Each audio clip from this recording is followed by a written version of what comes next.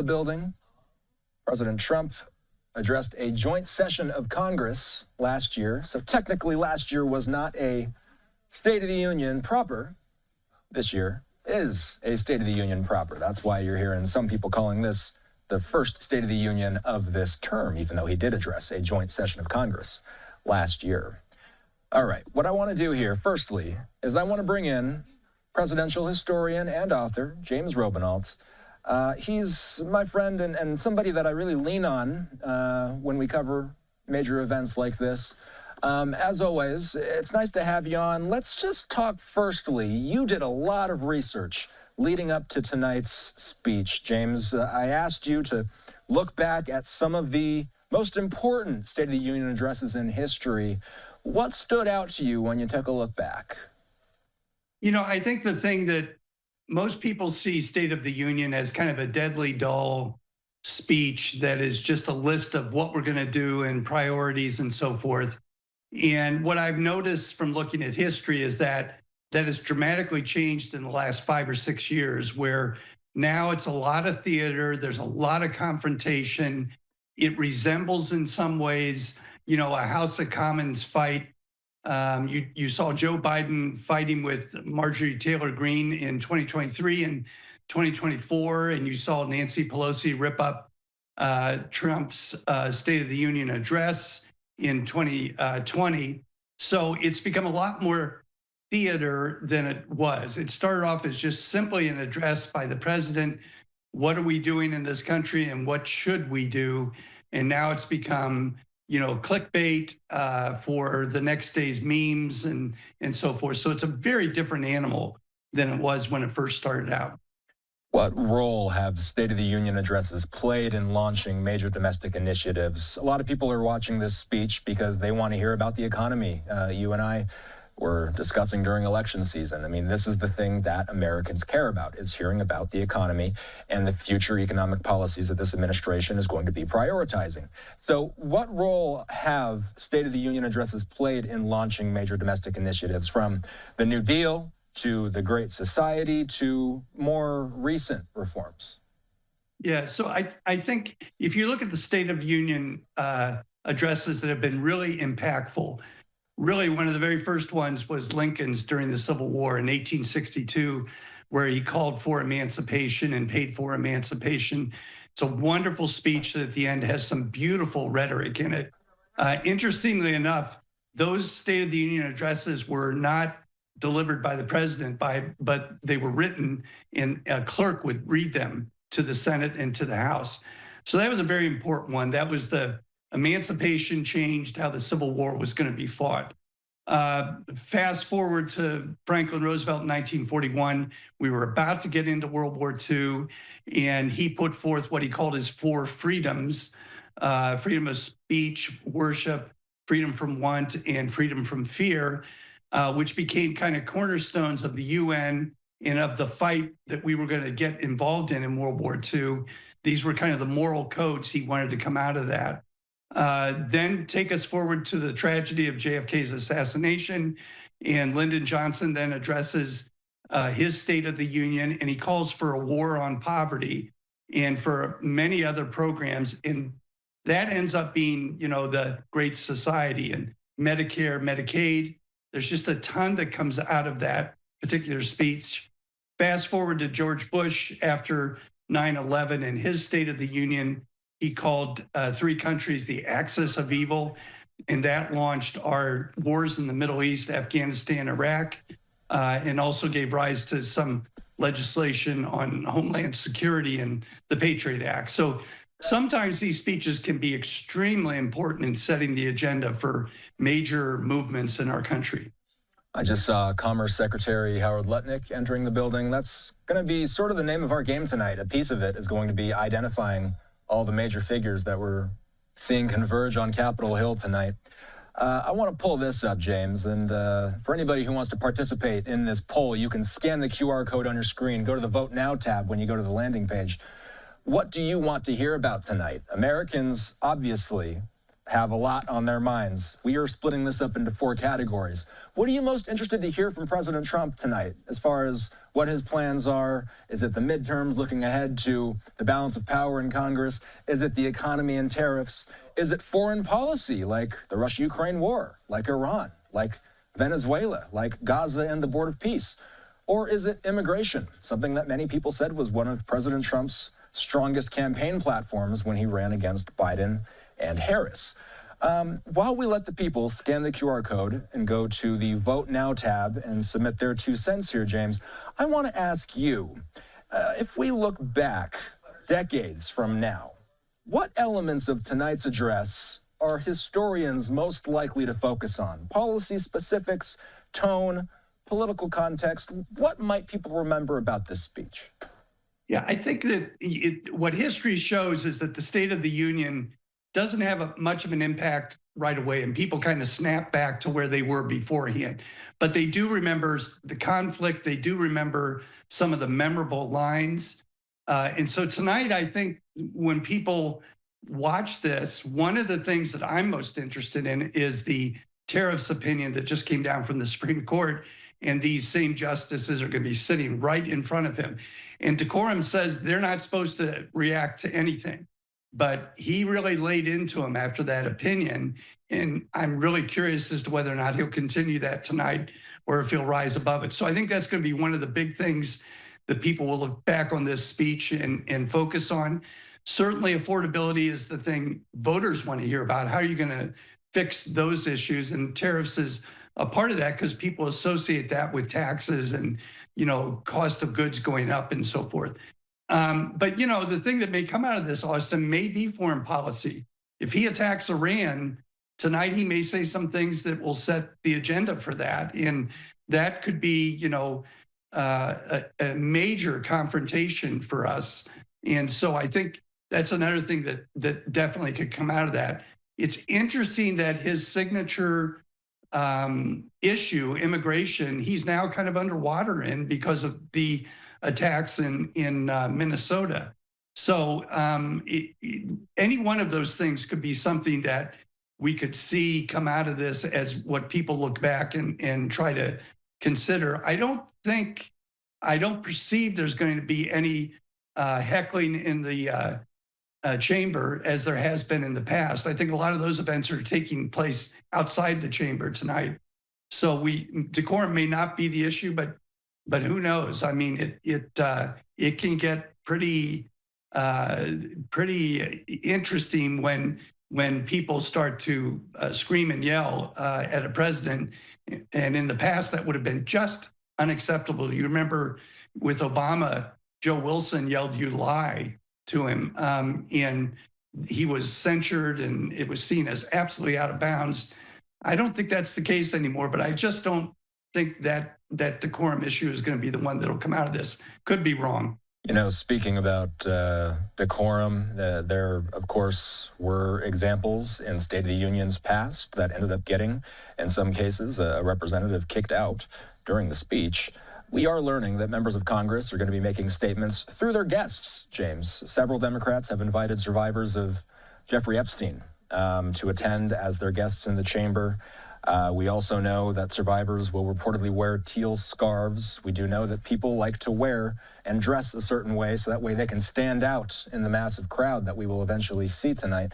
This angle, by the way, we got 2 different angles of the same room as we're kind of just looking at some of the people that are entering the chamber. Let's talk a little bit about who Trump is inviting. Trump is inviting Erica Kirk. That's the widow of Charlie Kirk. He's also inviting the men's hockey team.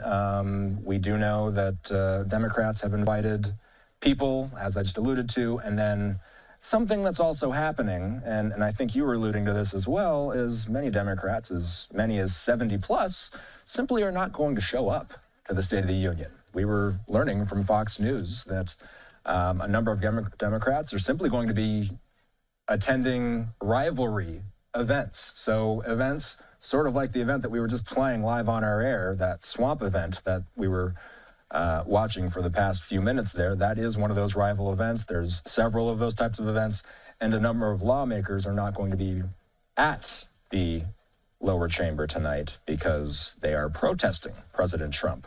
You know, Right. James, recently we've seen renewed debates over executive authority.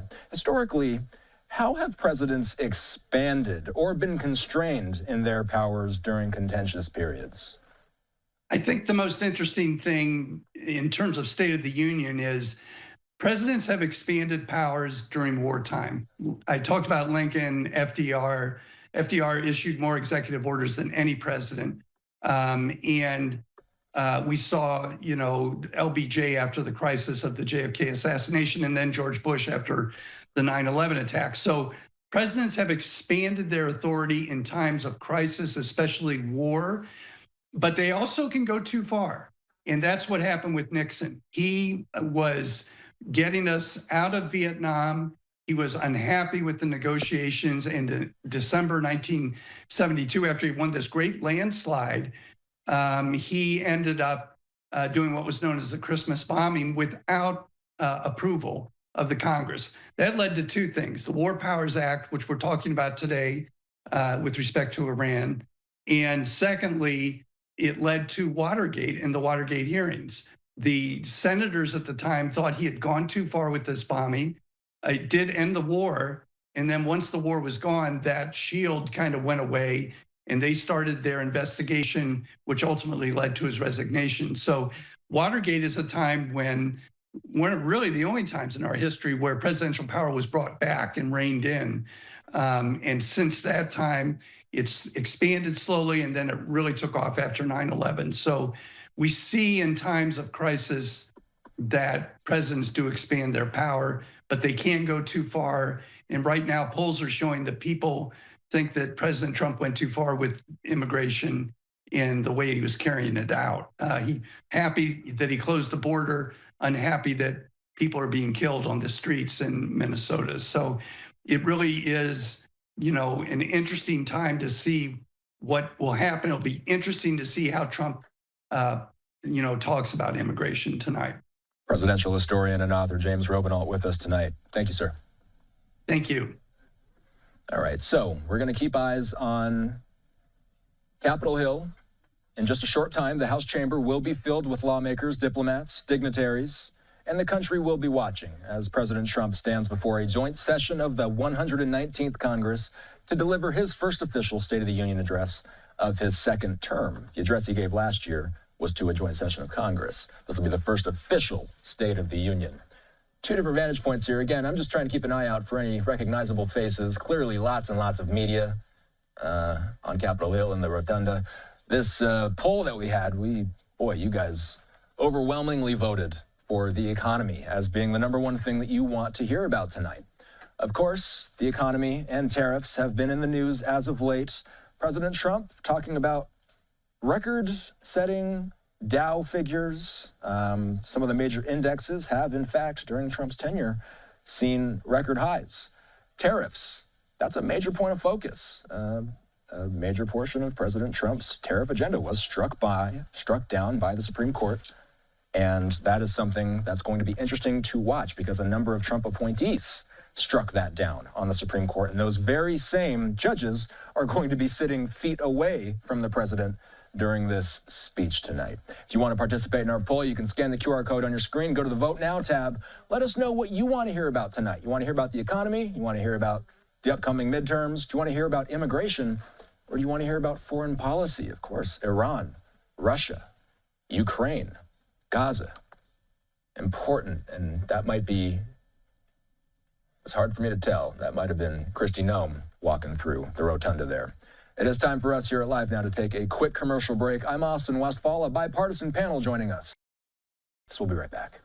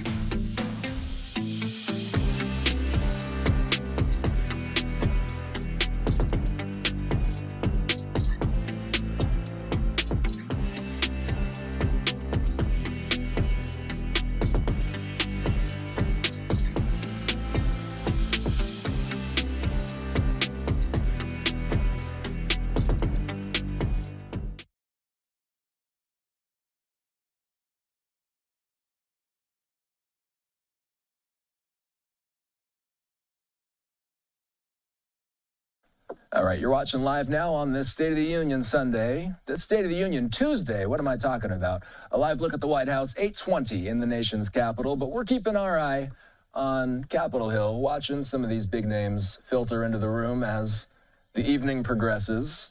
We've seen Kristi Noem enter the building. We've seen Howard Lutnick enter the building so far. A separate angle, kind of getting a side profile of these people as they walk in. What I want to do here next is talk a little bit about both sides of the aisle. One thing that I track so closely anytime we do events and coverage like this, I always make a point to speak with analysts and experts, ranging from GOP strategists to Republican strategists and Democratic strategists. By the way, we will be airing Trump's State of the Union speech in full tonight. The name of our game here at Live Now is to air things live and uninterrupted. So as soon as the Sergeant at Arms announces that the president is entering the chamber, we will go out to it live, uninterrupted, no commercial breaks. All right, let's bring in our bipartisan panel. Paul Renner is a former Republican Speaker of the House in Florida. He's also running for Florida governor, and David Colucci is a former New York State Senator and Democratic strategist. They're both here. So firstly, guys, let's just keep an eye on these live vantage points. I don't want to miss anybody coming in. Let's start off with you, Paul. What does the GOP need this speech to accomplish tonight? Well, you always want to address the issues on the minds of voters. And I think it's always the economy, and there's progress in terms of tax relief from the big, beautiful bill. There's progress in energy prices and the president's move in that regard, but also addressing the areas that hurt a little bit, which is prices have gone up a lot faster than incomes across the country. Not necessarily the president's fault, but it's on our watch. And so I think the president will have to address that tonight. And when we, of course, talk about the Democratic side of things, David, what are some of the ways that the Democrats are looking to punch up their economic language as they move into the midterms? Yeah, I think what they need to talk about is just what every American is talking about. That's affordability. Why do things cost more than they did the month before, right? And I think Donald Trump risks the temptation, like he did last Thursday in Georgia, where he basically said, "Mission accomplished. We lowered prices. We've tackled affordability." If he gets out there and starts talking like that tonight, the Republicans will be in big trouble, because this is the mistake Democrats made last year or 2 years ago, talking about some of the economic successes that the White House had. But the economy is so personal, right? We could take any economic indicator and we can talk about that, whether it's the jobs report, the consumer confidence, the stock market. But if you are not doing well yourself financially, if you can't afford things, that's all that matters. So I think the president has got to have empathy, and that has not been one of his strong suits. So if he does not recognize that and talks about all mission accomplished, all the things he's done, and doesn't talk about what he's going to do, that would be a major miscalculation for the president. So, Paul, how do Republicans reassure voters that are worried about, for example, higher prices from tariffs? Well, look, I think tariffs is a two-edged sword in the sense that it also means that jobs aren't being shipped overseas to China. The president obviously is concerned about bringing those jobs back to America. That makes a lot of people, certainly a lot of Republicans, very happy to see that happening. And they understand also the president's trying to use that leverage to get better trade deals in situations where America was getting the raw end of the deal in trade. And so I think people are patient on that. We're a year in. But again, the president's got a lot to brag about with respect to things he's done to set the economy on the right place. The economic numbers are good, but he does have to agree. I agree with David. He's got to address affordability and what he'll do proactively to help. So we've been tracking the situation in the Middle East closely these past few weeks, especially as the military buildup continues in the region, the largest aircraft carrier in the world on its way to the Middle East. And ultimately, this military buildup is giving the U.S. more options in the region. What those options are and if any of those options will actually be utilized in the immediate future, still unclear to all of us, of course. But David, as we look at the Democratic countermeasures and really the Democratic PR strategy here on national security, how do Democrats counter a tough national security message without appearing weak? Yeah, I think they talk about the rules of engagement, right? The fact that if the president does want to enter into a war, that he does need congressional approval, that we can't normalize a system that doesn't have the checks and balances that our founders envisioned, that our Constitution demands, and that people expect. So this is something that the president needs buy-in from Democrats, from Republicans, and most importantly, the approval of Congress. But I think this is something that the president does need to articulate why this is something that the United States needs to do, especially since he was the president that was supposed to end foreign conflicts, not be the provocateur and engage in these foreign conflicts. So it is a full 180 from what he campaigned on, and that's what I think is so important that he articulates. You know, why exactly? How are you going to do this, and why is it important for the American families? Speaking on foreign policy, let's talk a little bit about Ukraine. Obviously, one thing that we've been following closely are divisions within the GOP on things like foreign aid. Paul, are divisions within the GOP on foreign aid a liability? How significant is that liability? Well, first, back on Iran, I would just say that if I were the president, I would remind people that Joe Biden left us a dumpster fire when it came to foreign affairs, and the president's trying to clean that up. He's done a fantastic job across the world. And when it comes to Ukraine and foreign aid, the economy is always going to predominate. I don't think those divisions are so serious that if people feel good about the job the president's doing overall, which I certainly do, they're going to come out and vote come the midterms. Paul, what would be a political mistake for Trump tonight? Well, we talked about it. I mean, I think the president has to, address people's concerns about prices. I said he didn't necessarily. I don't believe he did cause those. And David pointed out that the Biden administration or that Kamala Harris was having the same issues where they said, well, look at the numbers are good, but people on the ground, people in their personal lives were not feeling it. They were feeling those prices going back to the 2024 election because, frankly, the federal government has no discipline and it's spent too much, driving up costs, driving up inflation. And so the value of our dollar in our pocket is just worth a lot less.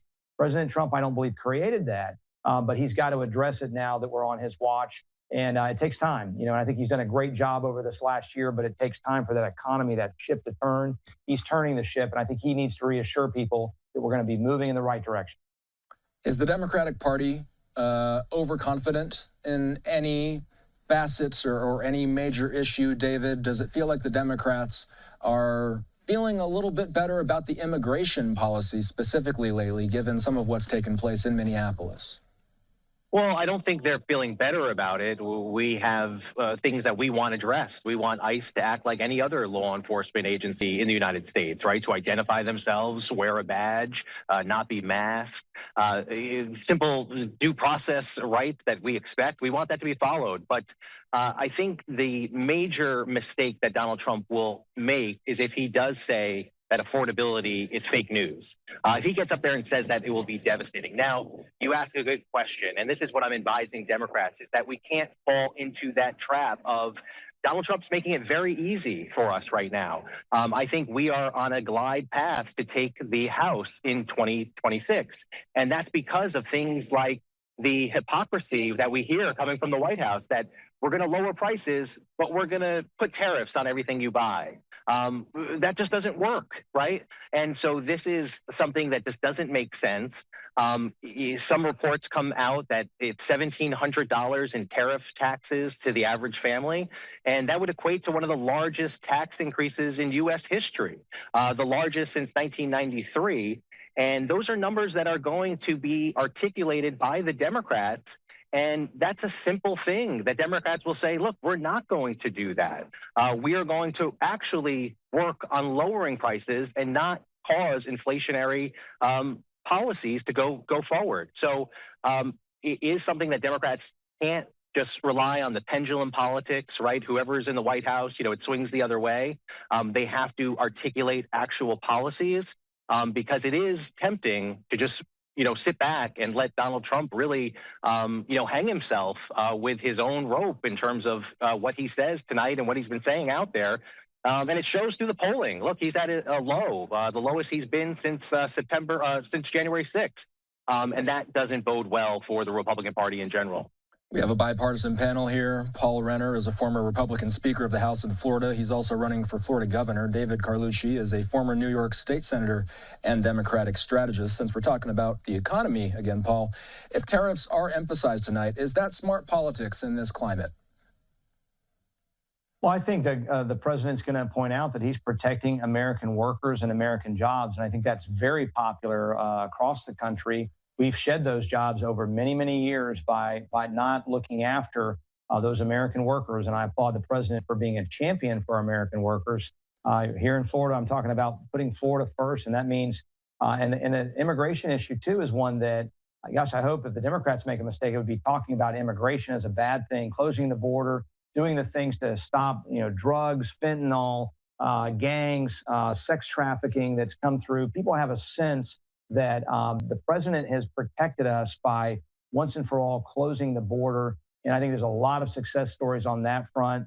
But on tariffs, it's just it's about protecting American jobs, and people understand that.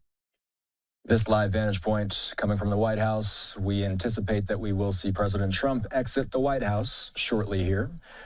This will be the feed that shows him as he walks out.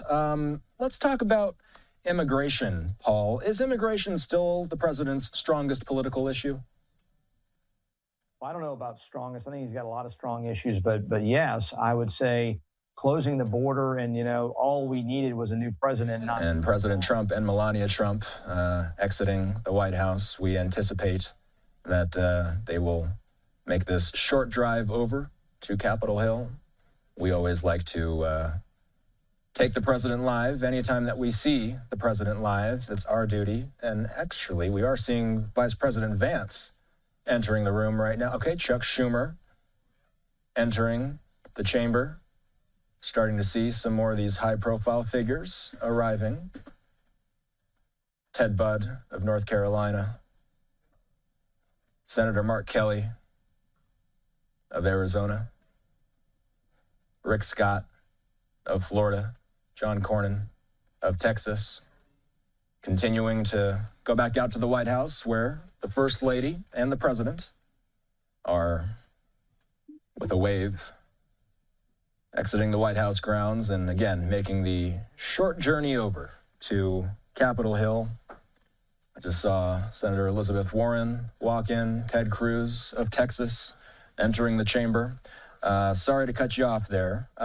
If tariffs are one of the main things that we're tracking, and the economy is one of the main things that we're tracking, what I was getting at with you, Paul, is immigration still the president's strongest political issue? Well, if I'm the president, I would lean into that issue and remind people where we came from, that he inherited a burning, raging dumpster fire when it comes to an uncontrolled border and all the problems that have come with that. I mentioned some, as well as the cost of free healthcare, free education, and just point out the success stories, the people that are rapists, child sex predators, murderers that have been removed from this country. The voters and the people of this country need to understand that this is a much safer country with President Trump in the White House and what he's done on immigration. So I would not shy away from some of the negative media that has been happening with respect to immigration. I would make sure to lean into the successes. David, what's the clearest Democratic message on immigration right now? Well, I think it's very clear that we can't just keep calling every immigrant a rapist or a criminal, because that's just not true. And the numbers that we see just don't back up what my friend is saying here, that they've deported these rapists and these murderers. No, the most amount of people that are being deported are people that are actually trying to follow the rules, apply for asylee status, and follow a procedure. They're going for the low-hanging fruit. They're not going for the actual criminals. They're going for just wide swaths of areas. And if they were actually targeting these criminals and getting a judicial warrant to go and find them and track them down, we would all feel comfortable about that. But having mass agents, unidentified, roaming our streets and requiring everyday Americans to carry proof of citizenship is absurd. And that's not a community that I want to live in. And most Americans do not want to live in. And they have expressed that. We see that through public polling. It's going through the floor. Trump's immigration policy has gone way too far, because every time we talk about important issues in our society, like crime, like drugs, all we hear from the president and the Republicans is close the border. Okay, we closed the border. Now what? Are you telling me that there's no more drugs? Are you telling me that crime has stopped? No, because it's not true. It's a farce. And that people see through that, and they're sick and tired of hearing everything is to blame on illegal immigrants. Hey, we need to tackle that. Now we need to go towards actual immigration reform, and stop targeting and scapegoating people. That's Trump's pattern. Scapegoat, find someone to blame. If it's not Joe Biden, it's Somali immigrants, it's Somali Americans, it's someone else. That only goes so far, and that doesn't make our community better. It just self-promotes one person, one party. That's not the American way, and people are seeing through that. All right, I'll ask one more rapid fire question to both of you before we go. What is one issue that you're going to be looking at tonight that could shape the midterms? One issue, the economy, of course, is going to be one of the main ones. Other than the economy, what's going to be what is the pivotal issue you're looking at other than the economy that might shape how voters think come November? Paul, let's start with you. Well, on immigration, I would say I would, again, lean into it. And it's not a farce. You've got people like Lake and Riley. They're real people, real moms and dads, angel moms and dads who have lost their children because of illegal immigration. And so it's not at all wrong for the president to lean into it and make it a winning issue. A lot of it is about winning, leaning into these successes. Do not let the left pummel you and the media pummel you into submission. And the president doesn't do that. He leans into the successes. I expect him to be combative and fight and defend all the successes he's had, which are considerable beyond the economy, in his first year in office. I'm so glad he's there. I'm not sure we'd have a country after 4 years with Kamala Harris. And so, Donald Trump, go get him. One word I'll say, VP Vance was just seen. We are now getting cameras inside the chamber. The VP arriving moments ago. Looks like the Senate Majority Leader, John Thune, also there. All right, one issue that could shift the midterms, David, for the Democrats, other than the economy. Well, I think it's just the character, right? The bullying that we see. It's only going to go so far. We see this threat against Netflix, right? That they have to fire someone because Donald Trump doesn't like what they said. These type of tactics are wearing on the American public. It's something we haven't seen from an American president, and it really gets us down in the mud. And our president shouldn't be doing that. And I think that's weighing on the American people. And it's one of the reasons why Donald Trump's popularity is falling and why the Republicans will lose the majority come November. All right, David Carlucci is a former New York State Senator and Democratic strategist. Paul Renner, a former Republican Speaker of the House in Florida, also running for Florida governor. Thanks for the time tonight, you guys. Great to be with you. Thanks. Thanks. All right, so what we're going to do next is we're going to keep an eye on these feeds. It is important to watch as people like the vice president. Eventually, we'll see some of these Supreme Court justices, presumably, enter as well. Amy Klobuchar in the background there.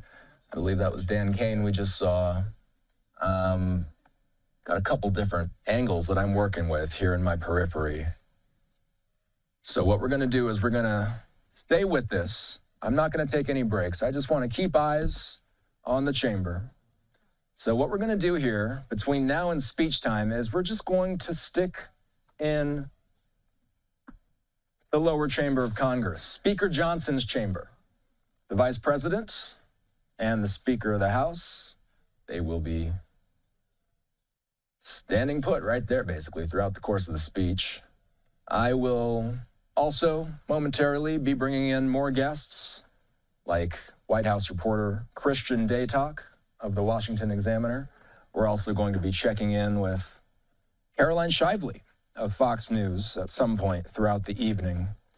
So let's just take this in for a moment. This is the first time we're really getting eyes on the chamber itself as it's filling out. In just a short time, the House chamber will be filled with lawmakers, diplomats, dignitaries, and the country will be watching as President Trump stands before a joint session of the 119th Congress to deliver his first official State of the Union address of his second term. Ted Cruz making his way through the entry there. Some of you guys who might be tuning in might be asking yourself, wait, didn't Trump address Congress last year? Wasn't that a State of the Union? Technically, the first address during a presidential term is not technically a State of the Union. It's a speech to a joint session of Congress. That's what's making this year's address the first State of the Union address during Trump's term. Elizabeth Warren of Massachusetts, John Ossoff of Georgia entering. Let's walk you through the sequence of events so you know exactly what to look for tonight. As is tradition, members of Congress will gather on the floor of the House of Representatives. The U.S. Capitol will be buzzing with activity, and around 9 p.m. Eastern Time, the Sergeant at Arms will stand and intone the historic words, "Mr. Speaker, the President of the United States." And that's when all eyes will turn toward this chamber and these very doors as the President enters, takes the podium, and addresses the nation. This place is filling out. Some of the latest reporting I've seen from Fox News indicates, as Leader Thune greets some of the folks in the chamber, one thing I've been seeing from Fox News is we have about 70 lawmakers, if not more than that, who are protesting tonight's speech. They're not even going to show up. There are some events. There's Byron Donalds. He's the representative from Florida. He's also running for governor in Florida. I believe I might have also saw Tim Scott of South Carolina as well. Shelby Talcott with this. Let's take this real quick. Trump is expected to call on Democrats to end the partial Department of Homeland Security shutdown during his State of the Union. I'll read the rest of this tweet while we keep these images up. So it appears Talcott is saying Trump is expected to call on Democrats to end the partial DHS shutdown during his State of the Union address tonight. Per speech excerpts, quote, "As we speak, Democrats in this chamber have cut off all funding from the Department of Homeland Security. They have closed the agency responsible for protecting Americans from terrorists and murderers. Tonight, I am demanding the full and immediate restoration of all funding for the border security and homeland security of the United States." So that was going to be a major question on our minds tonight as Pennsylvania Senator John Fetterman enters the chamber. One of the questions on our mind, Josh Hawley behind him as well. I'm going to be checking to see the DHS funding question, of course, is a big one. That is something that congressional Democrats and the president have been wrangling over in recent weeks.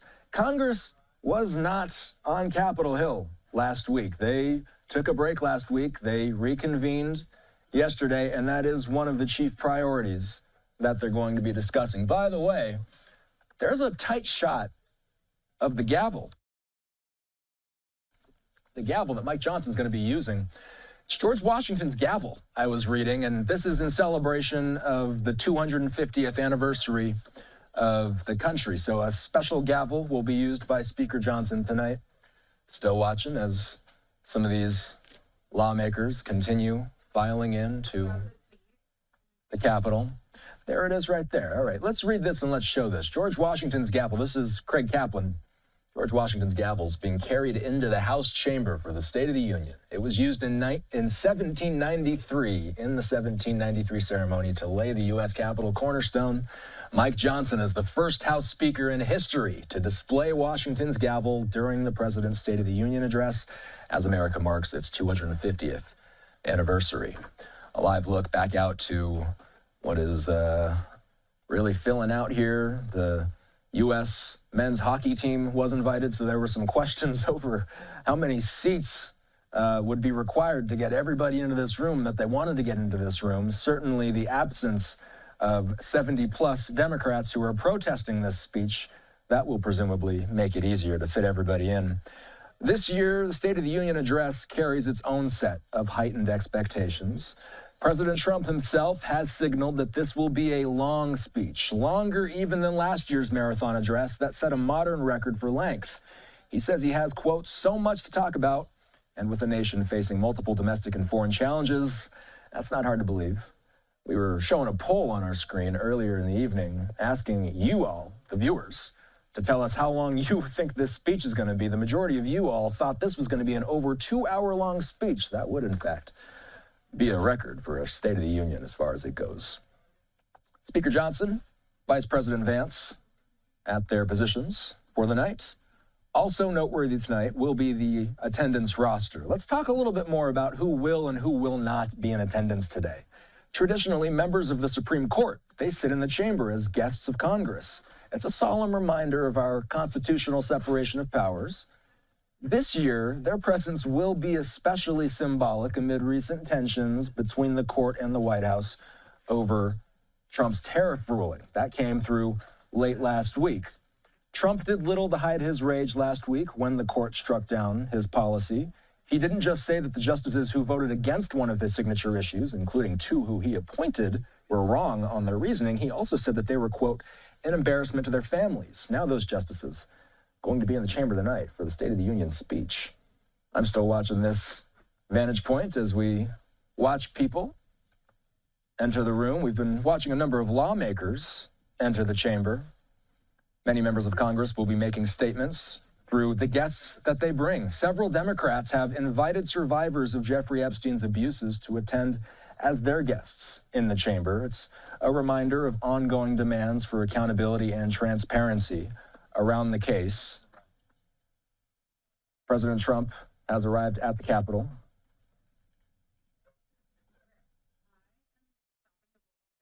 We saw the president depart the White House moments ago.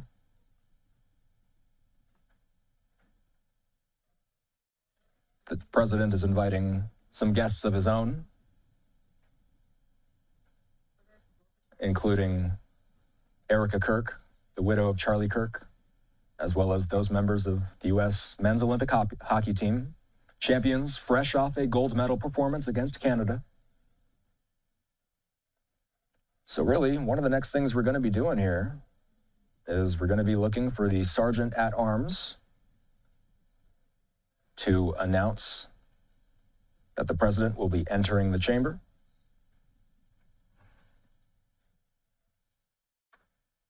Immigration and border security will be near the front of the agenda. The economy certainly will be front of mind as pollsters continue to say that Americans have lots of economic concerns, especially cost of living pressures like inflation, housing costs, and everyday affordability. The White House claims that it's made the economy stronger, but yet only a minority of voters say that they feel materially better off than a year ago. That divergence is likely to feature prominently in tonight's address. House Minority Leader Hakeem Jeffries there, who has been negotiating with the president over DHS funding in recent weeks. The White House does insist that it's aware of the economic anxiety among voters, and they are working to address it. Brett Baer said earlier today that he anticipates President Trump will make some sort of announcement on taxes for everyday Americans and for corporations. Says he will use his speech to call on Congress to formalize a ban on Wall Street firms from buying single-family homes as well. Josh Wingrove of Bloomberg saying that Trump will call on Congress to formalize a ban on Wall Street firms from buying single-family homes. And again, Brett Baer says Trump will call for a new form of corporate and personal tax cuts in his speech tonight, but we don't have specific details. We have not been able to get eyes on the full speech. Excerpts of it have been appearing on social media.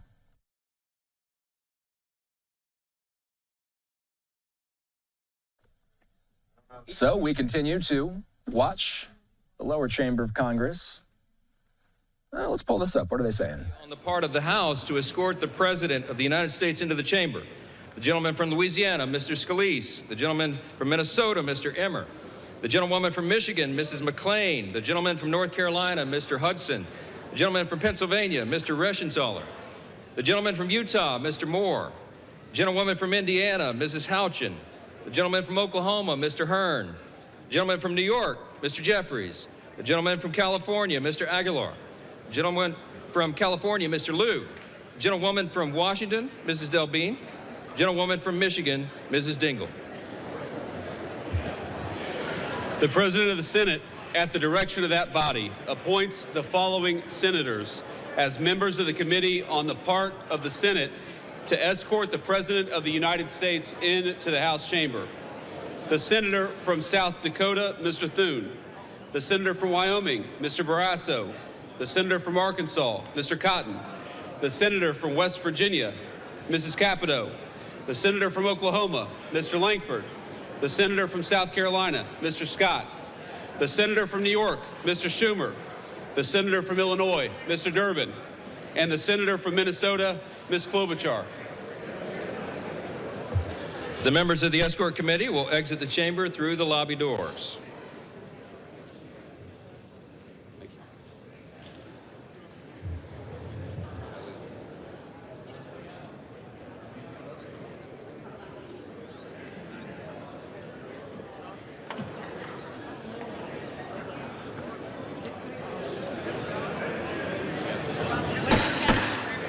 Mr. Speaker, the Acting Dean of the Diplomatic Corps.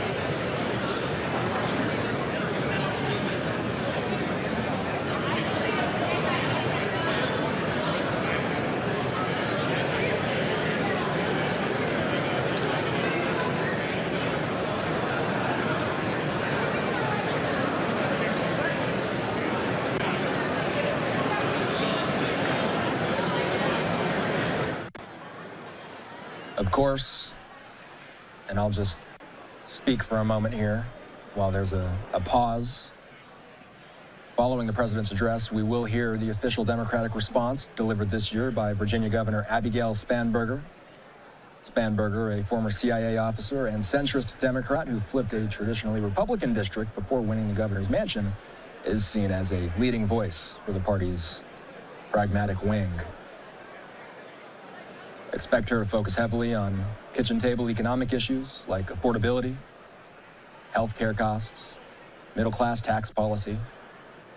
Some of you guys may be familiar with the idea of a designated survivor as well. This is something that fascinates people. Whenever we have a State of the Union or whenever we have a inauguration of a president, there's always one person that's left out of the festivities. And Representative Mike Thompson, the Democrat from let's listen in. Mr. Speaker, the Chief Justice and Associate Justices of the Supreme Court.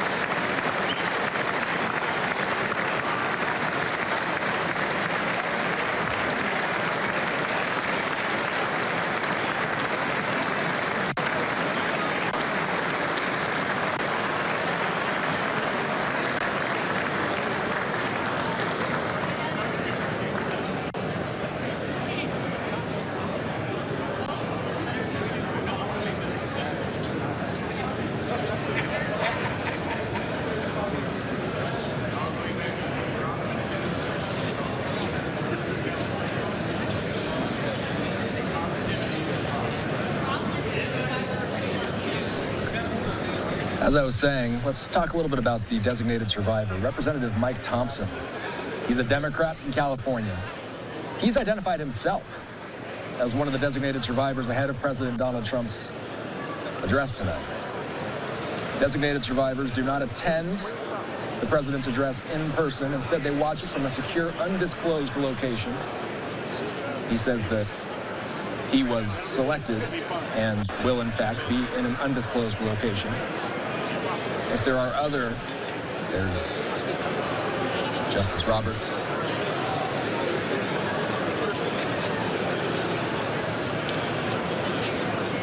Kavanaugh.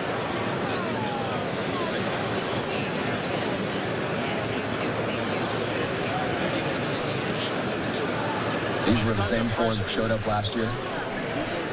Alito and Thomas didn't go last year.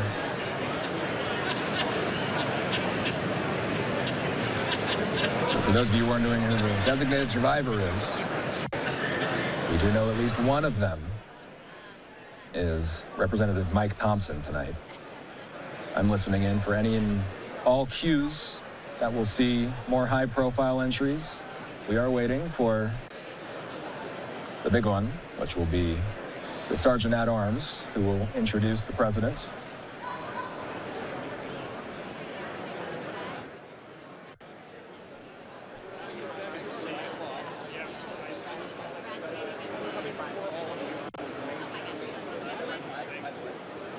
So the top issues that we're going to be focusing on tonight, certainly the economy, foreign affairs, like the Russia-Ukraine war, the U.S. military buildup. There's the second lady, Usha Vance, her and the vice president, announcing that they will be expanding their family.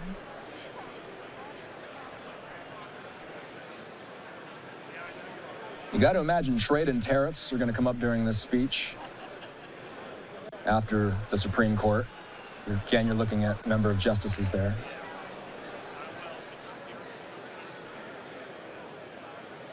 The president's family.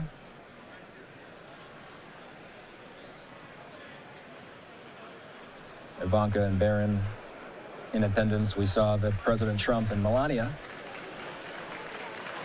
It was reported that they arrived to Capitol Hill moments ago. We have not seen them enter the chamber yet.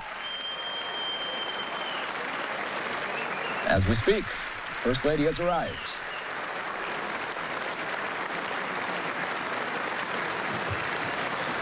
So as we watch this speech tonight, we're going to be listening for how the president frames issues like the economy, his foreign policy, funding of DHS. President Trump in recent weeks has been hitting the campaign trail, you could say. Traveling to two battleground states, North Carolina and Georgia. The all-important midterms coming up in November. Mr. Speaker, the President's Cabinet. They just announced the President's Cabinet. Secretary of State, Marco Rubio. Secretary Pete Hegseth.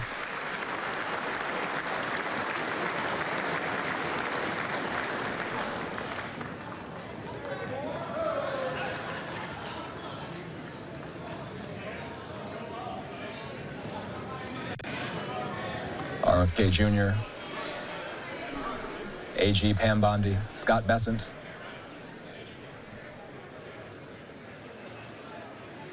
Howard Lutnick in the back there, Doug Burgum.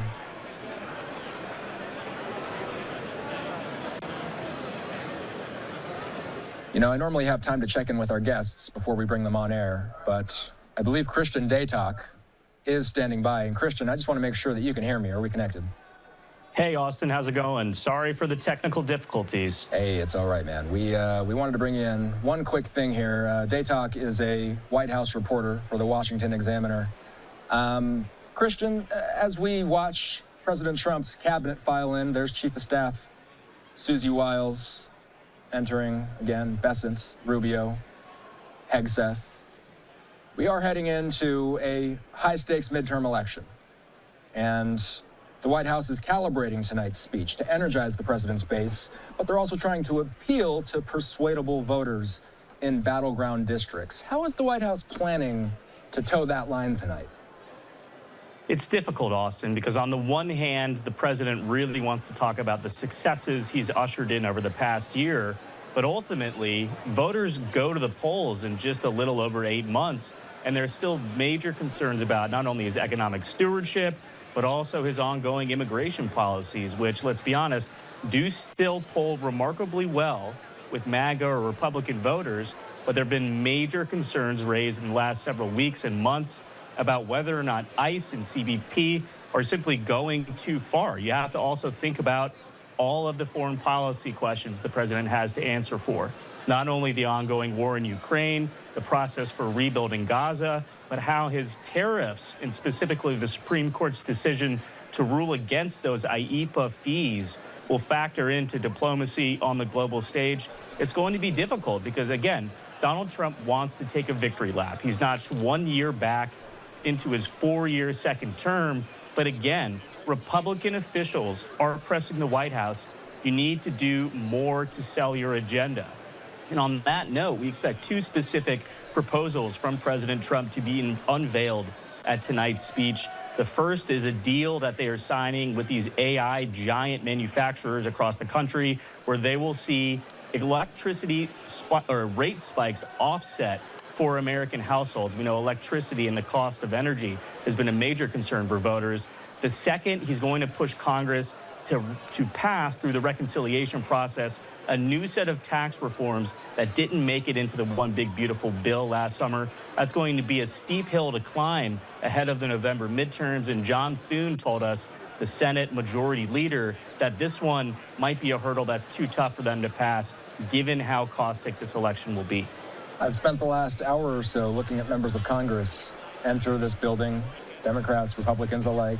A number of Democrats are protesting this speech by not showing up. By the way, DHS Secretary Kristi Noem has entered, along with Susie Wiles, DNI Tulsi Gabbard in the room as well. Let's talk about Congress, Christian. How would you characterize the president's current relationship with congressional leadership in both parties? And what legislative priorities realistically have a path forward this year? I would say that relationship is pretty one-sided. I mean, let's be honest. Donald Trump flexed executive power in a way that we've never really seen from a modern president. And even on some of those big ticket items, the one big beautiful bill, it was Donald Trump ultimately working the phones, helping Mike Johnson corral voters, because this hasn't been a two-way relationship. I mean, let's just look at these negotiations with Democrats regarding DHS funding that's been taking place over the past several days. It's very one-sided. The Democrats put forward their proposals. The White House say these are non-starters. The White House puts forward a proposal. Democrats say this isn't serious. So right now, there's not necessarily a lot of collaboration. As for what is actually realistically achievable in the remainder of this congressional year, I think you'd have to look at the president's calls to codify his most favored nation's drug pricing proposals. Let's be honest, that's a page pulled right out of the progressive playbook. Joe Biden tried to get that done during his term in office, but he didn't necessarily carry the negotiating weight that President Trump does when it comes to engaging with these big pharmaceutical companies and our allies in attempts to lower prices at home. That is one issue where there might be bipartisan accord. But again, in an election year, I'm just not so sure anything that the president is going to put forward is going to get the necessary sign-off from Democrats and moderate Republicans to make it into a law eventually. Washington Examiner White House reporter Christian Daytok joining me. I am Austin Westfall. We are waiting for the Sergeant at Arms to make the announcement that the president will be entering the building any moment here. One thing that Christian and I are going to be watching during the course of this speech is the president's own relationship with the GOP. There have been visible divisions, Christian, within the president's party on issues like foreign aid and trade. How is the White House managing those tensions heading into a nationally televised address? Well, the simple answer is that they're trying to castigate these Republican members of Congress as anything but Republican. Maybe they're rhinos in the president's Truth Social voice, Republicans in name only. But they're really trying to project unity, especially heading into November, because, again, the way that Donald Trump is legislating doesn't necessarily predicate that typical two-way relationship we've seen exist between the executive and legislative branches. I think the way that the president is putting forward primary opponents against sitting Republican members of Congress in both chambers tells you all you need to know, that this president isn't necessarily centered on is focused on making sure Republicans can maintain their seats. He is focused on getting Republicans in who will vote in lockstep with his legislative agenda. Let's listen in. Mr. Speaker, the President of the United States.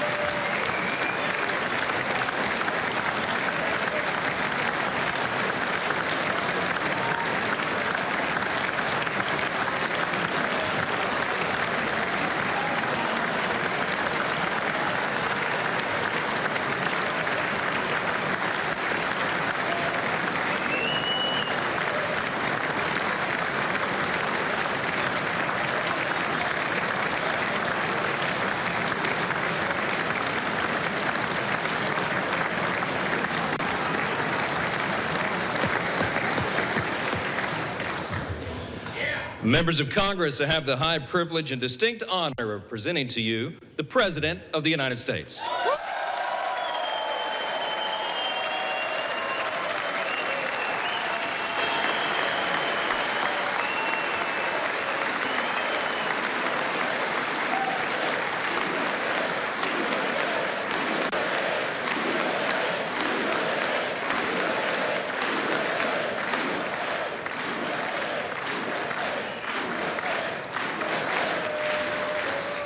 Well, thank you very much, everybody. It's really an honor.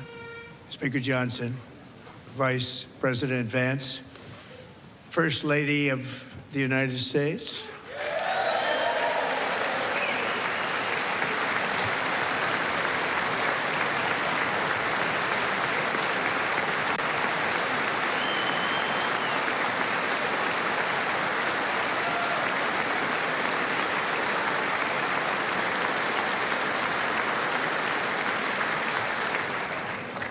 Second Lady of the United States.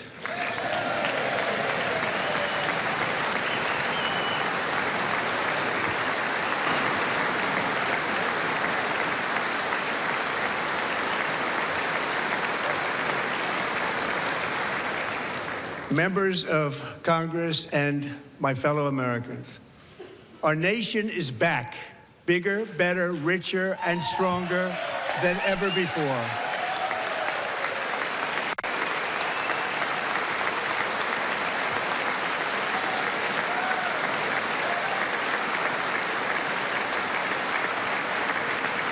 Less than 5 months from now, our country will celebrate an epic milestone in American history, the 250th anniversary of our glorious American independence. This July 4th, we will mark 2.5 centuries of liberty and triumph, progress and freedom in the most incredible and exceptional nation ever to exist on the face of the earth. And you've seen nothing yet. We're going to do better and better and better. This is the golden age of America.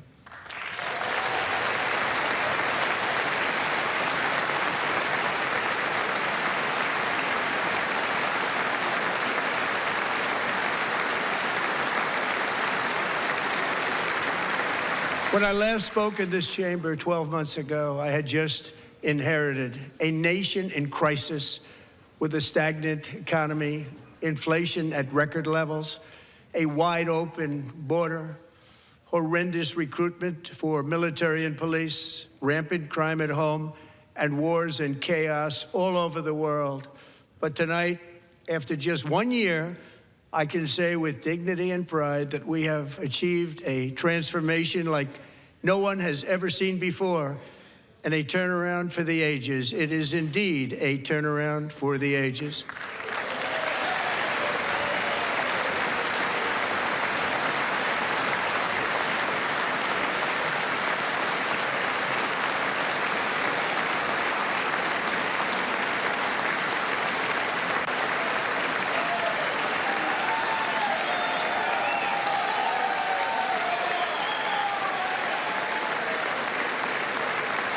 And we will never go back to where we were just a very short time ago. We're not going back.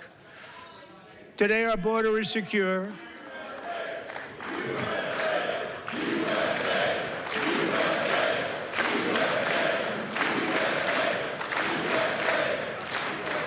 Thank you. Today, our border is secure. Our spirit is restored. Inflation is plummeting. Incomes are rising fast. The roaring economy is roaring like never before, and our enemies are scared. Our military and police are stacked, and America is respected again, perhaps like never before.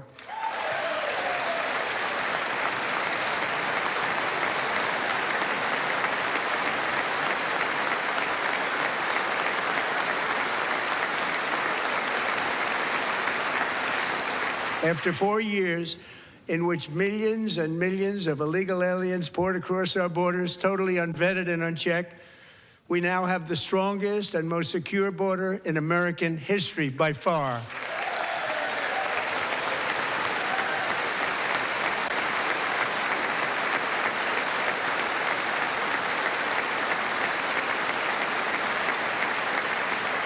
In the past 9 months, 0 illegal aliens have been admitted to the United States.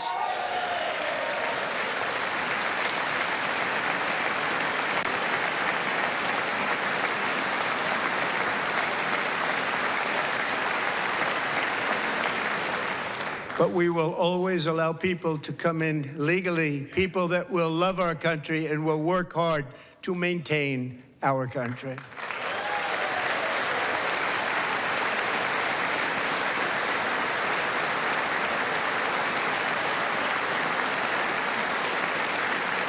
The flow of deadly fentanyl across our border is down by a record 56% in 1 year.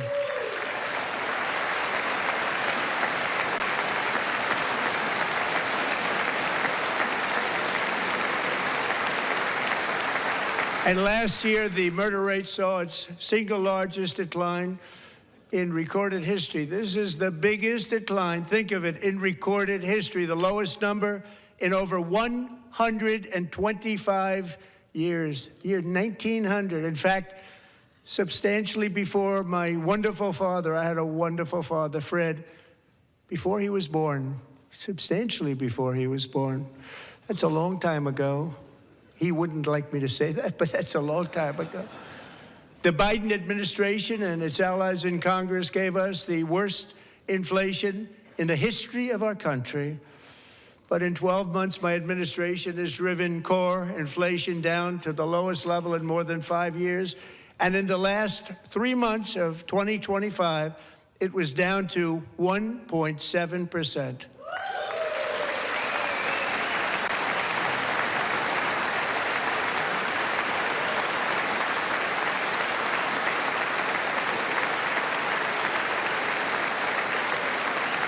Gasoline, which reached a peak of over $6 a gallon in some states under my predecessor, it was quite honestly a disaster, is now below $2.30 a gallon in most states, and in some places, $1.99 a gallon. And when I visited the great state of Iowa just a few weeks ago, I even saw $1.85 a gallon for gasoline.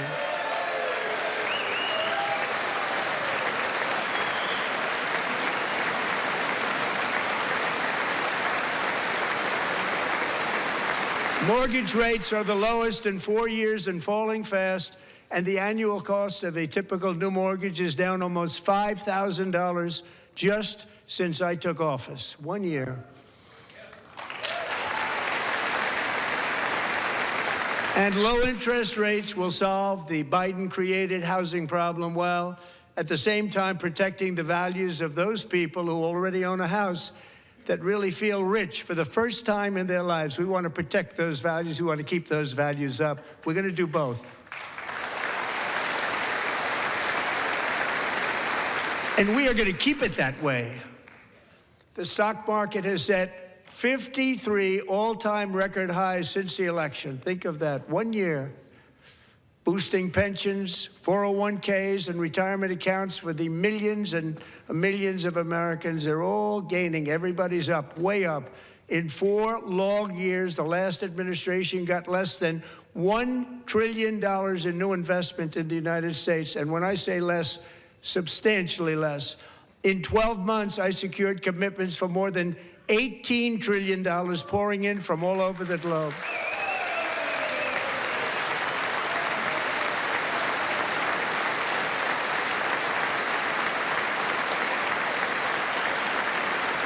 Think of it, much less than $1 trillion for 4 years versus much more than $18 trillion for 1 year. What a difference a president makes. A short time ago, we were a dead country. Now we are the hottest country anywhere in the world, the hottest.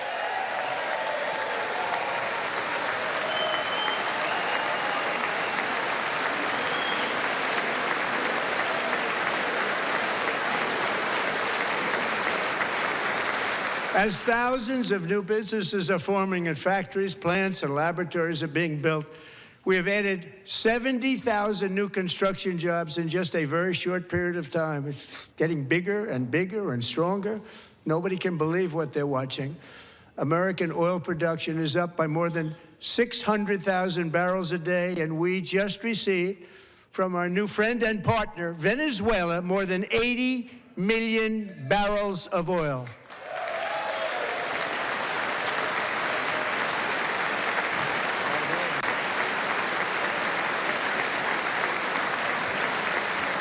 American natural gas production is at an all-time high because I kept my promise to drill, baby, drill.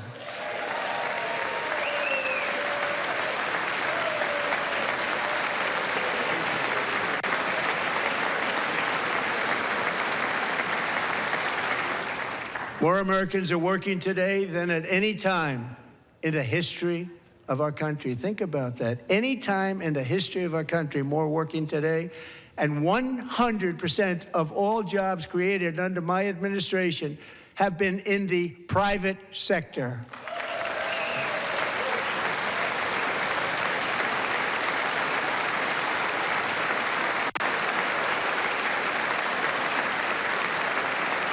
We ended DEI in America.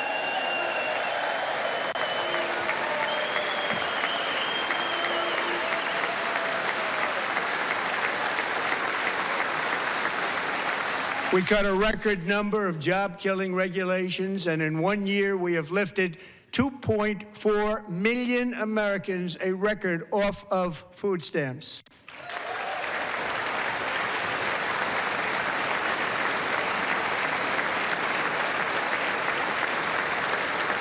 And for all of these reasons, I say tonight, members of Congress, the state of our union is strong.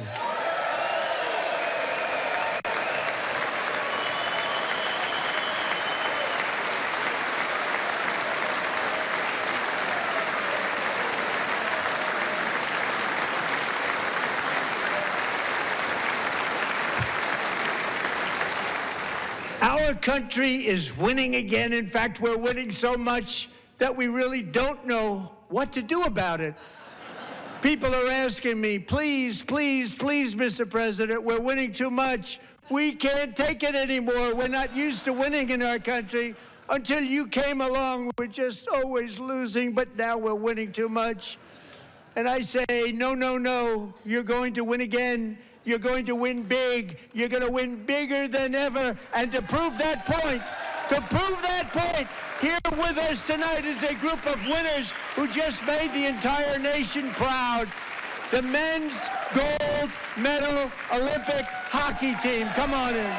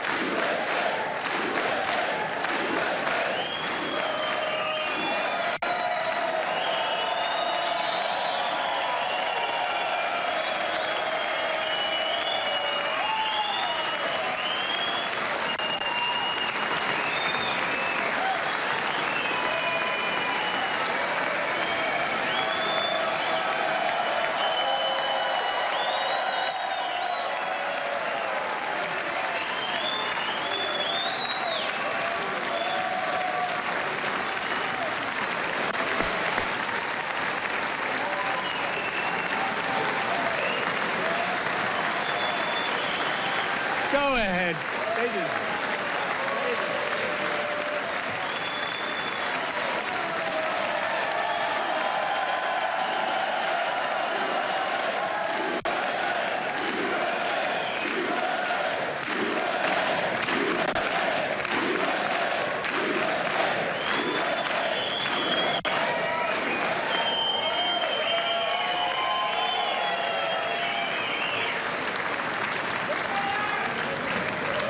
That's the first time I've ever seen them get up.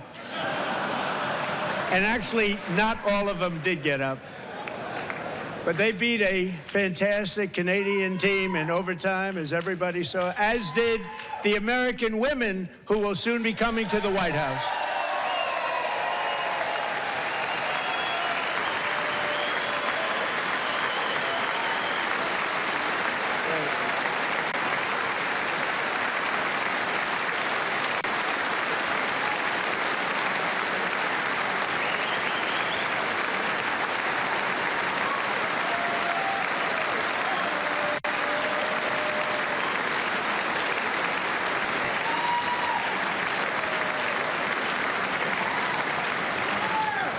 They were in the Oval Office before.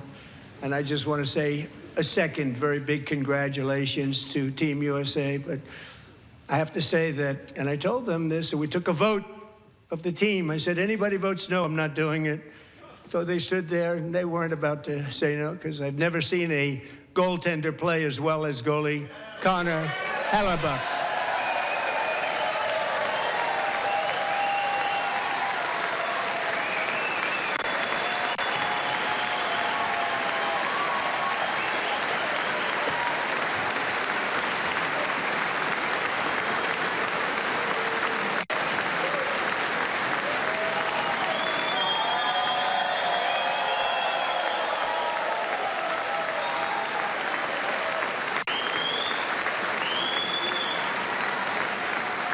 Think of it, 46 shots on goal, and I asked him, the one shot, the one where you put your stick in the back and it hit the neck of your stick and bounced off, do you practice that, or was that a little lucky?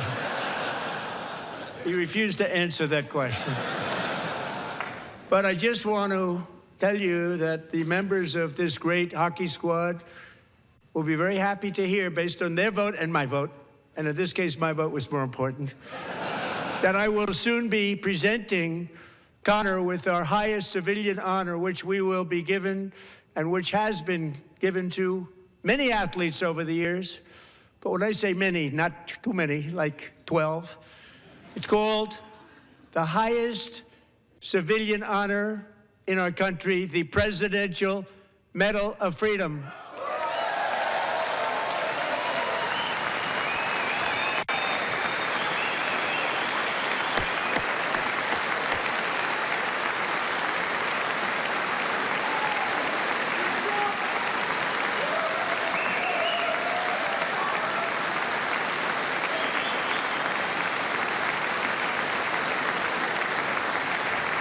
Great athletes have gotten that, very great, the best, and I thought he deserved it. And I did take a vote, every single one of them. I said, I'm not giving it if anybody goes no, and every single one of them rapidly put up their hand.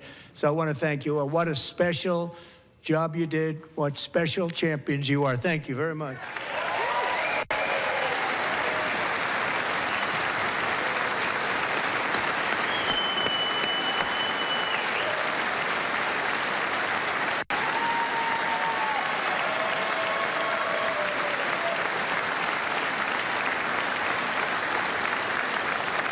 I'm also pleased to say that the next time the Olympic torch is lit, it will be here in America for the 2028 Olympics, and it's the summer version right in Los Angeles. We're going to do a good job in Los Angeles.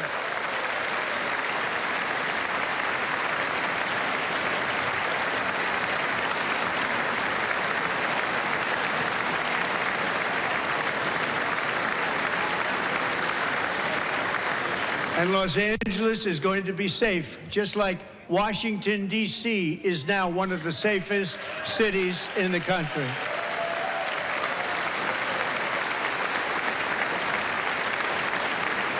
And this year, and I must say I got them both. I got them in my first term, and I was disappointed because I didn't think I'd be the president when this happened.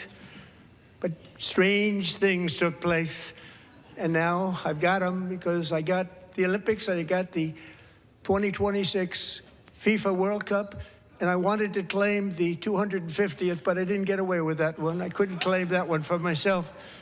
But we're getting the World Cup. So we have the World Cup and the Olympics coming. And that is exciting news.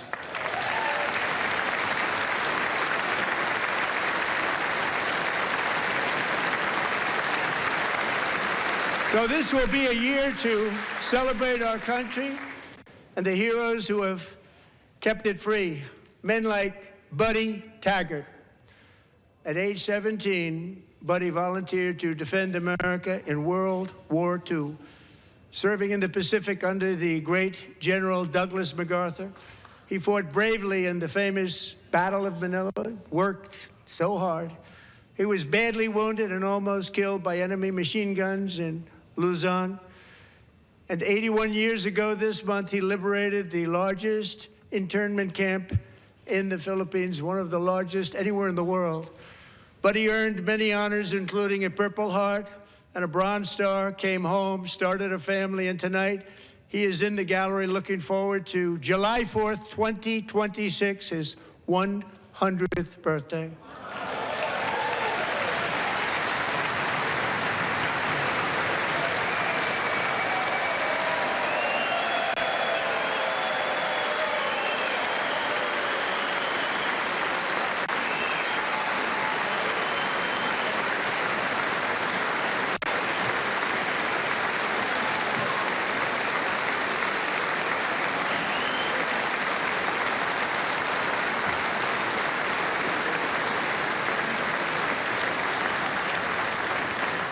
So, buddy, you're a brave man, and we salute you.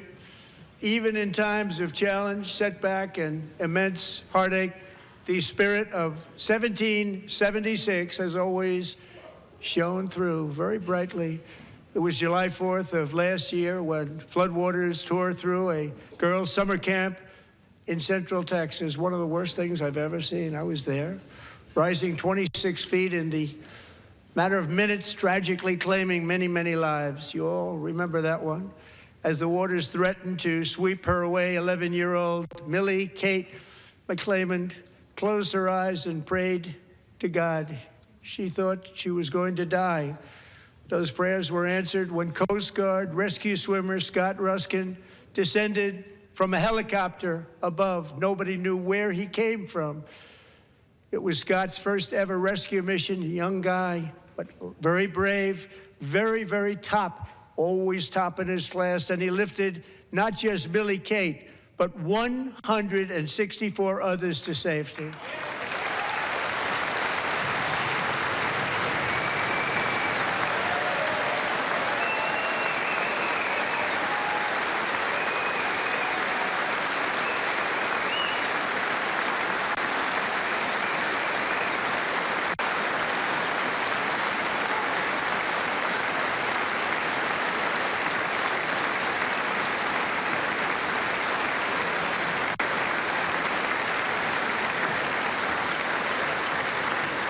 People watched Scott from a distance, and they couldn't believe what they were seeing. The winds were blowing, the rain was pouring, everything was going, and that rapid water, nobody's ever seen anything like it. They said, wow, that's something. Tonight, Scott and Millie Kate are here together, reunited for the very first time. Thank you, Scott, Millie Kate.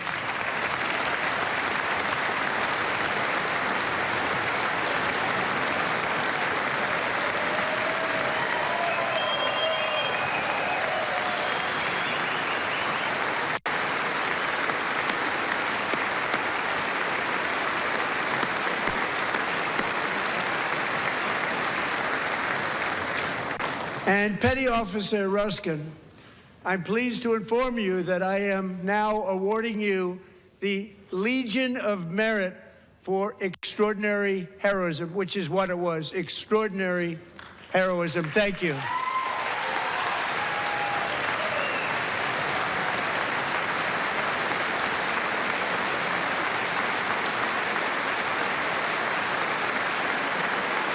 And I'd like to have the military aide to please come down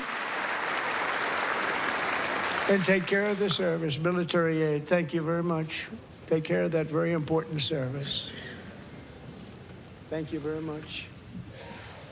From 1776 to today, every generation of Americans has stepped forward to defend life, liberty, and the pursuit of happiness. And they're really doing it for the next generation. But now it's our turn. Together, we're building a nation where every child has the chance to reach higher and go further, where government answers to the people, not the powerful, and where the interests of hardworking American citizens are always our first and ultimate concern. That is the debt we owe to the heroes who came before us, and that is the promise we must keep to America for our 250th year. Last year, I urged this Congress to begin the mission by passing the largest tax cuts in American history, and our Republican majorities delivered so beautifully. Thank you, Republicans.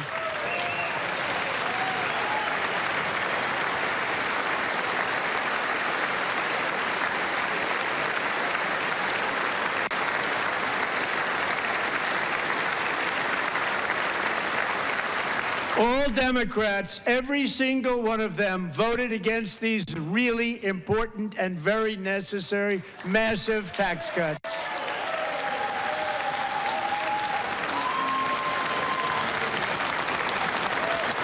They wanted large-scale tax increases to hurt the people instead.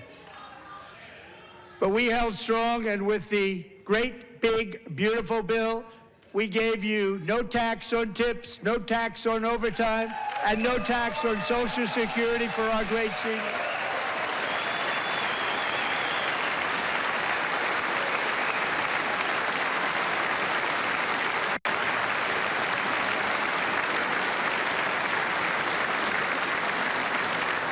And we also made interest on auto loans tax deductible the first time, but only if the car is made in America.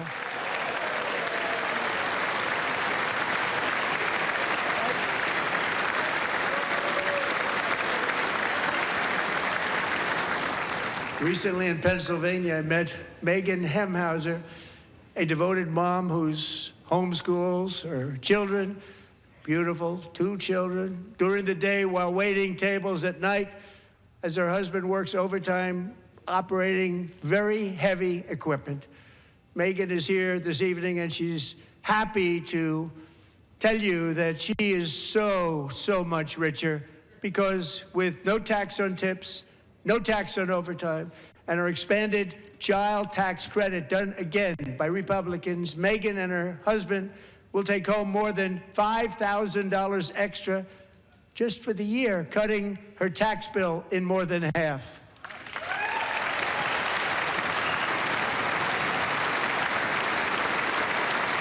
Megan, please stand up. We're fighting for you, Megan.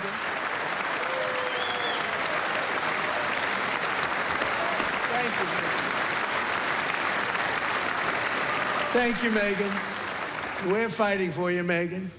Under our bill, parents like Megan can also activate their children's brand new Trump accounts. And I didn't name it. I did not name that.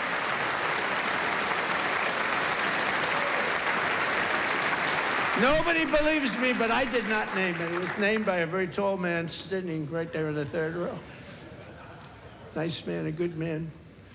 Tax-free investment accounts for every American child. This is something that's so special and has taken off and gone through the roof. Millions will be pre-funded courtesy of the U.S. Treasury and private individuals like Michael and Susan Dell, who have donated $6,250 million to fund the Trump accounts for 25 million American children. They're great people.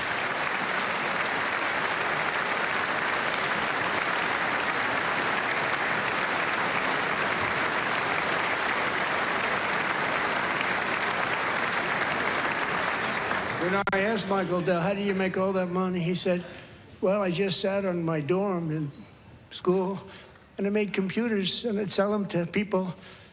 And I just kept selling and selling and selling, and pretty amazing story. That's called the American dream. He sold a lot of computers, a lot of those laptops, so I congratulate him on that, but I really thank him and Susan, as well as others like Brad Gerstner, a very tremendous guy. He was behind it right from the beginning. Brad Gerstner. Thank you, Brad.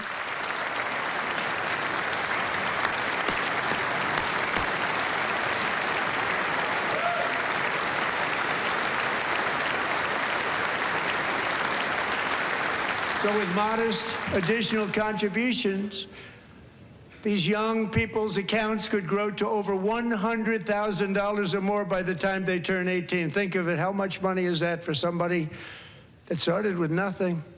Over 100,000, could be much more than that. To make this investment in our children's future, go to trumpaccounts.gov, trumpaccounts.gov. And a lot of people are doing it. They're setting every record in the book. It's popular. They knew what it was going to take. I'm so proud of them. I'm so proud of the people that got it started. And now it's just taken off. One of the primary reasons for our country's stunning economic turnaround, the biggest in history, where the Dow Jones broke 50,000 4 years ahead of schedule, and the S&P hit 7,000, where it wasn't supposed to do it for many years, were tariffs. I used these tariffs, took in hundreds of billions of dollars to make great deals for our country, both economically and on a national security basis. Everything was working well. Countries that were ripping us off for decades are now paying us hundreds of billions of dollars. They were ripping us so badly, you all know that. Everybody knows it. Even the Democrats know it. They just don't want to say it. And yet these countries are now happy, and so are we. We made deals. The deals are all done. And they're happy. They're not making money like they used to, but we're making a lot of money. There was no inflation, tremendous growth, and the big story was how Donald Trump called the economy correctly, and 22 Nobel Prize winners in economics didn't. They got it totally wrong. They got it really wrong. And then just 4 days ago, an unfortunate ruling from the United States Supreme Court. It just came down. It came down. Very unfortunate ruling. But the good news is that almost all countries and corporations want to keep the deal that they already made, right, Scott? Knowing that the legal power that I, as president, have to make a new deal could be far worse for them, and therefore they will continue to work along the same successful path that we had negotiated before the Supreme Court's unfortunate involvement. So despite the disappointing ruling, these powerful, country-saving, it's saving our country, the kind of money we're taking in, peace-protecting. Many of the wars I settled was because of the threat of tariffs. I wouldn't have been able to settle them without. Will remain in place under fully approved and tested alternative legal statutes. And they have been tested for a long time.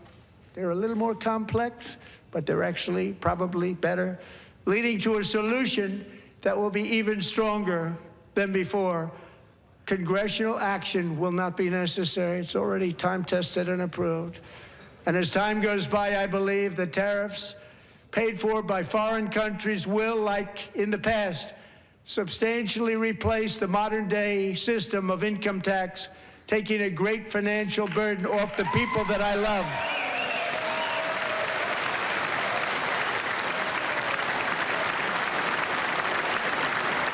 Right?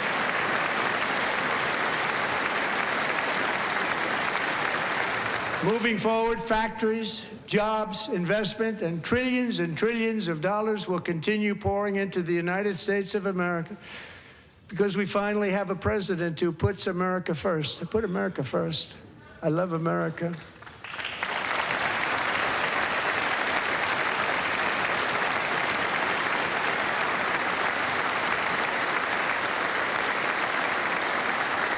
For decades before I came along, we had the exact opposite. From trade to healthcare, from energy to immigration, everything was stolen and rigged in order to drain the wealth out of the productive, hardworking people who make our country great, who make our country run. Under Biden and his corrupt partners in Congress and beyond, it reached a breaking point with the Green New scam, open borders for everyone. They poured in by the millions and millions from prisons, from mental institutions. They were murderers, 11,888 murders. They came into our country. You allowed that to happen.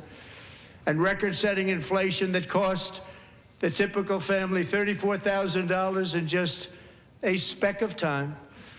Now the same people in this chamber who voted for those disasters suddenly used the word affordability, a word. They just used it. Somebody gave it to them, knowing full well that they caused and created the increased prices that all of our citizens had to endure. You caused that problem. You caused that problem.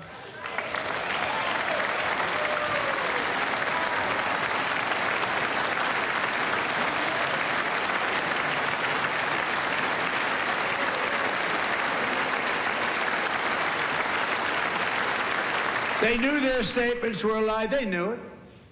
They knew their statements were a dirty, rotten lie. Their policies created the high prices Our policies are rapidly ending them. We are doing really well. Those prices are plummeting downward.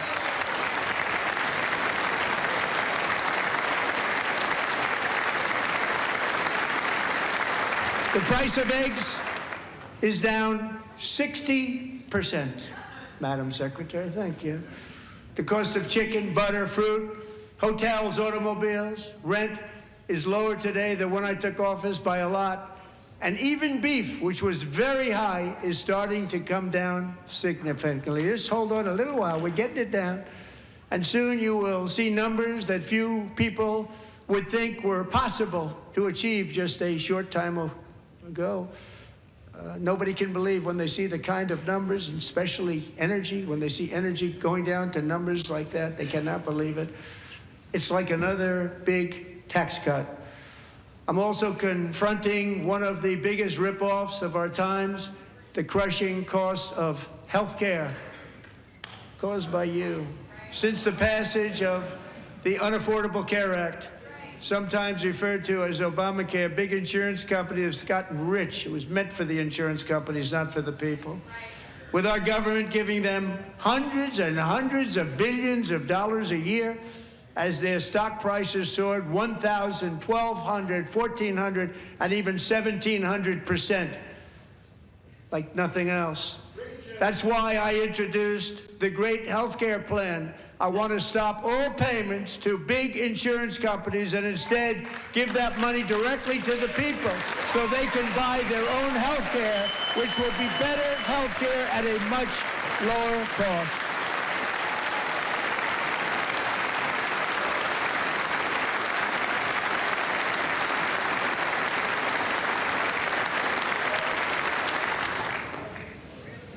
In addition, my plan requires maximum price transparency. That's a big deal. Sounds so simple, so big. And I did that in my first term, and the Democrats immediately terminated it with full knowledge that they were doing a very bad thing for the people. Costs were going to go way up, and that's what happened, and now I'm bringing them way down on health care and everything else. I'm also ending the wildly inflated cost of prescription drugs like has never happened before.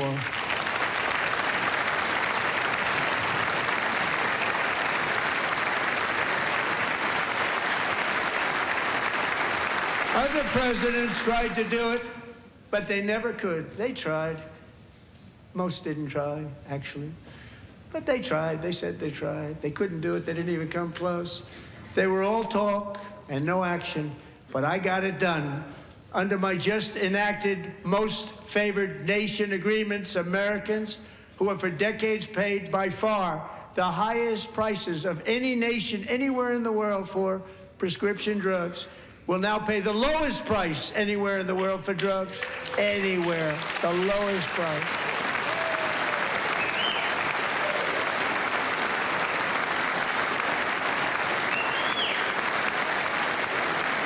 So in my first year of the second term, should be my third term, but strange things happen. I took prescription drugs, a very big part of healthcare, from the highest price in the entire world to the lowest. That's a big achievement. The result is price differences of 300, 400, 500, 600% and more, all available right now at a new website called TrumpRx.gov. And I didn't name that one either, by the way.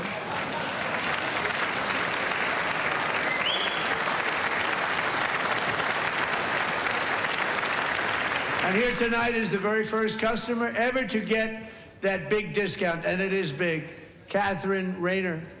For 5 years, she and her husband have struggled with infertility, and they turned to IVF. One drug has been costing Catherine $4,000 to purchase, but a few weeks ago, she logged onto the TrumpRx website and got that same drug that cost $4,000, got it for under $500. A reduction of much more, actually, than $3,500. Catherine, we are all praying for you, and you're going to be a great mom.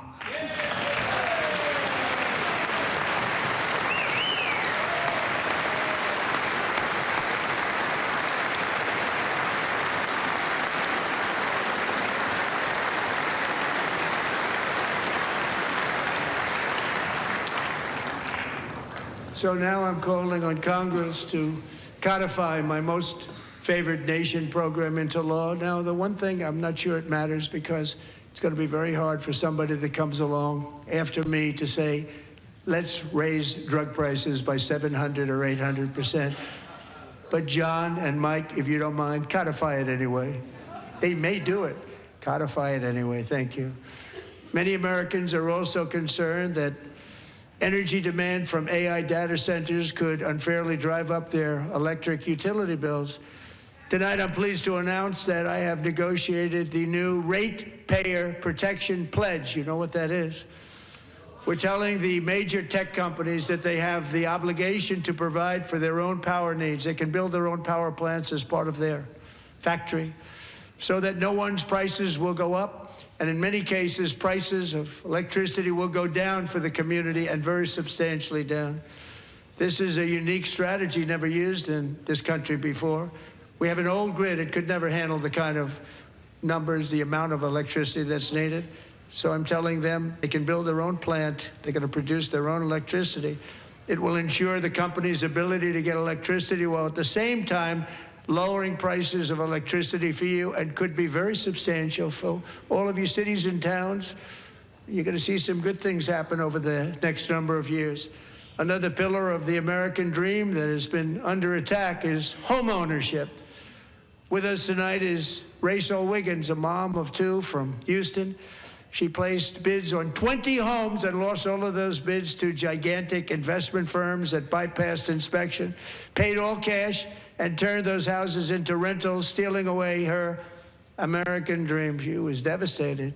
Stories like this are why last month I signed executive order to ban large Wall Street investment firms from buying up in the thousands single-family homes.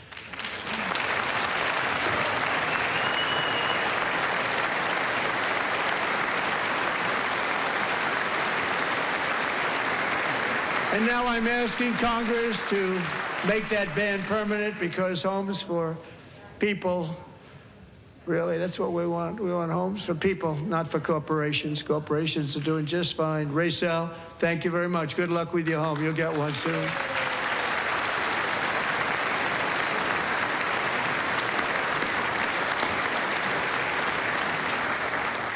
We're also working to make it easier for Americans to save for retirement. And under this administration, we will always protect Social Security and Medicare. They are not protecting it for our seniors. We will always protect Social Security, Medicare, Medicaid.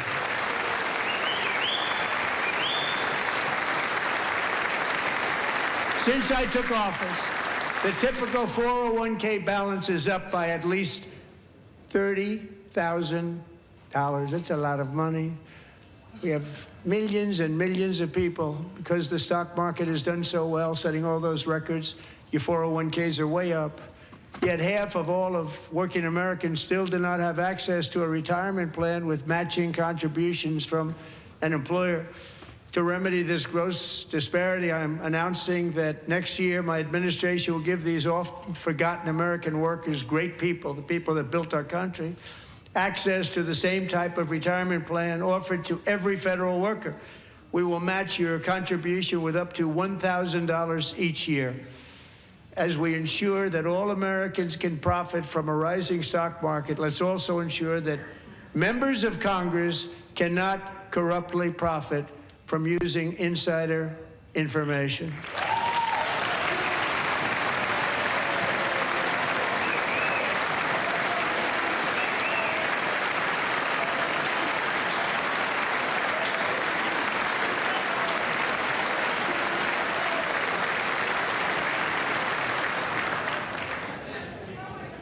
They stood up for that. I can't believe it. I can't believe it.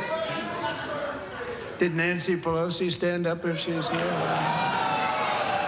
Doubt it. Pass the Stop Insider Trading Act without delay.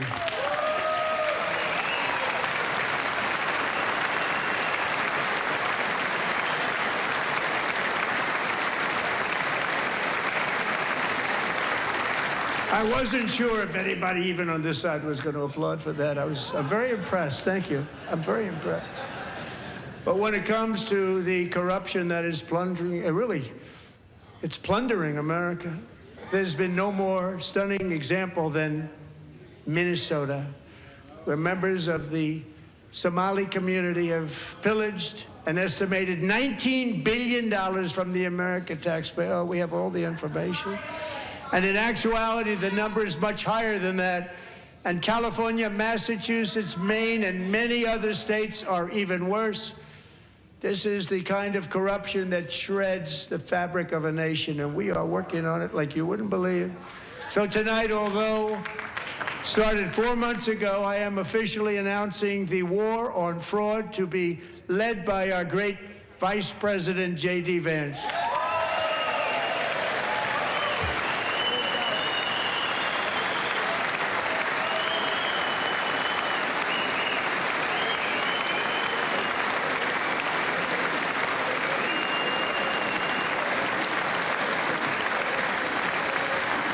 He'll get it done. And if we're able to find enough of that fraud, we will actually have a balanced budget overnight. It'll go very quickly. That's the kind of money you're talking about. We'll balance our budget. The Somali pirates who ransacked Minnesota remind us that there are large parts of the world where bribery, corruption, and lawlessness are the norm, not the exception. Importing these cultures through unrestricted immigration and open borders brings those problems right here to the USA. And it is the American people who pay the price in higher medical bills, car insurance rates, rent, taxes, and perhaps most importantly, crime. We will take care of this problem. We're going to take care of this problem. We are not playing games. Delilah.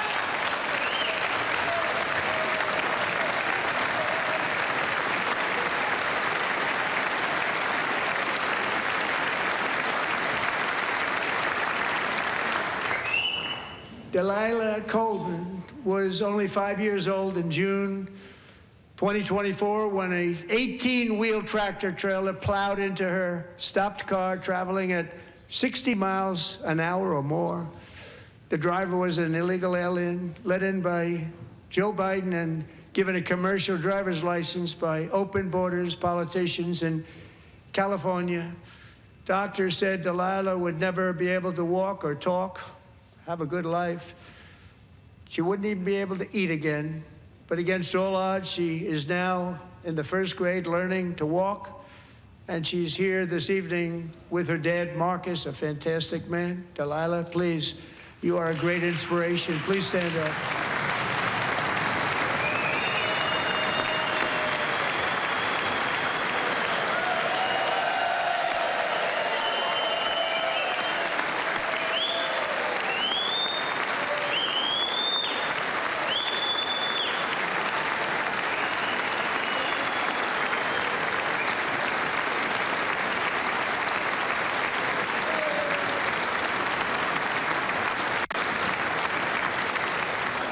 Thank you, Delilah. Many, if not most, illegal aliens do not speak English and cannot read even the most basic road signs as to direction, speed, danger, or location. That's why tonight I'm calling on Congress to pass what we will call the Delilah Law, barring any state from granting commercial driver's licenses to illegal aliens.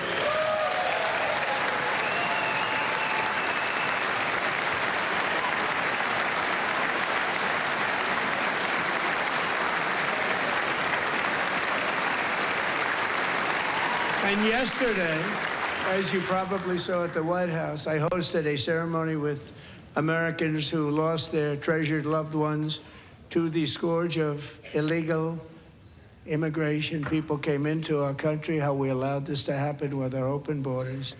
These are the angel moms and families that for decades our government betrayed and our media totally ignored. It was terrible. Hard to believe, actually.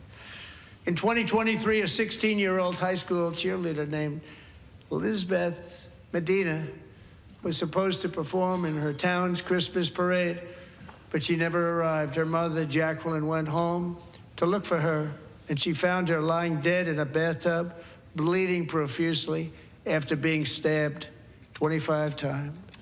Lizbeth's killer was a previously arrested illegal alien who had broken in and brutally extinguished the brightest light in her family's life, violently and viciously. Her heartbroken mother is in the gallery to remind everyone in this chamber exactly why we are deporting illegal alien criminals to our country at record numbers, and we're getting them the hell out of here fast. We don't want them.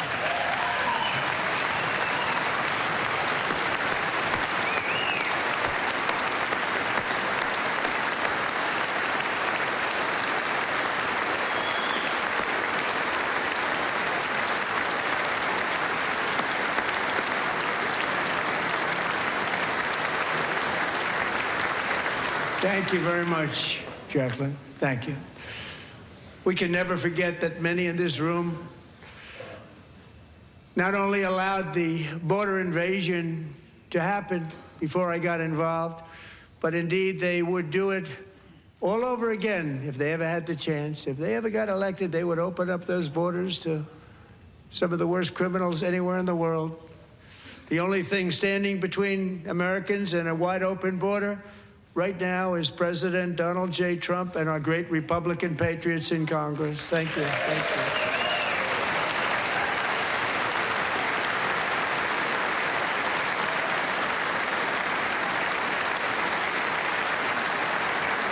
As we speak, Democrats in this chamber have cut off all funding for the Department of Homeland Security. It's all cut off. It's all cut off. They have instituted another Democrat shutdown, the first one costing us 2 points on GDP. 2 points we lost on GDP, which probably made them quite happy, actually. Now they have closed the agency responsible for protecting Americans from terrorists and murderers. Tonight I'm demanding the full and immediate restoration of all funding for the border security, homeland security of the United States, and also for helping people clean up their snow. We have no money because of the Democrats, and it would be nice, we'd love to give you a hand at cleaning it up, but you gave no money. Nobody's getting paid. It's a shame. So you have to think about it. We have, in case you didn't know, a pretty large snowstorm out there. One of the great things about the State of the Union is how it gives Americans the chance to see clearly what their representatives really believe. So tonight, I'm inviting every legislator to join with my administration in reaffirming a fundamental principle. If you agree with this statement, then stand up and show your support. The first duty of the American government is to protect American citizens, not illegal aliens.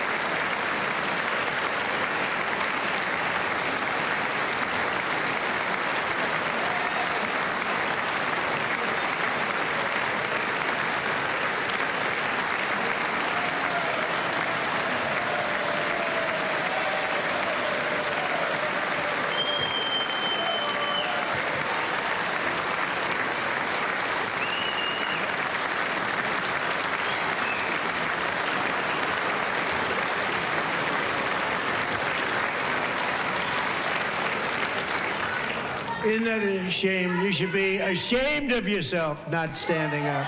You should be ashamed of yourself. That is why I'm also asking you to end deadly sanctuary cities that protect the criminals and enact serious penalties for public officials who block the removal of criminal aliens.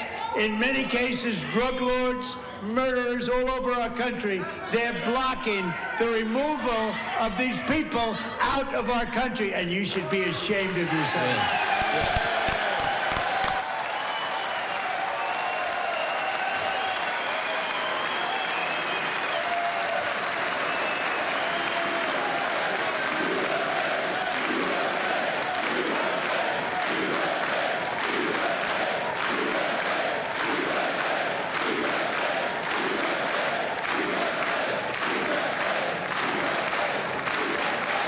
And perhaps most importantly, I'm asking you to approve the Save America Act.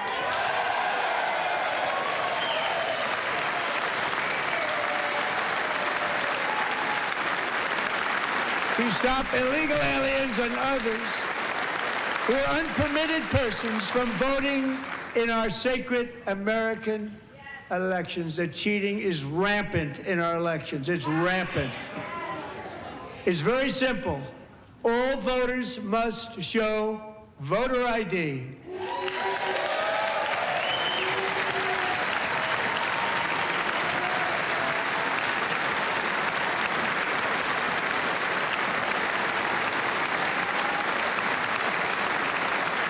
All voters must show proof of citizenship in order to vote.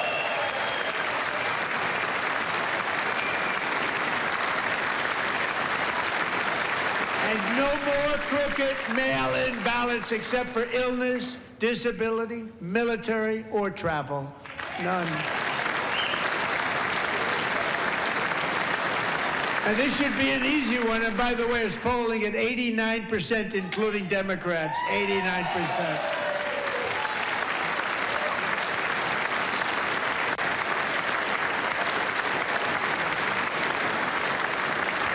And even the new communist mayor of New York City, I think he's a nice guy, actually. Speak to him a lot. Bad policy, but nice guy. Just said they want people to shovel snow. They got hit hard. Wants them to shovel snow, but if you apply for that job, you need to show 2 original forms of ID and a Social Security card. Yet they don't want identification for the greatest privilege of them all, voting in America. No, it's no good. No good. Both Republicans and Democrats overwhelmingly agree on the policy that we just enunciated. And Congress should unite and enact this common sense, country-saving legislation right now, and it should be before anything else happens.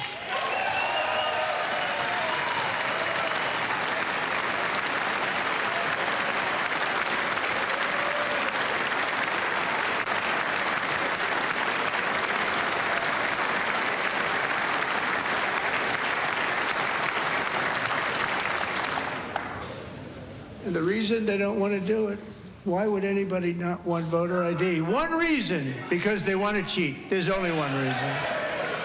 They make up all excuses. They say it's racist. They come up with things. You almost say, what imagination they have. They want to cheat. They have cheated. And their policy is so bad that the only way they can get elected is to cheat. And we're going to stop it. We have to stop it, John.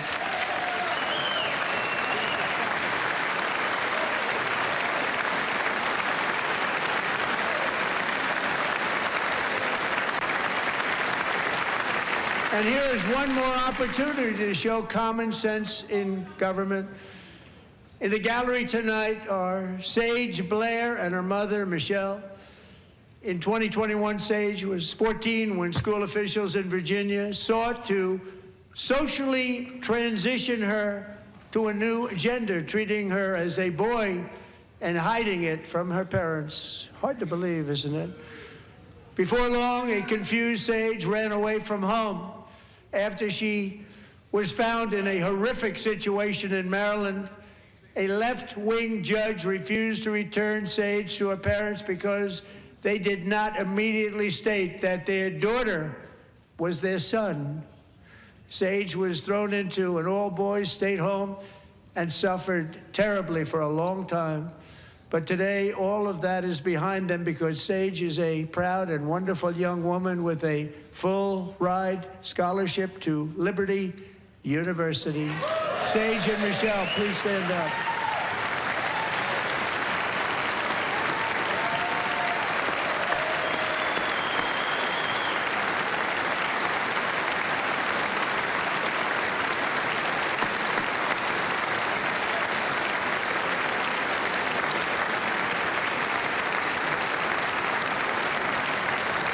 And thank you for your great bravery. And who can believe that we're even speaking about things like this? 15 years ago, if somebody was up here and said that, they'd say, what's wrong with him? But now we have to say it because it's going on all over numerous states without even telling the parents. But surely we can all agree no state can be allowed to rip children from their parents' arms and transition them to a new gender against the parents' will. Who would believe that we're even talking about this? We must ban it, and we must ban it immediately.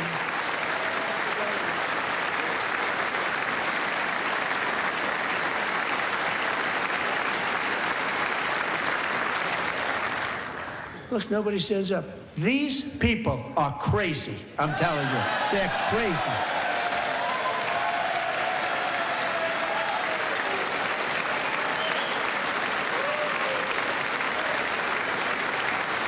Amazing. Boy, oh boy. We're lucky we have a country. With people like this, Democrats are destroying our country, but we've stopped it just in the nick of time, didn't we?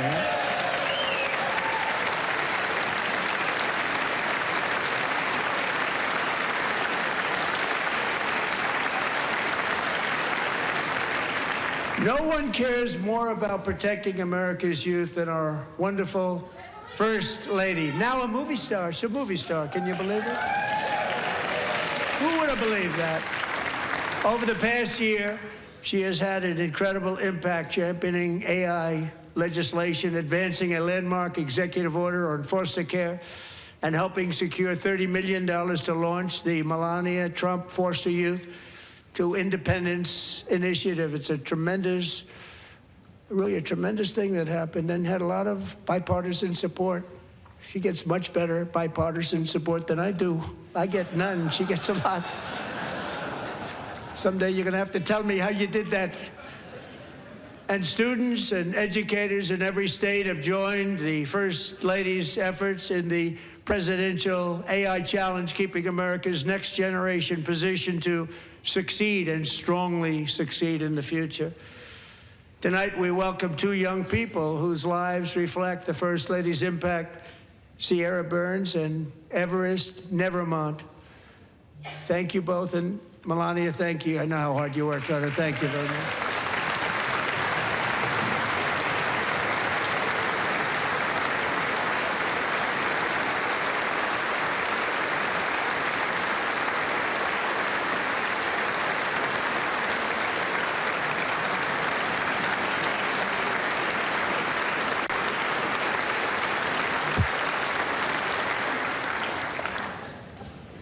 I'm very proud to say that during my time in office, both the first 4 years and in particular this last year, there has been a tremendous renewal in religion, faith, Christianity, and belief in God. Tremendous renewal.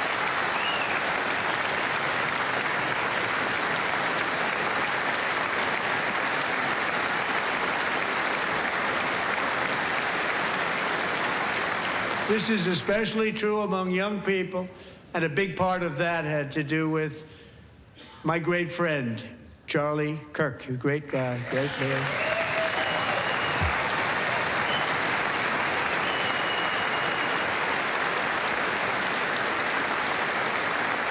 So last year, Charlie was violently murdered by an assassin and martyred, really martyred for his beliefs. His wonderful wife, Erica, is with us tonight. Erica, please stand.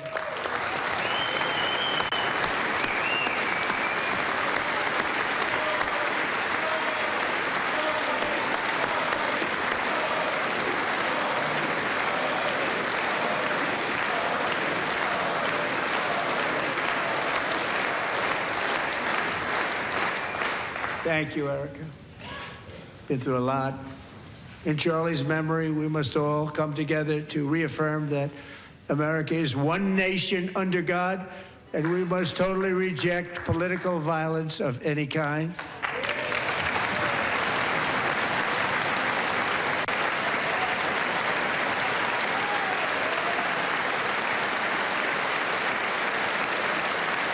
We love religion, and we love bringing it back, and it's coming back at levels that nobody actually thought possible. It's really a beautiful thing to see. Above all, unleashing America's promise requires keeping our communities safe. We have made incredible strides, yet dangerous repeat offenders continue to be released by pro-crime Democrat politicians again and again. We are honored to be joined tonight by a woman who's been through hell, Anya Zuretska.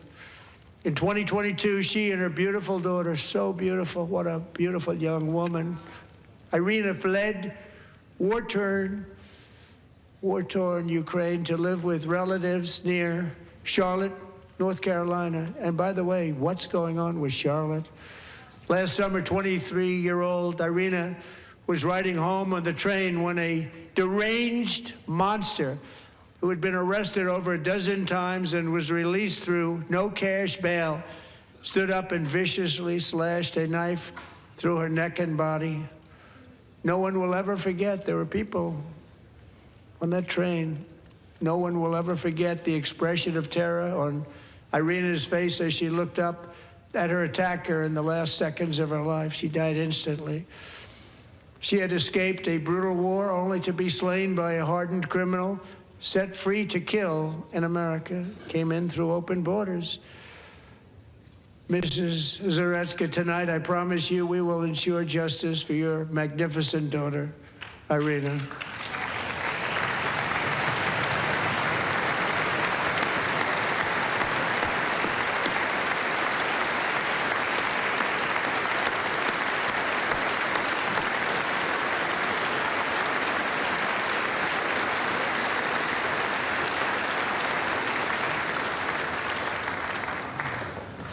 How do you not stand?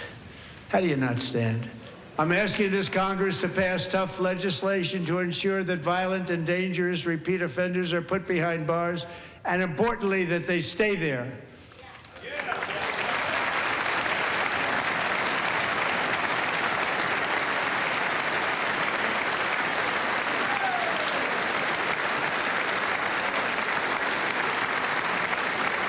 Starting last summer, I deployed our National Guard and federal law enforcement to restore law and order to our most dangerous cities, including Memphis, Tennessee, big success, New Orleans, Louisiana, big success, and our nation's capital itself, Washington, D.C., where we have almost no crime anymore in Washington, D.C. How did that happen?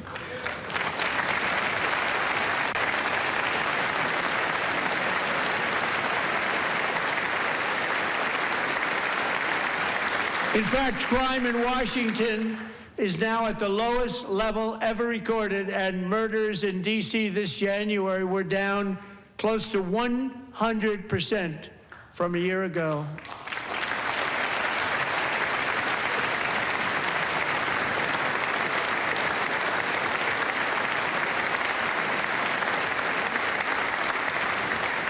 They don't like to hear that.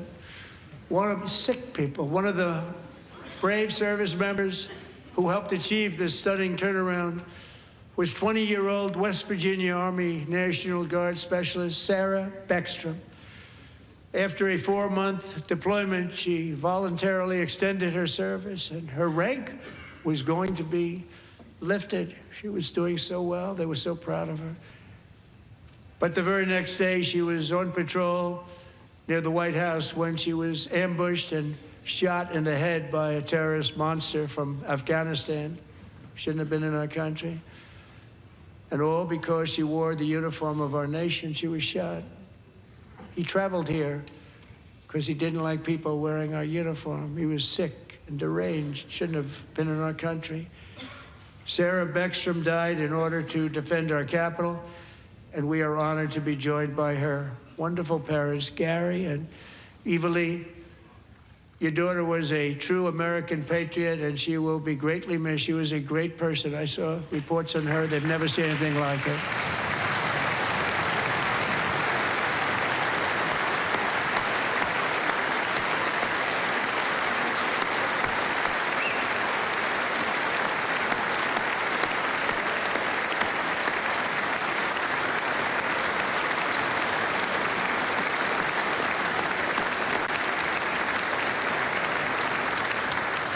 So sorry. Thank you very much. A great young lady. I saw reports that were like, perfect. She was perfect. Serving alongside Sarah that day was Staff Sergeant Andrew Wolf. The terrorist shot Andrew in the head, and no one thought he could possibly make it. The two of them, Sarah and Andrew, both shot violently in the head. Neither was expected to make it. They weren't even given a chance, except his wonderful mother, named Melody, who I spoke to the same night. And she was so positive. The doctors thought that Andrew was gone. But his mother said, no, no, Mr. President, Andrew will be fine. He's going to make it. I've never seen anything like it. I mean, he was given almost no chance. She said, I have no doubt, sir, he's going to be okay. This was a conversation that I had with her that night, with her son laying helplessly in bed, blood all over. Everybody is praying, she said, sir, he will be okay. The doctors didn't understand what she was saying. And after looking at the results of the damage done, neither did I. She was so strong and conclusive that even Andrew's great father felt she didn't really understand the gravity of the situation. But she turned out to be right. Right, Melanie? She turned out to be right.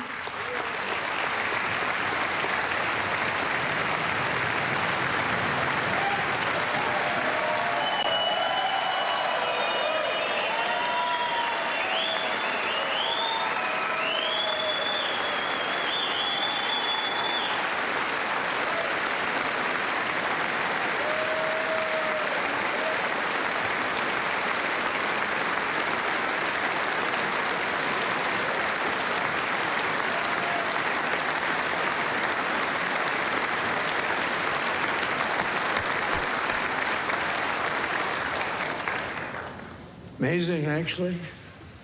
I said, where does this woman come from? She's the most positive person I've ever met. With God's help, Andrew has battled back from the edge of death, and we're talking about the edge of death, on his way to a miraculous recovery. He's got a little work to do, but he's doing great. Nice to see you. He's a good-looking guy. Nice to see you. Thanks, Andrew. Thank you very much.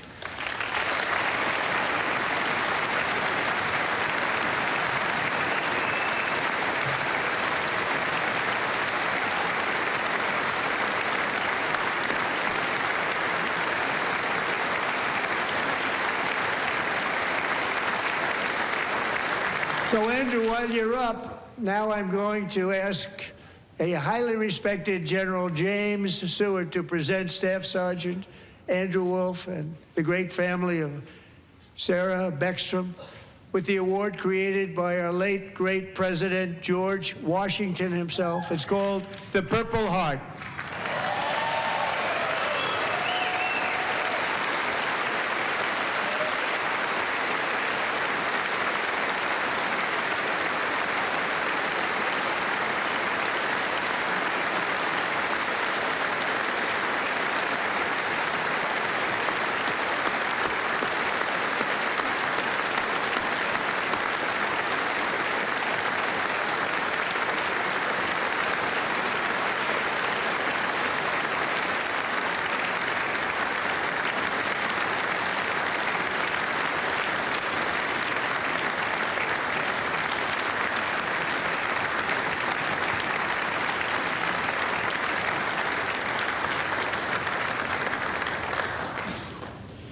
We love you all.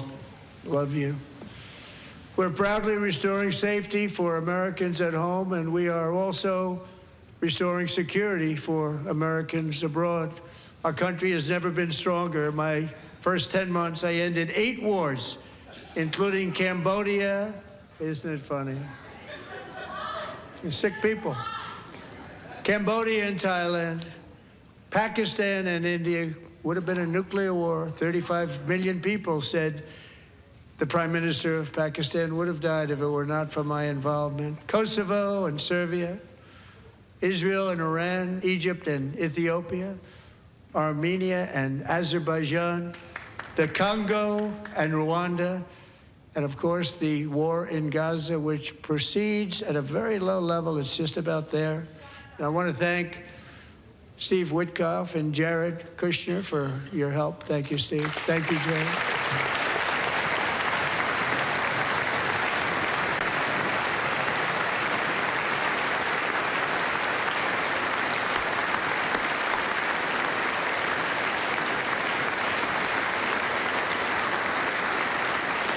And I also want to thank the man they report to, Secretary of State Marco Rubio. Thank you, Marco.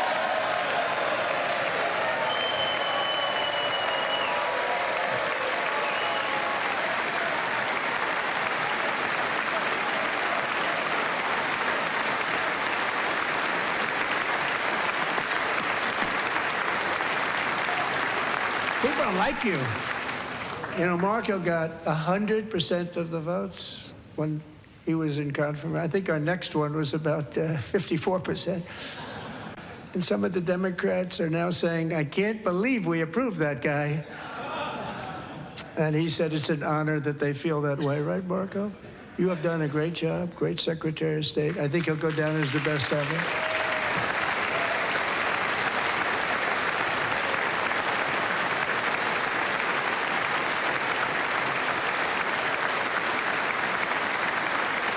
Under the ceasefire I negotiated, every single hostage, both living and dead, has been returned home. Can you believe that?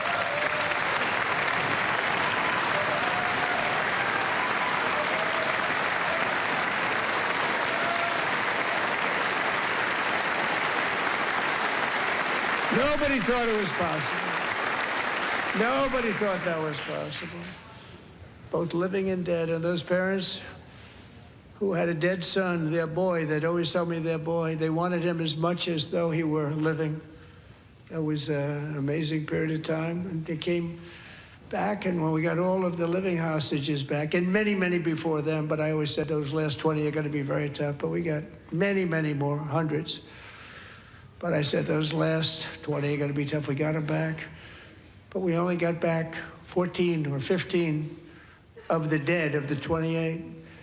And believe it or not, Hamas worked along with Israel, and they dug and they dug and they dug.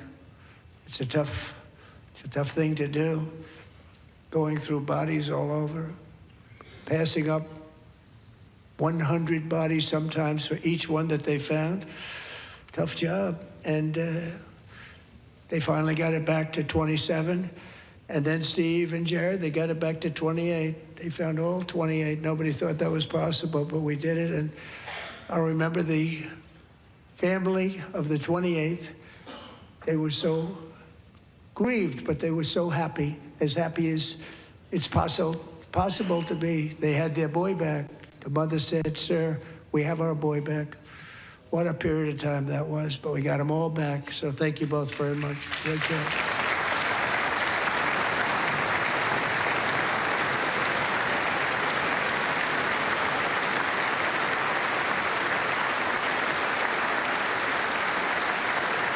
And we're working very hard to end the 9th war, the killing and slaughter between Russia and Ukraine, where 25,000 soldiers are dying each and every month. Think of that, 25,000 soldiers are dying a month.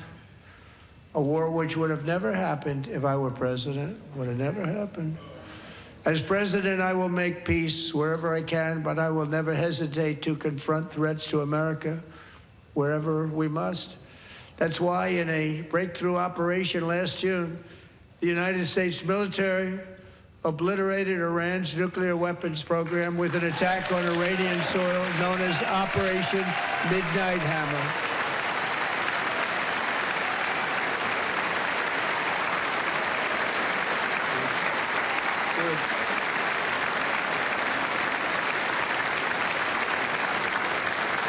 For decades, it had been the policy of the United States never to allow Iran to obtain a nuclear weapon. Many decades. Since they seized control of that proud nation 47 years ago, the regime and its murderous proxies have spread nothing but terrorism and death and hate. They've killed and maimed thousands of American service members and hundreds of thousands and even millions of people with what's called roadside bombs. They were the kings of the roadside bomb. And we took out Soleimani. I did that during my first term. Had a huge impact. He was the father of the roadside bomb.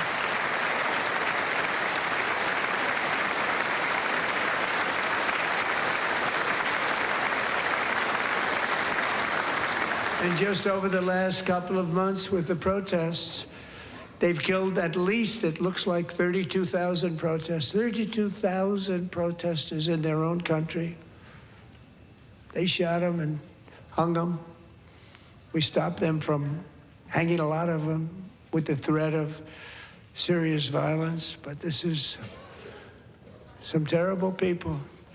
They've already developed missiles that can threaten Europe and our bases overseas, and they're working to build missiles that will soon reach the United States of America.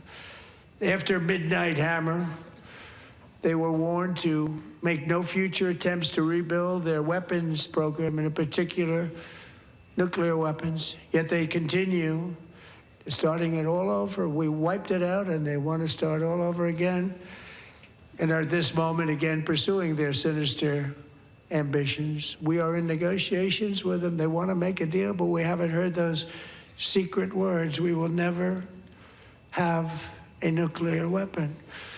My preference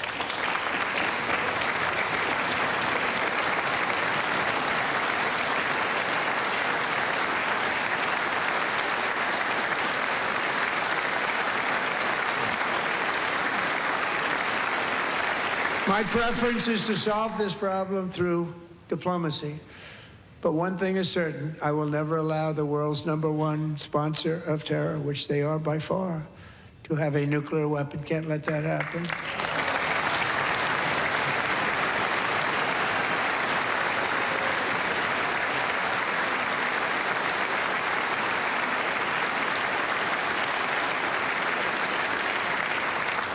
And no nation should ever doubt America's resolve.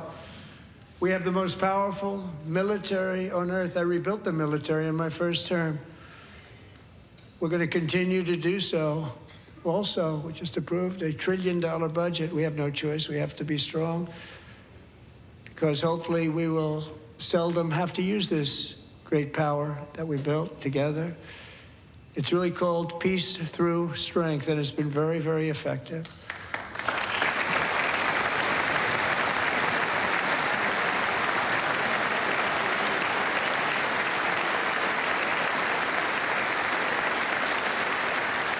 So thanks to Republicans in Congress, we're investing that record number of dollars, have no choice, in the United States Armed Forces. Also creating a lot of jobs, but we're not even doing it for that reason. Because as I said, we have more jobs, more people working today than ever before in the history of our country. And NATO countries are friends and allies. They are. They're our friends and they're our allies. Have just agreed, at my very strong request, to pay 5% of GDP for military defense rather than the 2%, which they weren't paying. We were paying for almost all of NATO. Now they're paying 5 as opposed to not paying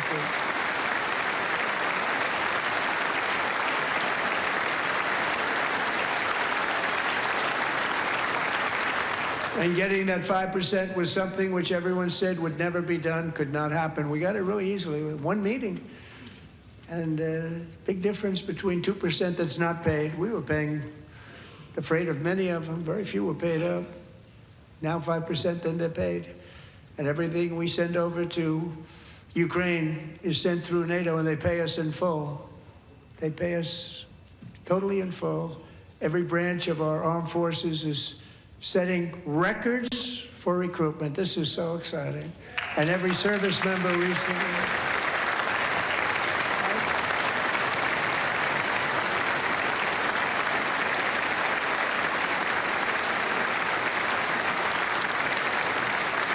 And every service member recently received a warrior dividend of $1,776.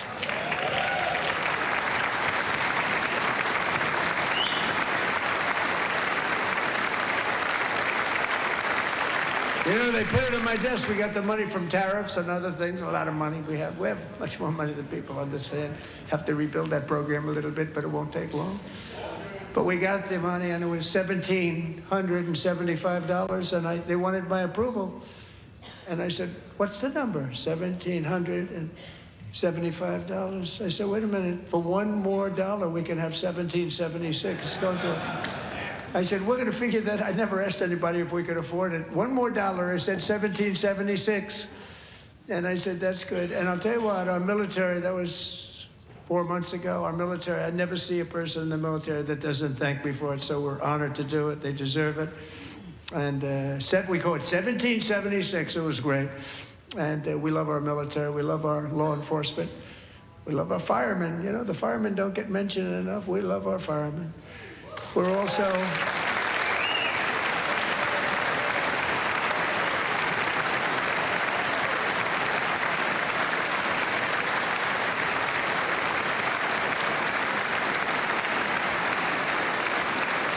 We're also restoring American security and dominance in the Western Hemisphere, acting to secure our national interests and defend our country from violence, drugs, terrorism, and foreign interference. For years, large swaths of territory in our region, including large parts of Mexico, really large parts of Mexico, have been controlled by murderous drug cartels. That's why I designated these cartels as foreign terrorist organizations, and I declared illicit fentanyl as a weapon of mass destruction.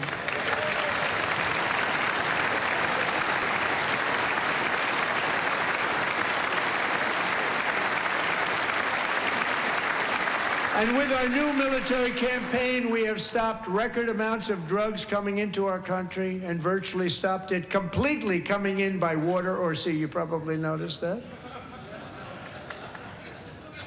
We very seriously damaged their fishing industry also. Nobody wants to go fishing anymore. We've also taken down one of the most sinister cartel kingpins of all. You saw that yesterday. In January,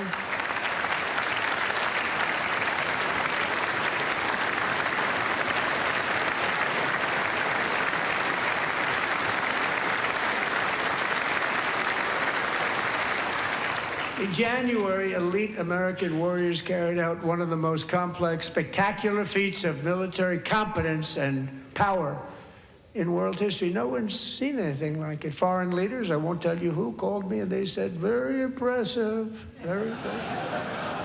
They couldn't believe, they all watched. They saw what happened. This is a different fighting force that we had years ago when we fought to tie.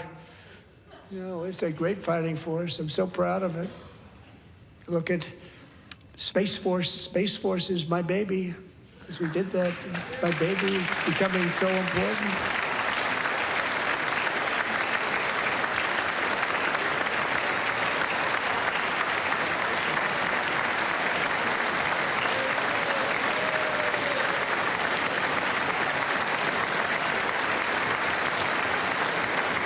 And America's armed forces overwhelmed all defenses and utterly defeated an enemy, good fighters, to end the reign of outlawed dictator Nicolas Maduro and bring him to face American justice.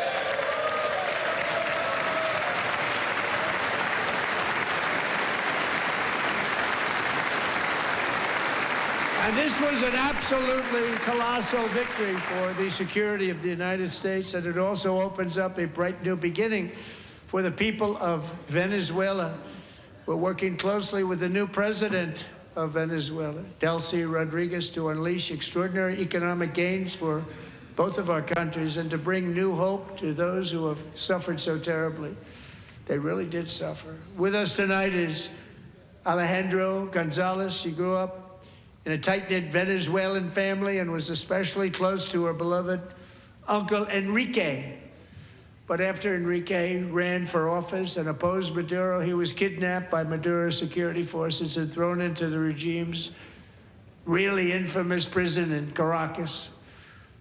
Alejandro feared she would never see her uncle again. She feared for her own life also. But since the raid, we have worked with the new leadership, and they have ordered the closure of that vile prison and released hundreds of political prisoners already, with more to come. Alejandro, I'm pleased to inform you that not only has your uncle been released, but he is here tonight. We brought him over to celebrate his freedom with you in person. Enrique, please come down.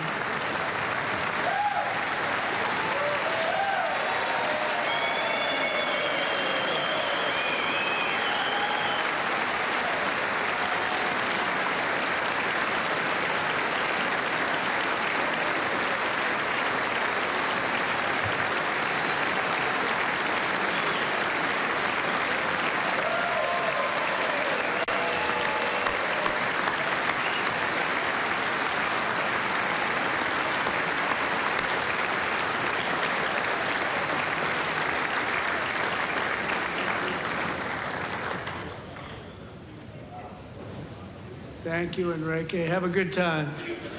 Nice to have you back, Enrique. There were many heroes on that January raid to capture Maduro. Really great heroes. It was very dangerous. They knew we were coming. They were all set. But the deeds of one warrior that night will live forever in the eternal chronicles of military valor. Chief Warrant Officer 5, Eric Slover, planned the mission and was the flight lead in the cockpit of the first helicopter. A big, beautiful, powerful helicopter. It was a massive Chinook carrying, as you can imagine, many, many American warfighters. Wearing the dog tags, his wife Amy had blessed with holy water before he left. She knew it was going to be a rough one. Eric steered the Chinook under the cover of night and descended swiftly upon Maduro's heavily protected military fortress. This was a major military installation, protected by thousands of soldiers and guarded by Russian and Chinese military technology. How did that work out? Not too good. While preparing to land, enemy machine guns fired from every angle, and Eric was hit very badly in the leg and hip, one bullet after another. He absorbed 4 agonizing shots, shredding his leg into numerous pieces.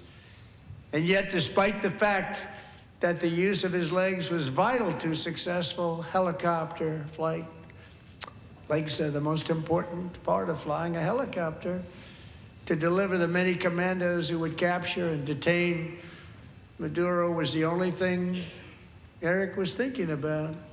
Then, even as he was gushing blood, which was flowing back down the aisle, helicopter lands at a steep angle.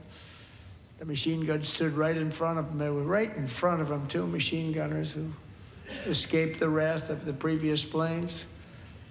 Eric maneuvered his helicopter with all of those lives and souls to face the enemy and let his gunners eliminate the threat. Turned the helicopter around so the gunners could take care of business, saving the lives of his fellow warriors from what could have been a catastrophic crash deep in enemy territory. Only after safely landing the helicopter with all the warriors aboard in the exact right spot, which was vital to the mission. We probably would have had to maybe cancel the mission if that didn't happen. Eric told his co-pilot, also wounded, but not as gravely, to take over. I'm about ready to pass out.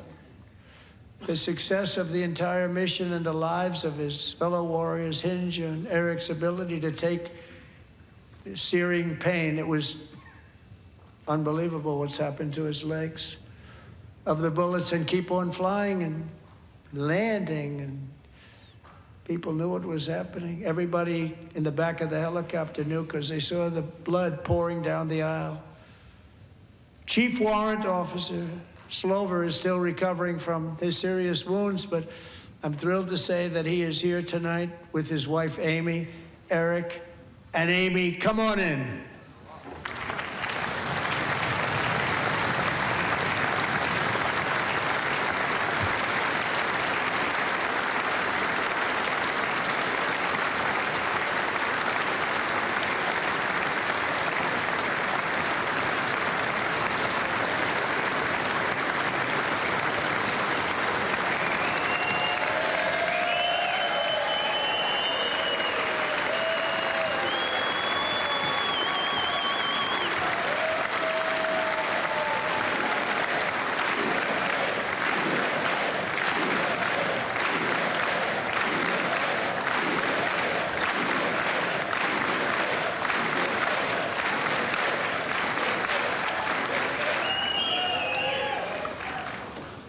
So we have a surprise for Eric and Amy.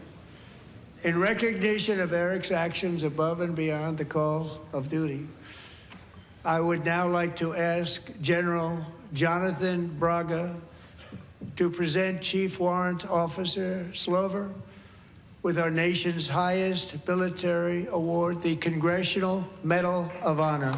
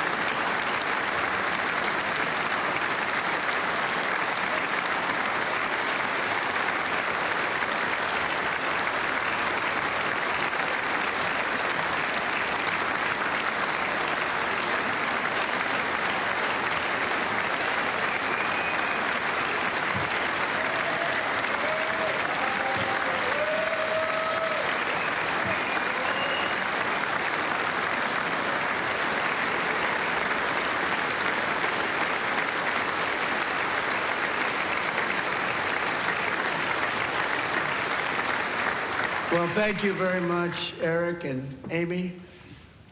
Great to get to know you. I met with them and with a lot of their fellow warriors at Fort Bragg recently. You notice the name Fort Bragg. We have it back. We brought it back. We won the First World War with it, the Second World War with it, and then they decided to change the name. So we changed it back. Everybody wanted to change back, too. And 10 of Eric's fellow warriors from that incredible night of victory will also be receiving medals at a private ceremony that will soon be held at the White House. And Eric will be there. Thank you.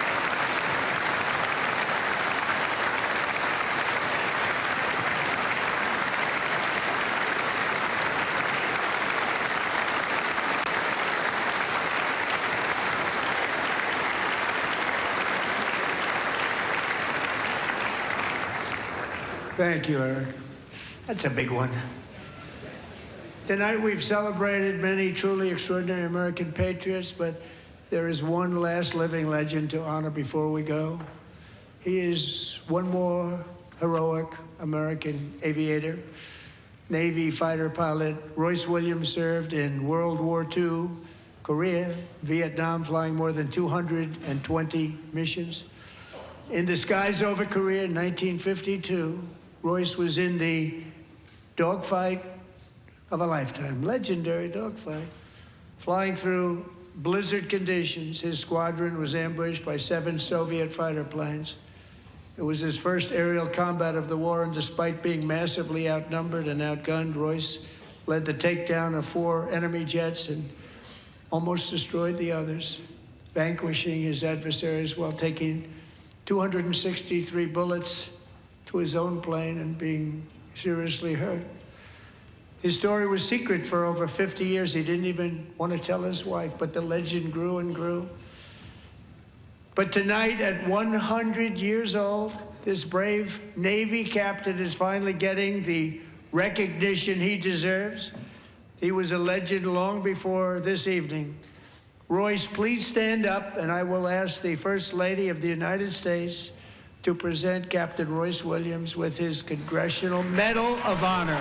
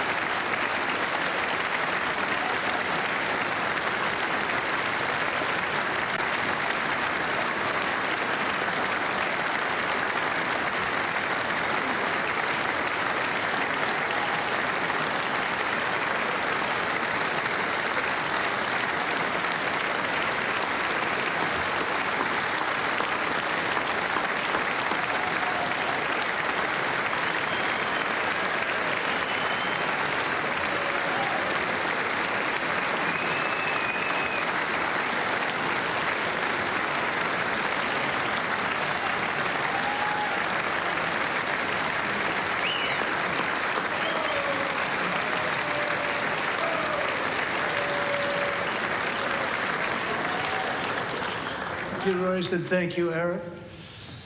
I've always wanted the Congressional Medal of Honor, but I was informed I'm not allowed to give it to myself, and I wouldn't know why I'd be taking it, but if they ever open up that law, I will be there with you someday. But you know, that's our highest honor, Congressional Medal of Honor, and that's a big thing, and it's an honor to be in the same room with you. Thank you both very much, Eric. Thank you.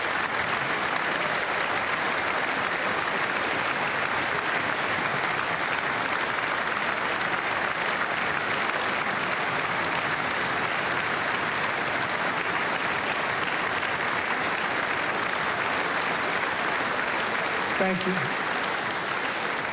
250 years is a long time in the life of a nation, but in another sense, it's really a mere moment in the eye of history. Two of the gentlemen we met in the gallery this evening took their first breaths 1 century ago, 100 years before that, on July 4th, 1826, the author of the Declaration of Independence, brilliant, Thomas Jefferson, drew his last breath. Just a single long human lifespan separates the giants who declared and won our independence from the heroes who stand among us tonight. Everything our nation has done, everything we have achieved, has been the work of those few great lifetimes. In those brief chapters, Americans built this nation from 13 humble colonies into the pinnacle of human civilization and human freedom, the strongest, wealthiest, most powerful, most successful nation in all of history. Americans ventured out across the daunting and dangerous continent. We carved paths through an unforgiving wilderness, settled a boundless frontier, and tamed the beautiful but very, very dangerous Wild West. From empty marshes and wide open plains, we raised up the world's greatest cities. Together, we mastered the world's mightiest industries and shattered history's monstrous tyrannies. And we liberated millions from the chains of fascism, communism, oppression, and terror. Americans lifted humanity into the skies on the wings of aluminum and steel. And then we launched mankind into the stars on rockets powered by sheer American will and unyielding American pride. We wired the globe with our ingenuity. We captivated the planet with American culture. And now we are pioneering the next great American breakthroughs that will change the entire world. All of this and so much more is the enduring legacy, unmatched glory of the hardworking patriots who built and defended this country and who still carry the hopes and freedoms on all of humanity's backs. For years they were forgotten, betrayed, and cast aside. But that great betrayal is over, and they will never be forgotten again. Because when the world needs courage, daring, vision, and inspiration, it is still turning to America. And when God needs a nation to work his miracles, he knows exactly who to ask. There is no challenge Americans cannot overcome, no frontier too vast for us to conquer, no dream too bold for us to chase, no horizon too distant for us to claim. For our destiny is written by the hand of providence, and these first 250 years were just the beginning. From the rugged border towns of Texas to the heartland villages of Michigan, from the sun-kissed shores of Florida to the endless fields of the Dakotas, and from the historic streets of Philadelphia to right here in our nation's capital, Washington, D.C., the golden age of America is upon us. The revolution that began in 1776 has not ended. It still continues because the flame of liberty and independence still burns in the heart of every American patriot. And our future will be bigger, better, brighter, bolder, and more glorious than ever before. Thank you, God bless you, and God bless America.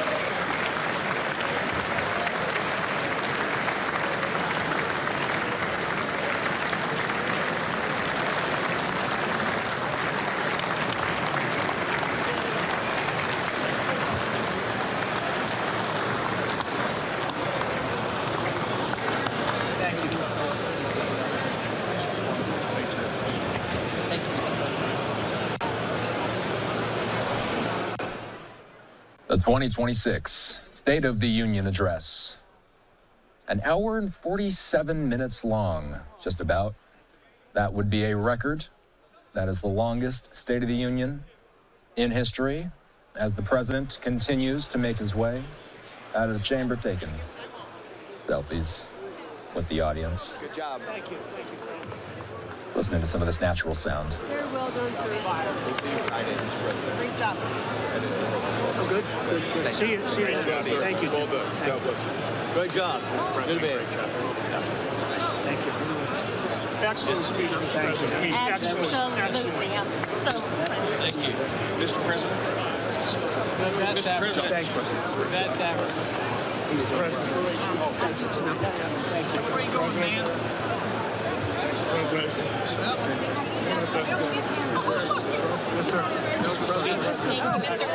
One of the best. We're so proud of yourself. Thank you for honoring those veterans. Luger. Good. I think you should take the rest of the day off. I think we have to. We're going to have to. Thank you. All right, guys. You killed it. Thank you, Virginia. Thank you very much. It was amazing. It really was. Home run. Really a grand slam. America loves you. Thank you. It was amazing. America loves you. Oh, look at this I like that tie. I want that tie. Give me that tie. Thank you. Hey, take that footage on initial, just an initial. Thank you, boss. I like that tie. Amazing. Thank you. Thank you, everybody. Mr. President, outstanding speech, sir. Mr. President. Here you will. He's getting them all. He's good. Thanks for mentioning. You did good. They love the insider trading stuff. Great guy. How's he doing? He's a youngster. He fell asleep a couple times. You did amazing. You really did. Great speech. Proud of you. Great job, Mr. President. Thanks for your leadership. Mr. President, well done. God bless you. God bless you, sir. Thank you, fellas. No best speech yet. Fantastic. That's a big statement coming from you guys. Incredible. Great job. Great job. Yes, sir. Love the finish. I'm the ambassador. Home run here. Great job. Thanks, great job. Thank you, everybody. Great job. Great speech. Thank you. Thank you, everybody. That was the best speech. No, thank you very much. You just speech I've ever heard. Really, the best ever? That's a nice. Coming from you, that's a big statement. It's also the There he longest. is. Phenomenal. Great job on television. Congratulations, Also the Mr. President. longest Thank you. president. Thank you so much. Take care. Thank you very much. Still need to talk to you. Congratulations, Mr. President. Thank you. Mr. President. That's great. That's great. Thank you, sir.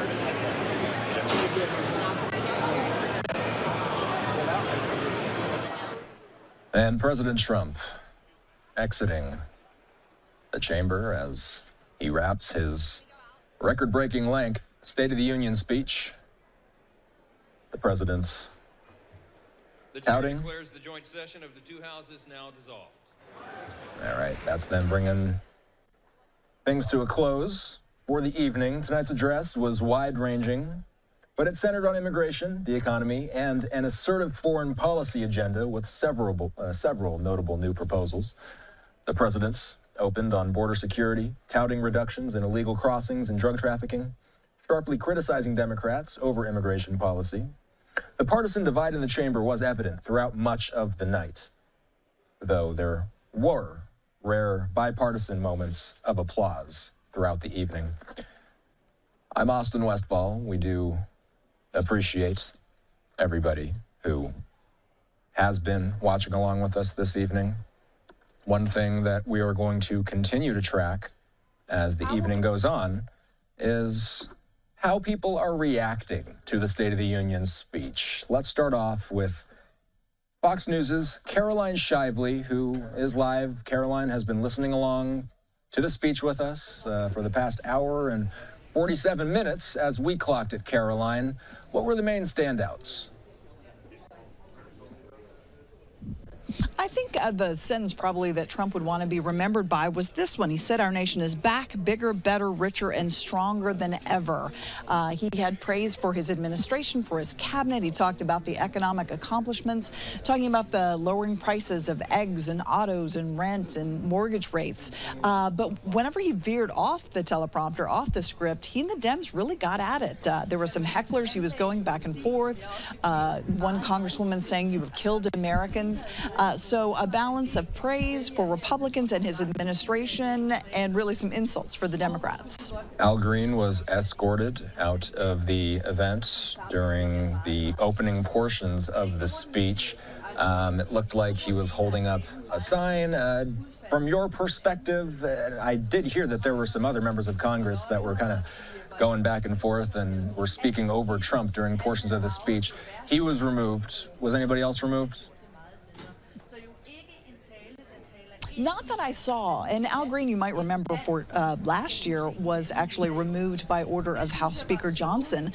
That's when he stood up and yelled at Trump and shook his cane at him. This time he held a sign up saying that Black Americans are not apes, referring to that video that was posted by Mr. Trump's account showing various Democrats as animals, including the Obamas as apes. So that was the only person I saw that was removed from the chamber. That happened early on in the evening. From your perspective, Caroline, who was this speech aimed at? Persuading moderates, energizing the base, or both? I think he tried to do a little bit of everything. Going into this, we were wondering just how much he would talk about the economy, America first, those type of issues that are strong with the base. He did talk about foreign investments, foreign wars, things that he had done overseas. That is something the base has said that they don't want to hear. They really take to heart the phrase America first. So he touched on both, emphasizing those American initiatives, but also talking about the wars he says he has solved. He spoke about Iran, the bombing last year, and perhaps even more bombs that be coming in the future. I think he tried to have a little something for everyone, at least in the Republican Party. Democrats in the chamber weren't pleased with what he was saying. Caroline Shively reporting for us live tonight. Appreciate you. Thanks. So what we're going to do next is we're going to pivot over to our friend Tom LoBianco of 24 Site News. Tom, along with me and everybody else who's been watching tonight, we were listening for some specific indicators, Tom, about where this administration is headed. I was curious about DHS funding in the immediate term. Obviously, a lot of us are watching the military buildup in Iran, and we're watching for any indicators as to where that might be going. I heard Trump sort of vaguely allude to the idea that if diplomacy isn't reached, then there may be another avenue that they look at in the near-term future here. But ultimately, Tom, as we look at this now empty chamber, what are your main takeaways from the night? The president talked about, his foreign policy. He talked about immigration. He talked, of course, about the economy. When we look back at tonight's speech, what feels like the headline? Yeah, for sure. I'm laughing because normally House members will. And I'm going to have to interrupt you, Tom, because it does look like Abigail Spanberger is giving the Democratic rebuttal live. Let's listen in. Historic Williamsburg. We are gathered here in the chambers of the House of Burgesses. In 1705, the people of the Virginia colony gathered here to take on the extraordinary task of governing themselves. Before there was a Declaration of Independence, a Constitution, or a Bill of Rights, there were people in this room. The people who served here ultimately dreamed of what a new nation, unlike anything the world had ever seen, could be. The United States was founded on the idea that ordinary people could reject the unacceptable excesses of poor leadership, band together to demand better of their government, and create a nation that would be an example for the world. And this year, as we celebrate 250 years since America declared our independence from tyranny, I can think of no better place to speak to you as we reflect on the current state of our union. Tonight, as we watched our nation's lawmakers gather for a joint session of Congress, we did not hear the truth from our president. So let's speak plainly and honestly. And let me ask you, the American people watching at home, 3 questions. Is the president working to make life more affordable for you and your family? Is the president working to keep Americans safe both at home and abroad? Is the president working for you? As I campaigned for governor last year, I traveled to every corner of Virginia, and I heard the same pressing concern everywhere. Costs are too high in housing, healthcare, energy, and childcare. And I know these same conversations are being had all across this country. Because since this president took office last year, his reckless trade policies have forced American families to pay more than $1,700 each in tariff costs. Small businesses have suffered, farmers have suffered, some losing entire markets. Everyday Americans are paying the price. And even though the Supreme Court struck these tariffs down 4 days ago, the damage to us, the American people, has already been done. Meanwhile, the president is planning for new tariffs, another massive tax hike on you and your family. And Republicans in Congress, they remain unwilling to assert their constitutional authority to stop him. They're making your life harder. They're making your life more expensive. They're even making it more difficult to see a doctor. Rural health clinics in Virginia and across the country are already closing their doors thanks to the so-called One Big Beautiful Bill, championed by the president and Republicans in Congress. And tonight, the president celebrated this law, the one threatening rural hospitals, stripping healthcare from millions of Americans and driving up costs in energy and housing, all while cutting food programs for hungry kids. But here in Virginia, I am working with our state legislature to lower costs and make the Commonwealth more affordable. And it's not just me. Democrats across the country are laser focused on affordability in our nation's capital and in state capitals and communities across America. In the most innovative and exceptional nation in the history of the world, Americans deserve to know that their leaders are focused on addressing the problems that keep them up at night. Problems that dictate where you live, whether you can afford to start a business or whether you have to skip a prescription in order to buy groceries. So I'll ask again, is the president working to make life more affordable for you and your family? We all know the answer is no. I grew up in a house of service. My mother was a nurse and my father was a career law enforcement officer. I began my career by following in my father's footsteps as a federal agent working money laundering and narcotics cases. I worked side by side with local and state police to keep our community safe and to uphold and enforce the law. Law enforcement officers across the country know that it is a unique responsibility to do the serious work of investigating crimes, comforting victims, and making arrests. It's about building trust, and that requires an abiding sense of duty and commitment to community. And yet, our president has sent poorly trained federal agents into our cities, where they have arrested and detained American citizens and people who aspire to be Americans. And they have done it without a warrant. They have ripped nursing mothers away from their babies. They have sent children, a little boy in a blue bunny hat, children to far-off detention centers. And they have killed American citizens in our streets. And they have done it all with their faces masked from accountability. Every minute spent sowing fear is a minute not spent investigating murders, crimes against children, or the criminals defrauding seniors of their life savings. Our president told us tonight that we are safer because these agents arrest mothers and detain children. Think about that. Our broken immigration system is something to be fixed, not an excuse for unaccountable agents to terrorize our communities.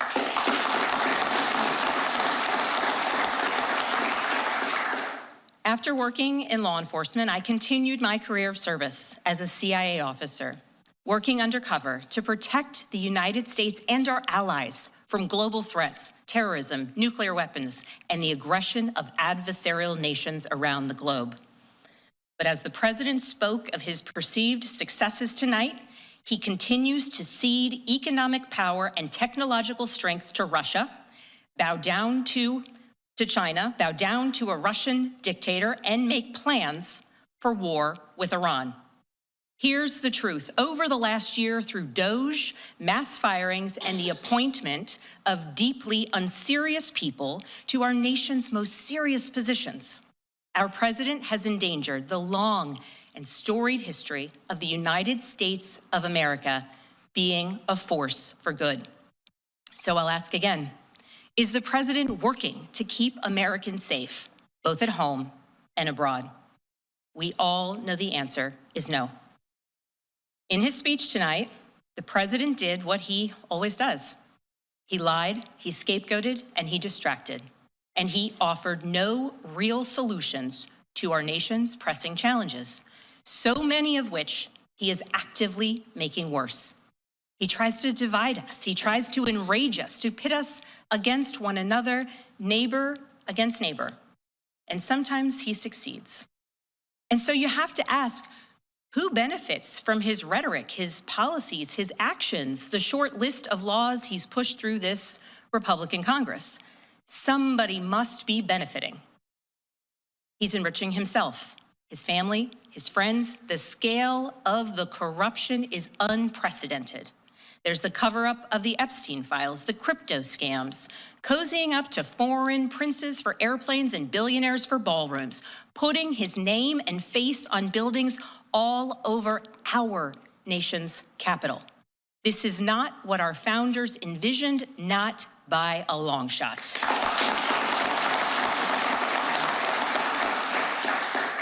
So I'll ask again, is the president working for you? We all know the answer is no. But here's the special thing about America.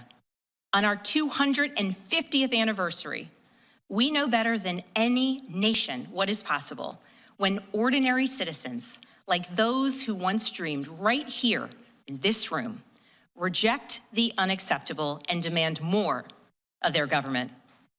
We see it in the determination of students organizing school walkouts all across the country, whose voices are becoming so powerful that the governor of Texas seeks to silence them.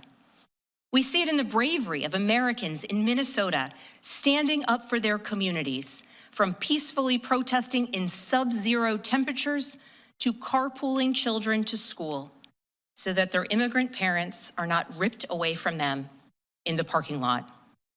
As a mother of 3 school-aged daughters, I am inspired by their bravery, but I am sickened that it is necessary. And Americans across the country are taking action. They are going to the ballot box to reject this chaos. With their votes, they are writing a new story, a more hopeful story. In November, I won my election by 15 points.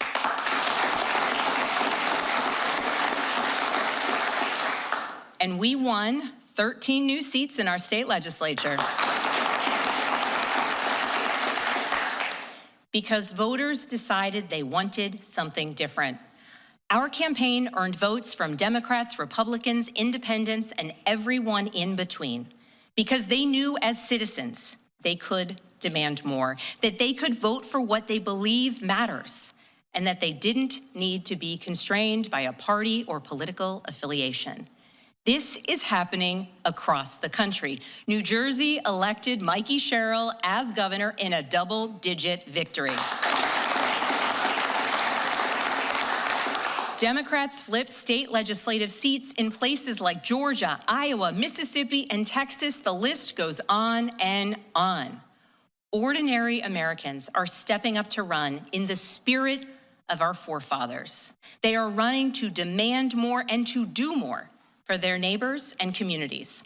I know this story well. I first ran for office in 2018 alongside dozens of other Democrats who did the seemingly impossible, flipping 41 seats in Congress.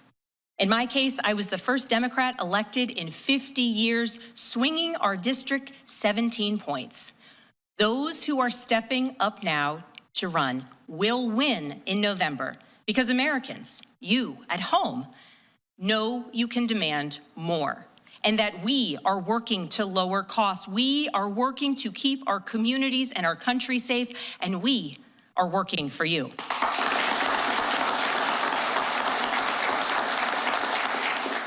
In his farewell address, George Washington warned us about the possibility of, quote, cunning, ambitious, and unprincipled men rising to power. But he also encouraged us, all Americans, to unite in a common cause, to move this nation forward. That is our charge once more, and that is what we are seeing across the country. It is deeply American and patriotic to do so, and it is how we ensure that the state of our union remains strong, not just this year, but for the next 250 years as well, because we, the people, have the power to make change, the power to stand up for what is right, the power to demand more of our nation.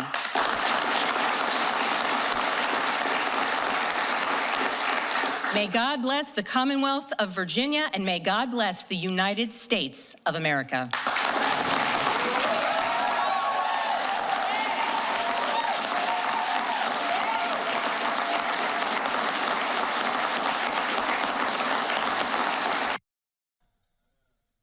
right, and the feed gets cut right away.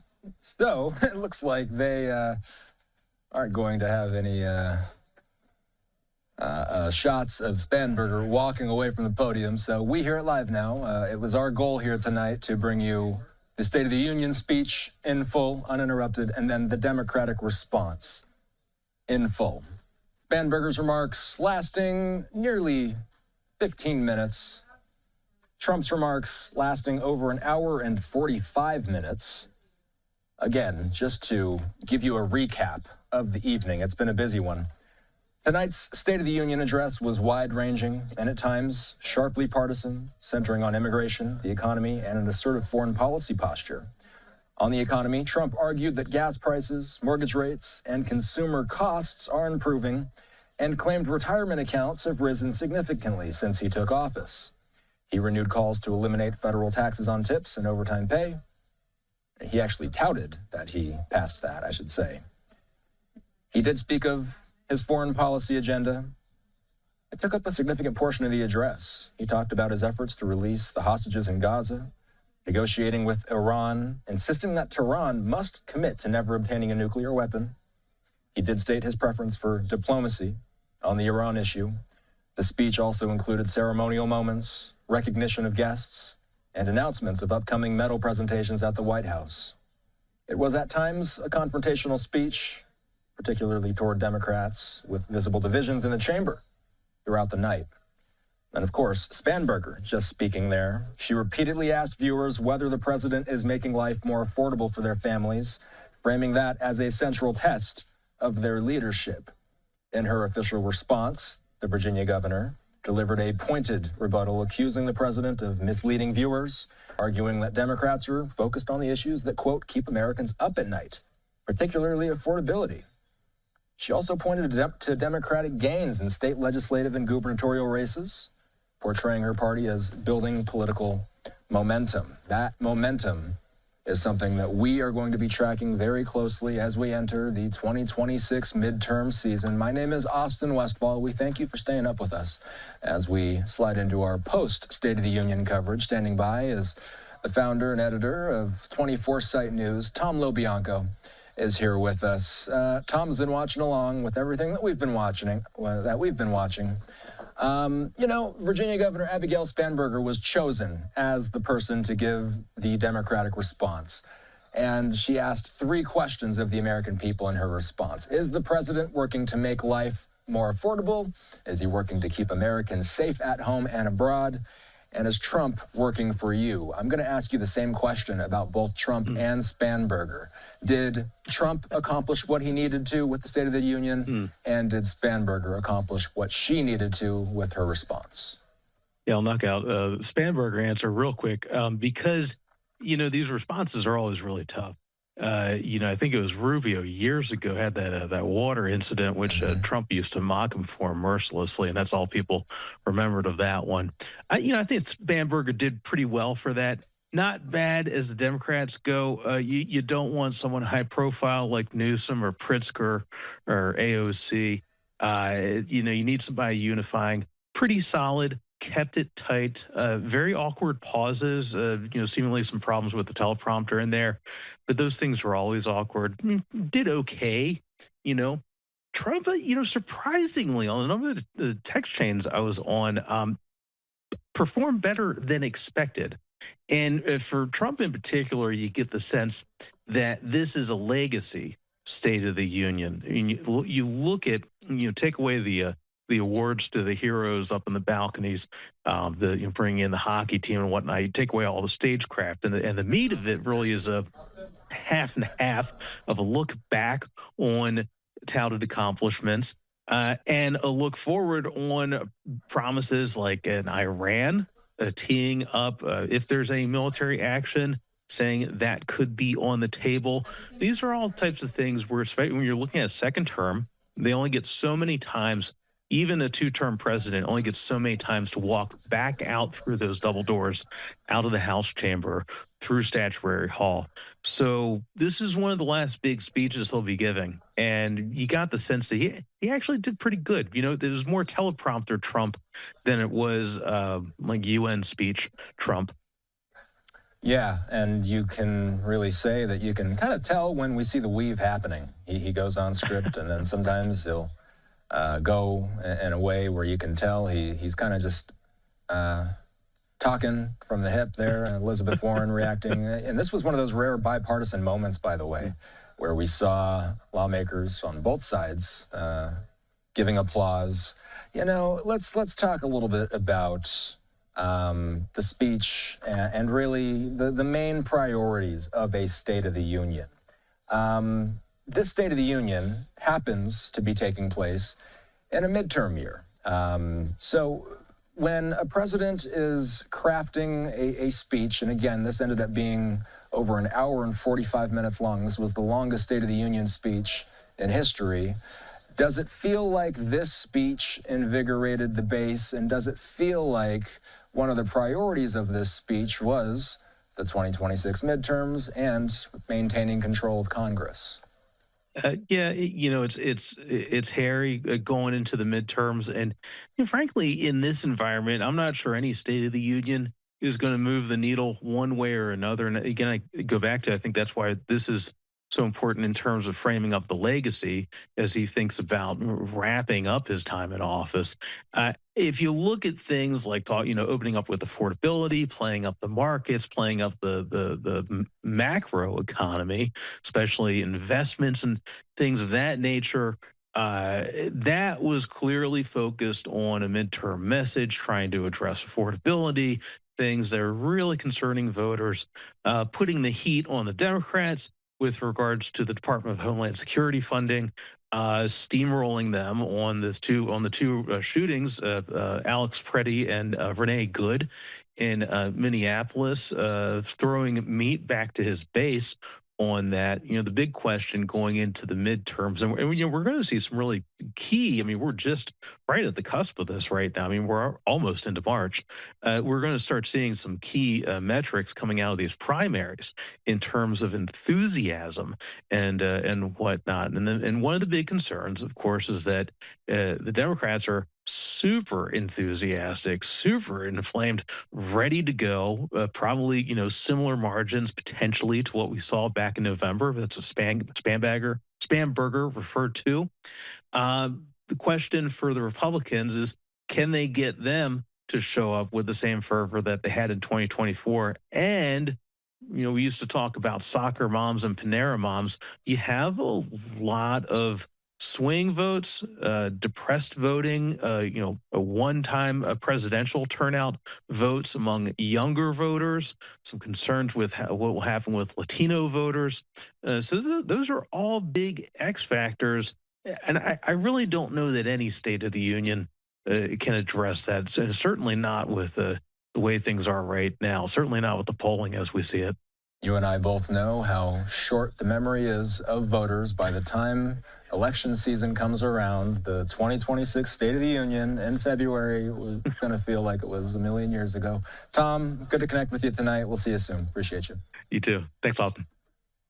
All right, and you can follow Tom's coverage at 24/7 News. Live look at the White House on this Tuesday evening, 11:30 on the nose in the nation's capital. What I'm going to do here, I'm going to take a commercial break.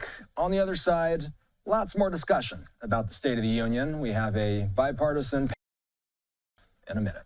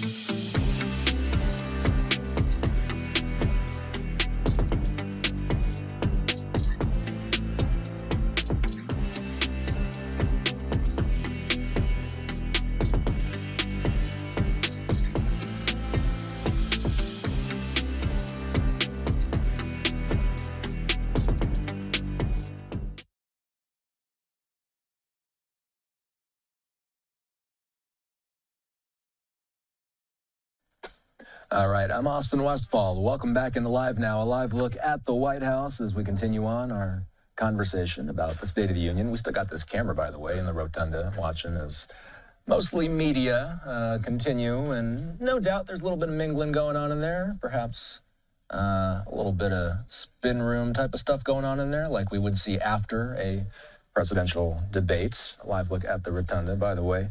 Just a reminder, you just witnessed live with us the longest State of the Union in American history, an hour and 47 minutes long. Let's bring in our bipartisan panel. Jeanette Hoffman is a Republican strategist and president of Marathon Public Affairs. Kelly Hyman is a Democratic strategist and trial attorney. Let's see here, guys. So did tonight help the country, or did it just help a campaign? Kelly, we'll start with you.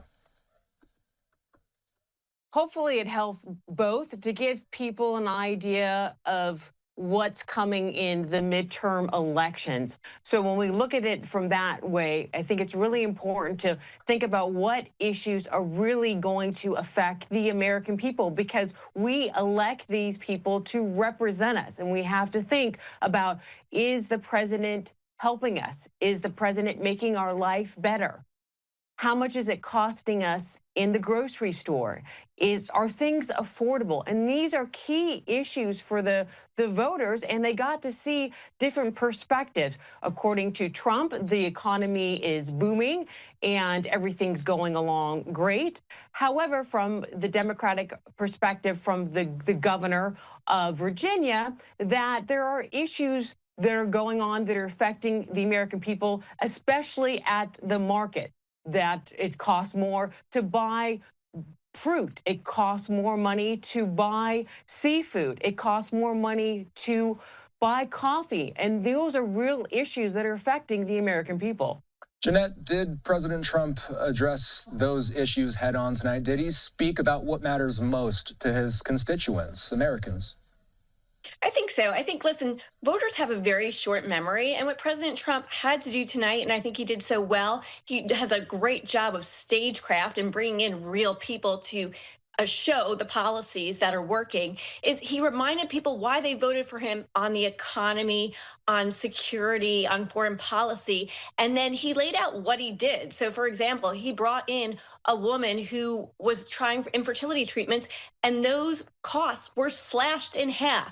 He also brought in a mom who was working overtime, and she has $5,000 more in her pocket thanks to no tax on tips. So all these stories, he talked about how Americans now have more money in their pockets. Not only did he do that, but he also provided a roadmap of how Americans are going to have more money in their pockets going forward by, Trump retirement accounts.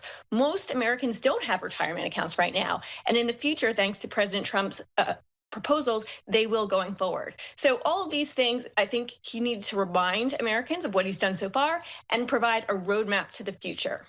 Did he provide a roadmap for the future, Kelly? He provided a roadmap of what he believed was going to happen in the future as well, and he did say that. But I think that one of the highlights for me was to see our veterans. We had two gentlemen there that were 100 years old, or going to be 100 years old, that served our country, and that was such a great thing to someone who sacrificed so much for our country. We as a country have veterans that serve our country and do so much to make our lives better, and a lot of them give the ultimate sacrifice. So to see the veterans there was so powerful, and it was wonderful to see that. Also, the U.S. winning the gold, the men's hockey team were there as well. And hopefully this can unite our country rather than divide our country, and that Congress can work together in order to help the American people, because we vote for these people, we elect them into office, and so it's important that they represent our interests. It's important that they make sure that our lives are better. Did this speech expand the coalition, the GOP coalition, Jeanette? There's been a lot of discussion and a lot of reporting out there to suggest that there are divides in the GOP. Did this feel like this did anything to quell those statements? And to some degree, I guess another question here would be, did President Trump unify his party and energize the base for November? I think so. I think this was a very energetic speech. I mean, first of all, it was record-breaking in its length. I mean, almost 2 hours. And it covered so many important topics for all Americans, not just the Republican Party, but economic security, domestic security, foreign policy, talking about Iran. I mean, that's going to be a very important issue in the next coming weeks. Talking about voter security, which Democrats couldn't stand up for. Calling out the Democrats for supporting massive tax increases that have led to inflation. Talking about supporting American citizens and making sure that they have the sanctity of life and their lives are protected. And sadly, there was the mom of the North Carolina woman who was murdered on the train by someone who was arrested 14 times. So safety and security are so important to all American families. And President Trump really did a great job of not only laying out his policies and his plans for the future, but bringing in real people that are impacted by these policies. So I think it was he really did a great job of making his case for his own party, but also some unifying moments that Kelly talked about with our veterans, with the Israeli hostages. All of them are now home from America. So that's also something great to talk about. One more rapid fire question before we got to go. I want to ask both of you the same question. What is one political, really, risk? What is a political risk that was exposed tonight from the Democrat perspective first, Kelly? Trump painted a picture that the economy is booming, that the economy is doing great. Now, there are statistics that are showing on some issues otherwise. And so that could be a risky move about the economy and how people are affected at the grocery store, how people are affected when they buy soap detergent, and how it's costing them the cost of living, whether it's they're paying their electricity or housing cost. It was a risky move. A political risk you saw from the GOP side of things, Jeanette? As a Republican, the behavior I saw from some of the congressional Democrats was absolutely appalling. Ilhan Omar shouting out, Democrats refusing to stand on common sense issues like, do you feel that American citizens' lives need to be protected above all? I mean, these are just common sense issues. And I think a line that's going to stick with a lot of people is President Trump saying these people are crazy. So it's just a lot of common sense that the Democratic Party is lacking, and a total lack of decorum and a lack of respect for our government, frankly, that was shown by the Democratic Party. All right, I wish we had more time. Jeanette Hoffman is a Republican strategist and president of Marathon Public Affairs. Kelly Hyman, a Democratic strategist and trial attorney. Thanks for the time tonight.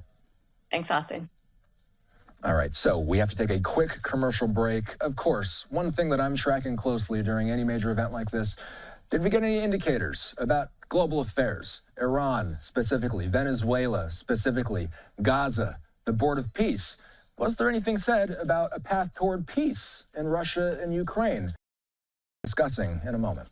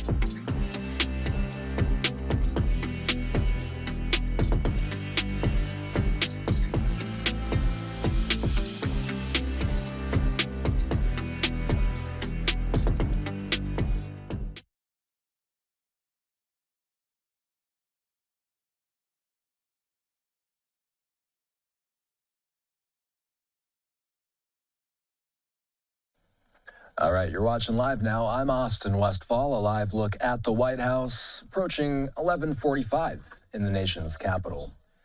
All right, Meredith McGraw with this. Let's talk about Iran. Quote from Trump, "We are in negotiations with them.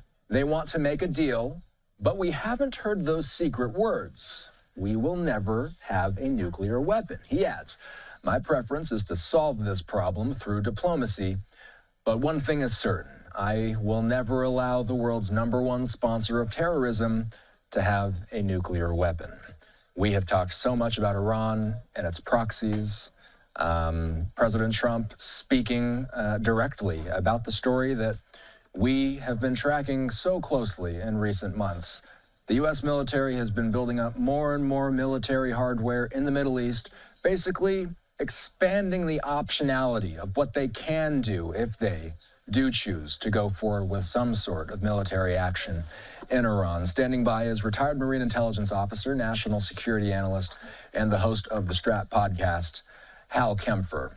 Hal, he kept things fairly vague with Iran tonight. Austin, I thought he kind of kept it open. You know, we have this massive armada over there. We have this huge air component that's also not just afloat, but actually on the ground that's poised to strike. There's a lot of speculation. Well, I shouldn't say speculation. A lot of prediction that there could be a major attack within days. And the second carrier task force, you know, the Gerald R. Ford, our biggest carrier, is very close to getting in within strike position. So with all of that, I kind of expected to hear more. He didn't really go into it. He kept it kind of vague. He did mention, you know, we obliterated their nuclear weapons. And I was kind of interesting to hear that, how he's going to kind of say that, because on the one hand, they use the term obliteration, and we've talked, you know, that's not a standard military term. But then the other one is that then he had to kind of pivot over to say, well, we're going after them because they're not going to give up nuclear weapons. There is a little bit of a difference there. If you say you destroyed it and they're still trying to do it, but he kind of moved through that pretty easily. And but then he moved right on. And I have to tell you, there's a lot of stuff there that he just pointed to that, you know, obviously, you know, kind of hit those patriotic heartstrings. You know, 2 Congressional Medal of Honors in a State of the Union. I've never seen anything like that. It was stunning, and one of them is really fast. I have to tell you that those things usually take years and years to approve. And Chief Warrant Officer 5, Eric Slovers, he just did that mission. That's the fastest Congressional Medal of Honor approval and awarding I have ever seen. That's just that was stunning, and that was the Maduro mission. And then, of course, pointing out, you know, the tragic events that took place with two National Guard troopers, you know, an airman and a staff sergeant who was there, and of course the fatal the fatal killing of a soldier. He pointed that out, and it was kind of interesting how he kind of put all that together. But it definitely had some impact. You know, foreign policy took up a significant portion of the address. He touted efforts to secure the peace deal in Gaza. We just talked about Iran. He said that NATO allies are moving forward with spending 5% of their GDP on defense. That's something that we knew about already. That was not a brand new announcement that he made, but 5% GDP of NATO's GDP will be spent on defense. That's a substantial increase from previous targets. He talked about Operation Midnight Hammer, which targeted the nuclear facilities in Iran last time. You know, let's talk about Russia and Ukraine. Maybe you caught something I didn't, Hal, but I didn't hear a whole lot about Russia and Ukraine. He ran on the platform of ending wars very quickly as soon as he would get into office. He did bring the Gaza war to a peace deal that remains to this day. But I think you might agree with me, we still sit here post-speech with a lot of questions about the path forward to peace in Ukraine. Well, there's he went through the 8 conflicts that were stopped or ended during his administration, and the truth is that the U.S. played a critical role in all of those. Stopping the fighting, whether you want to call it a full-fledged war or an armed conflict or border conflict or whatever, we did play a big role in all that. But then he got to Ukraine, and really, and it's something I've heard him say before. He mentions the carnage, basically. He mentions the loss of troops and that we're working hard to find a peace deal. But then he didn't really provide any details. He kind of stayed away from any more than that. And then Gaza, he talked about, but I kind of felt there was a little point there where he said, he says we got the Gaza deal. That's a big one. But then he kind of tacitly admitted there's still some things, some violent things going on there, which kind of was he didn't say it, but it kind of infers, some of the things that are still happening in Gaza with airstrikes and what Hamas is doing, to say that there's still, more work to be done in that regard. And I just thought that was kind of an interesting admission on his part.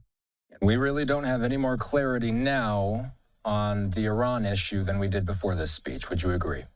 I would agree. We don't. But I would say I'm less concerned about the speech. I'm less focused on the speech unless he was going to say something. And there was speculation out there that he was going to say something big on Iran tonight. Trust me, there was a lot of people wondering, was he going to say that he's going to set a new deadline or what we're initiating some action or something like that? That none of that happened. And sometimes these speeches, you have to look for what's not said as more than what is said in that regard. But he did kind of lay out there, the thing. He says, look, they got to give up this this goal, those secret words or special, he said secret words that they have to say that they do not want nuclear weapons. Now, honestly, I have heard them say that, but they never said it in a way that it had any, ringing truth to it. They'd always say, oh, of course we're not going after nuclear weapons. Just ignore everything that your satellites are showing that we're doing, and they would do that. So I think there's some truth there, but they have said words kind of like that before, and then we find out that they're actually processing, enriching uranium for making nuclear weapons. So they didn't really have a lot of, they don't have a lot of credibility in that regard. But if you look at what's happening, what's right on the ground out there and at sea, we're poised to do something. Hal Kemper joining us tonight. He's a retired Marine intelligence officer and the host of the Strap podcast. Appreciate you. All right. Thank you, Austin. All right. So that is going to bring us to our next commercial break, a live look at the White House. We'll be right back.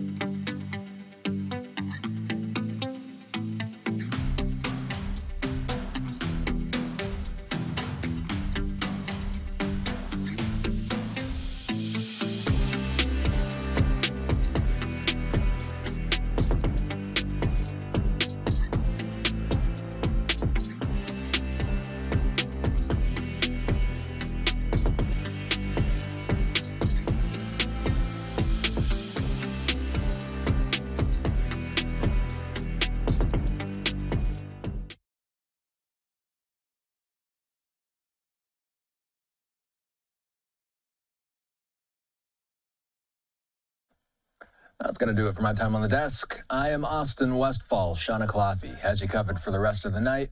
what we're going to be doing for the rest of the night, continuing the conversation about the State of the Union and some of the most important things that President Trump focused on. Of course, we all expected that the economy would be one of, if not the biggest thing that the president would address. It ended up being that he focused on the economy all throughout the speech. I'm going to leave you with a quick little portion of Trump speaking about his economic agenda. The Biden administration and its allies in Congress gave us the worst inflation in the history of our country. But in 12 months, my administration has driven core inflation down to the lowest level in more than 5 years. And in the last 3 months of 2025, it was down to 1.7%.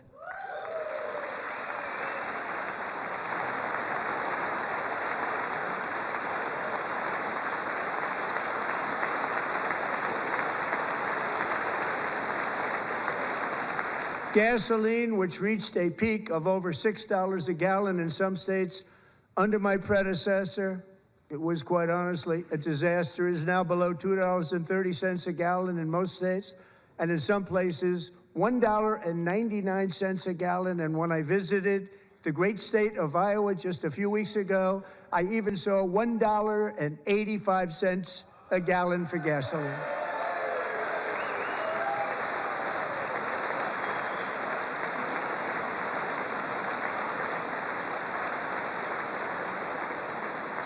Mortgage rates are the lowest in 4 years and falling fast, and the annual cost of a typical new mortgage is down almost $5,000 just since I took office. 1 year.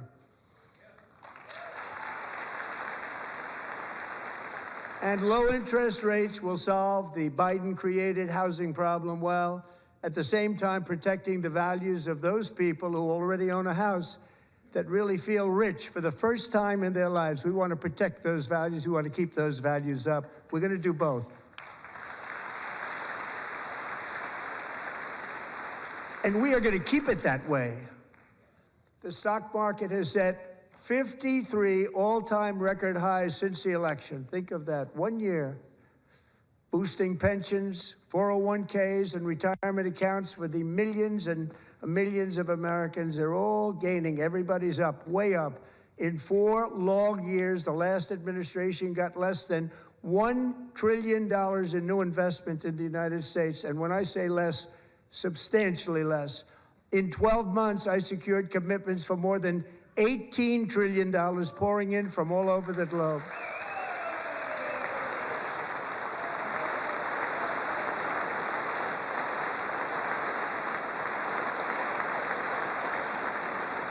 Think of it, much less than $1 trillion for 4 years versus much more than $18 trillion for 1 year. What a difference a president makes. A short time ago, we were a dead country. Now we are the hottest country anywhere in the world, the hottest.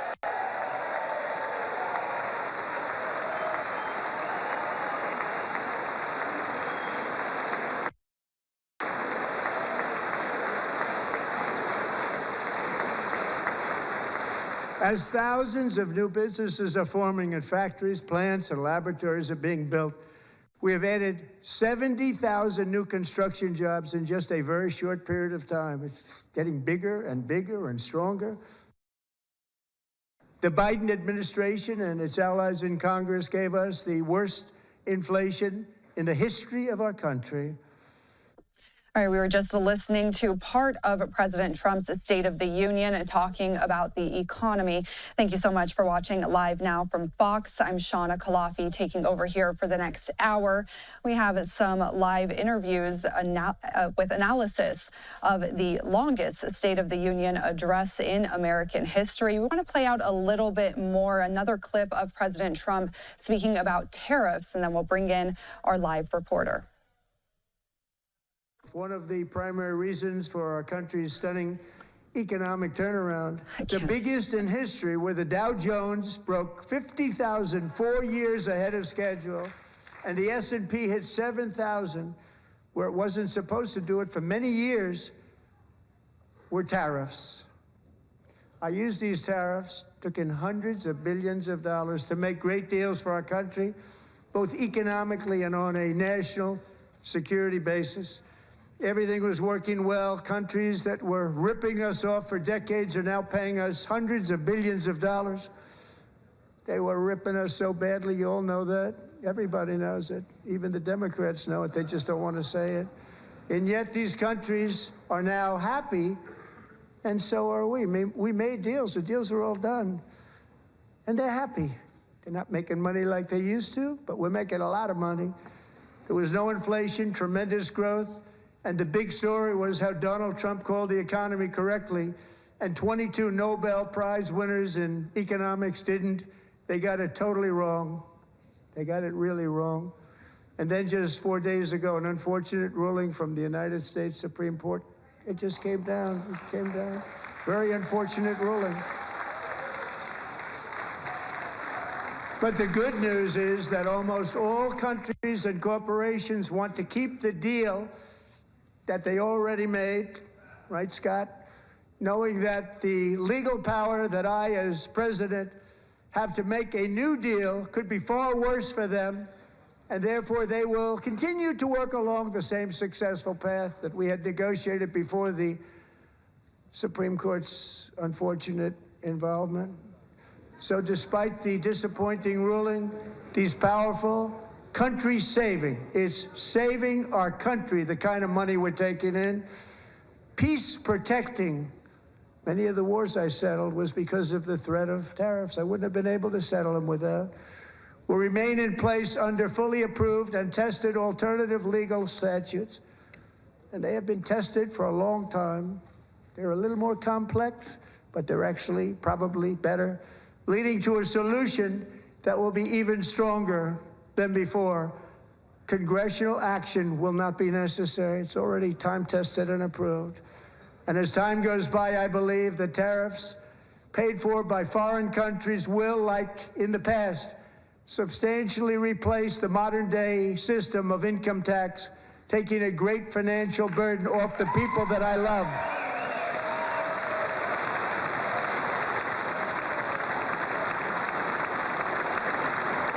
Right?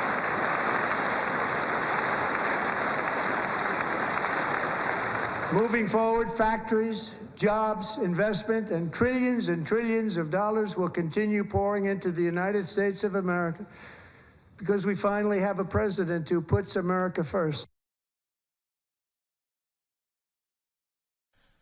All right, that was just a little bit of Trump's lengthy State of the Union address. We just listened to it in full.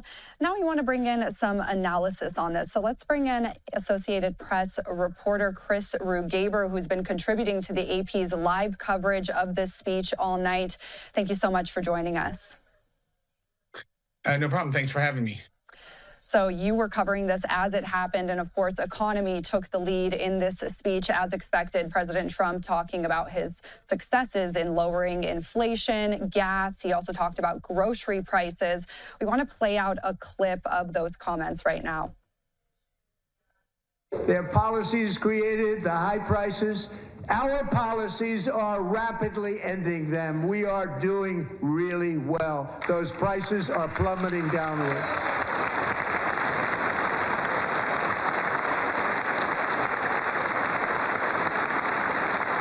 The price of eggs is down 60%, Madam Secretary, thank you. The cost of chicken, butter, fruit, hotels, automobiles, rent is lower today than when I took office by a lot. And even beef, which was very high, is starting to come down significantly. Just hold on a little while, we're getting it down. And soon you will see numbers that few people would think were possible to achieve just a short time ago.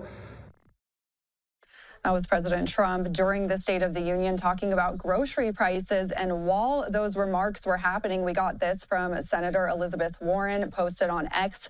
She said, Trump is lying. Coffee is up 18.3%. Ground beef is up 17.2%.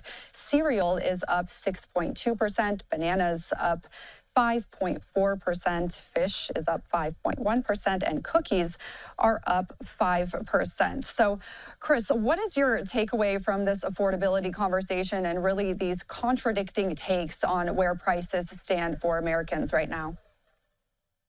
Well, right. Well, Trump wanted to address that. It's been a line of attack from Democrats, as he acknowledged. And there are different numbers floating out there. Overall, grocery prices are not growing as fast as they were certainly a few years ago. Overall, when everything is taken into account, they're up about 2.5% in the past year. So they're still rising. I mean, at the peak of inflation back in 2022, grocery prices were rising by as much as 12, 13% a year. So they've certainly come down, but individual items are still climbing. And so, yes, some of those numbers from Senator Warren, I haven't seen all of them, but the ground beef is up 17% in the past year. Now, eggs have come down. The other problem, the egg price growth has come down. The other problem that the president is facing, and it's the same one that President Joe Biden faced at the end of his term, which is even as inflation itself, even as the rate of increase slows, people still remember what the lower prices were a few years ago, and that's still frustrating for them. So I think that's a big thing that the president is dealing with, as well as a few of these pockets like ground beef still going up a lot in price. And during that speech, President Trump also talking about his administration's success in boosting the stock market, talking about the stock market breaking several records. Let's play out those remarks and we'll get your reaction to that as well.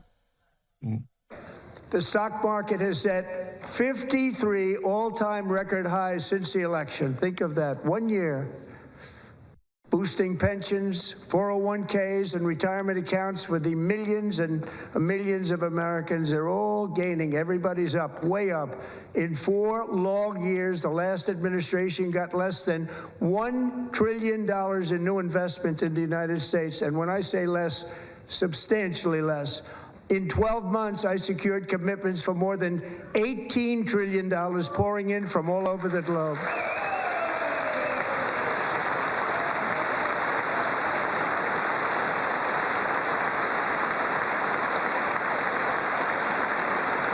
Think of it, much less than $1 trillion for 4 years versus much more than $18 trillion for 1 year. What a difference a president makes. So, Chris, in those remarks, President Trump talking about the stock market, boosting of the stock market, and those record-breaking numbers that he talked about. You did a live fact-checking report during this speech for the Associated Press. What was your analysis of those comments regarding the stock market? Well, I mean, the stock market has gone up it went up last year a fair amount, but it hasn't gone up that much more under Trump than under many other presidents. And by the way, this year, for the first couple months, month and a half, it's not gone up too much. There's been some bumps, as many people probably noticed, stemming from some concerns about AI and how that's going to affect software companies and others. But in the first year, in 2025, the S&P 500, the broadest stock market index, went up about 16%. So that's a healthy return. But under Joe Biden's first year in 2021, it went up 19%.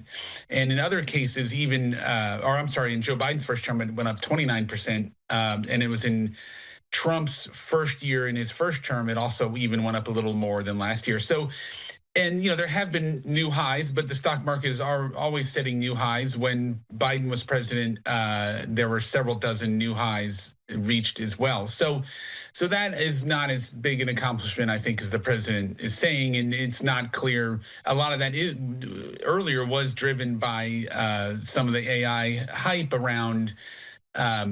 And the companies, such as the chip companies that are making a lot of money from AI investment, and that's not so much directly related to the president's policies.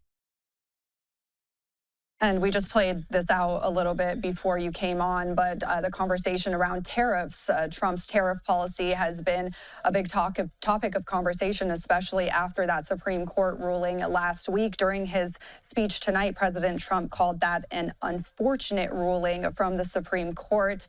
What was your takeaway from the conversation surrounding tariffs, and was there any indication on what the future might be in implementing these global tariffs? Well, he is trying to replace those tariffs. He's not going to be able to replace them all immediately. The tariffs that were struck down were put in place under an emergency law that he was using, and that was enabling him to threaten all kinds of tariffs against any country and on any product. And that's now what the Supreme Court said he can't do. There are other provisions, including one that he's using to put a 10% global tariff on, but that's only for 150 days unless Congress renews it. And that's going to result probably in lower tariffs for some countries like China. So the United States won't be earning or getting as much revenue from that as from the other tariffs. There could be some small declines in some of the price increases we've seen. It could help in that way. He's then going to try to do some more investigations. There are some longer legal processes that he can use to try to reimpose some of those other tariffs. So we'll be hearing a lot more about tariffs, I'm sure, for the rest of the year. It will maintain some of the uncertainty for many companies who they'll have to figure out what products will now be tariffed, what's going to replace the tariffs that went away. And so that may slow down some of the hiring and investment. So that could be a problem for many companies. But there are these other avenues, and he's going to try to use them. I don't think he'll be able to impose as many tariffs, or most of the estimates are that we won't be bringing in as much revenue from American companies who are paying the tariffs, won't be bringing in as much as before. And of course, this was a lengthy speech, so President Trump covering a range of topics, and we are just starting to see reaction coming in on some of these different comments that were made. From your live analysis of this speech, what do you think are going to be the big talkers coming out of this, maybe as we move into tomorrow? Well, he didn't have a lot of new proposals. There was a proposal to provide a $1,000 matching grant for people who don't have retirement accounts through work. And there wasn't a lot of detail there, so I think people will be looking for more detail on that. I mean, that could be something that could help a fair number of people if there's follow through. There was also some talk about these Trump accounts for newborns, but it's still not clear how widespread that will be available. So, but I think people will be looking for some detail from that. Otherwise, I think some of the talk will be on immigration, what other things he did and didn't talk about. He certainly talked about criminal immigrants and trying to get them out of the country, but he didn't really give a full-throated defense of what has happened in Minnesota, for example. So that, I think, has been noted by some people. So it'll be interesting to see. It was a long speech, but not a lot of new proposals for Congress, say, to act on. So that's a little bit different from State of the Unions from other presidents. All right. Thank you so much, Chris Rugaber, Associated Press reporter, for your analysis. We appreciate you joining us. No problem. Thank you. Thank you. Let's take a 2-minute break. We'll have more analysis of the State of the Union address.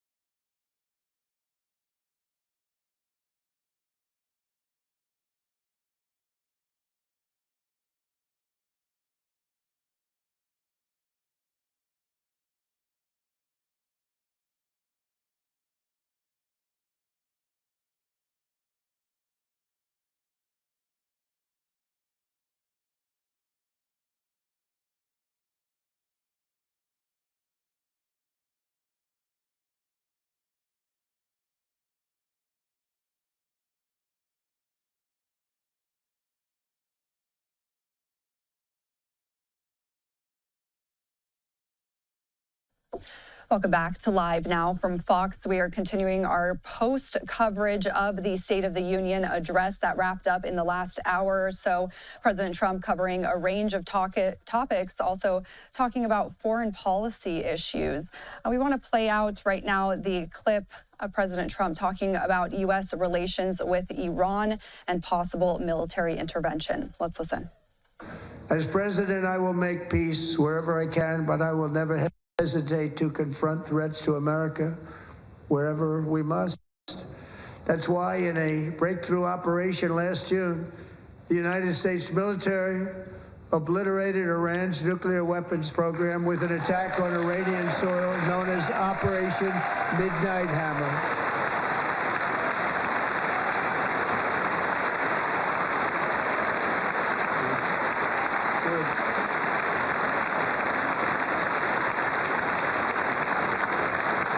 For decades, it had been the policy of the United States never to allow Iran to obtain a nuclear weapon. Many decades. Since they seized control of that proud nation 47 years ago, the regime and its murderous proxies have spread nothing but terrorism and death and hate.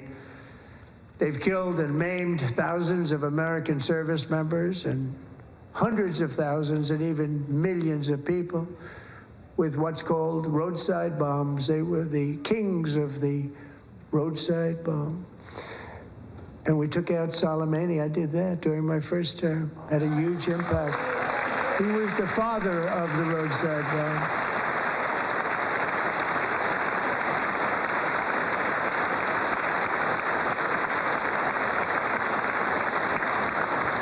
And just over the last couple of months with the protests, they've killed at least, it looks like 32,000 protesters, 32,000 protesters in their own country. They shot them and hung them. We stopped them from hanging a lot of them with the threat of serious violence. But this is some terrible people. They've already developed missiles that can threaten Europe and our bases overseas, and they're working to build missiles that will soon reach the United States of America.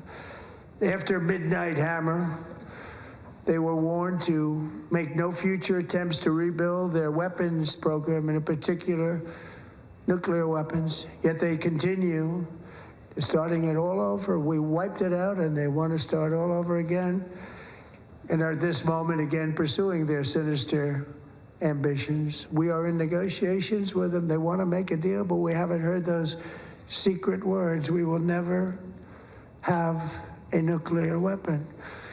My preference.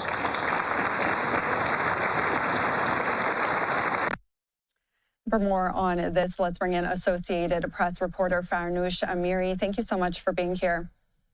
Thanks for having me. So what is your reaction to what we just heard from President Trump? He was talking about the protesters killed in Iran. He gave a more concrete number than what we've been seeing. He said 32,000. He also ended that with, we still haven't heard the magic words that about the nuclear capabilities of Iran. So what is your takeaway there? And have we heard anything from the Iran leaders on that topic as these negotiations are set to resume this week? Yeah, I mean, we were all, watching to see what President Trump was going to say tonight regarding Iran. Obviously, his State of the Union speech is happening as there is, one of the more significant U.S. military buildup in the region. And as Trump has threatened to take military action against Iran, first because of its treatment of its protesters in early January, and now to bring them to the table to make a nuclear deal. What was really confusing, I think, for most of us who have spent years covering these negotiations, which have happened under Republican and Democratic administrations, is that, one line that has been consistent, whether, you can say whether they mean it or not, is that Iranians have said that their nuclear program is peaceful and that they do not want a nuclear weapon. And they've said that as recently as this morning. Iranian Foreign Minister Abbas Araghchi posted on Twitter saying, there was a series of outlines of where Iran stands ahead of the Thursday conversations between U.S. and Iranian officials. And he said, clearly and unequivocally, Iran does not want to build a nuclear weapon. So it was a bit confusing why the president recently said those comments. He hasn't mentioned those magic words before.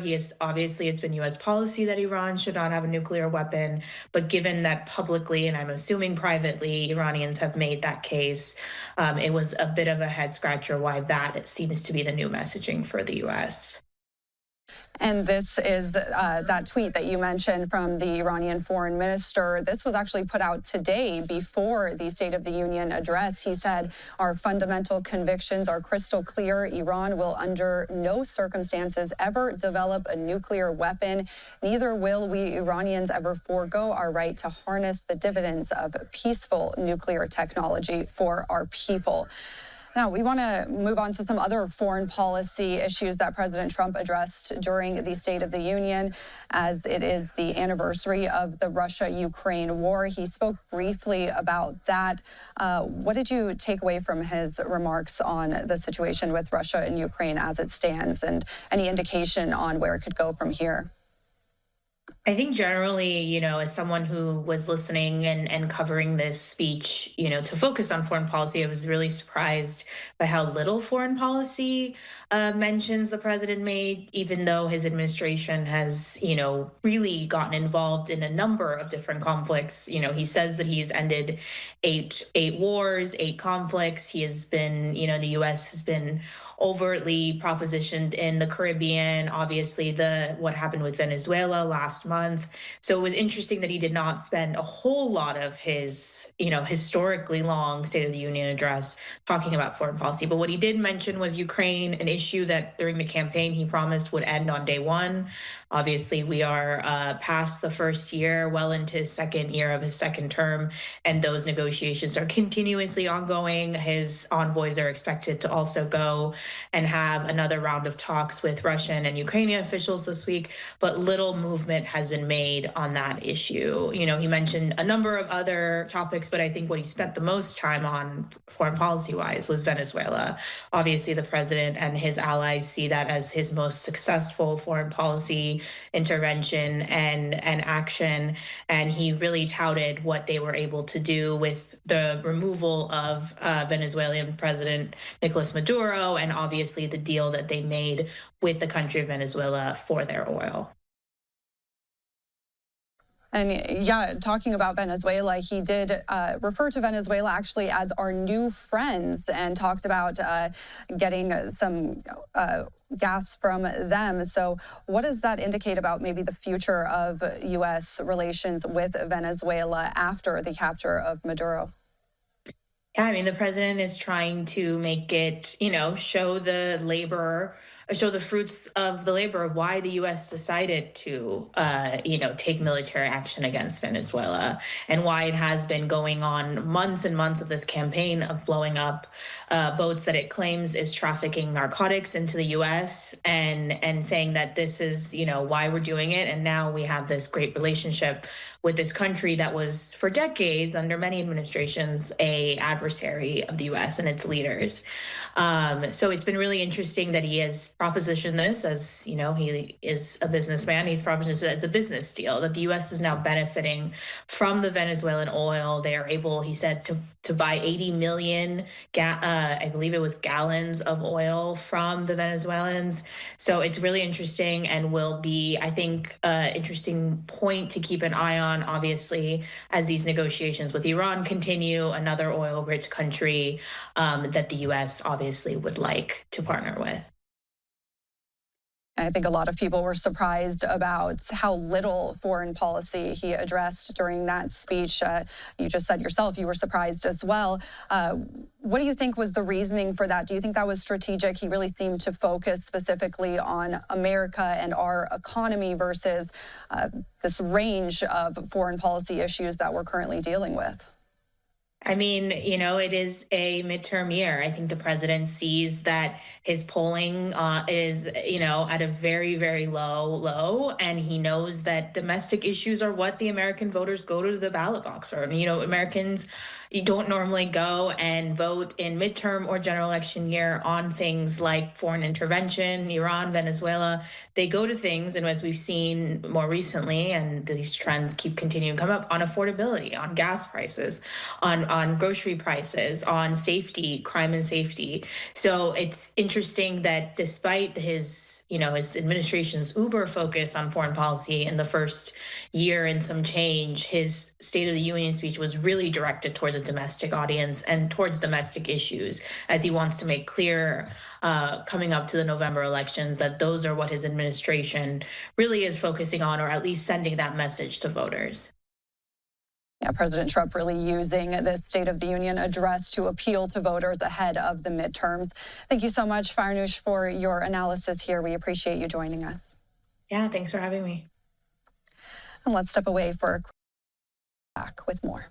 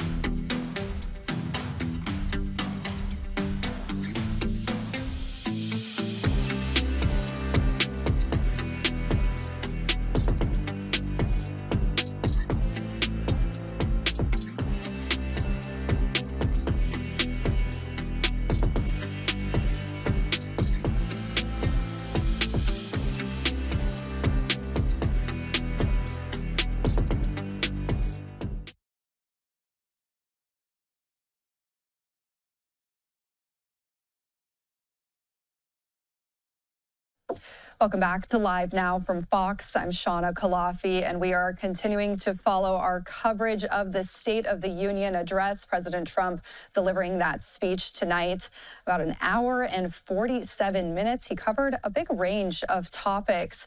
For more on what was said, let's bring in Reuters White House correspondent Graham Slattery. Thank you so much for joining us. Thanks for having me. So, Graham, a lot of different topics covered during this lengthy speech, the State of the Union tonight.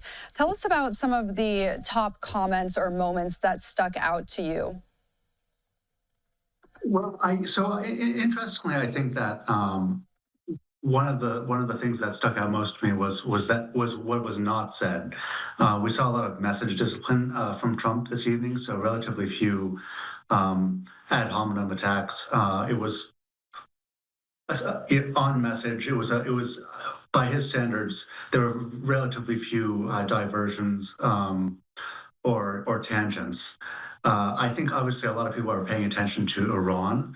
A lot of voters were looking for some clarity regarding whether Trump would make a case for military action in Iran. At the 75-minute mark, he did speak briefly about Iran and some of the threats the nation posed. I don't think that it was necessarily a detailed case. But that was certainly a moment that we were examining very, very closely to define his intentions.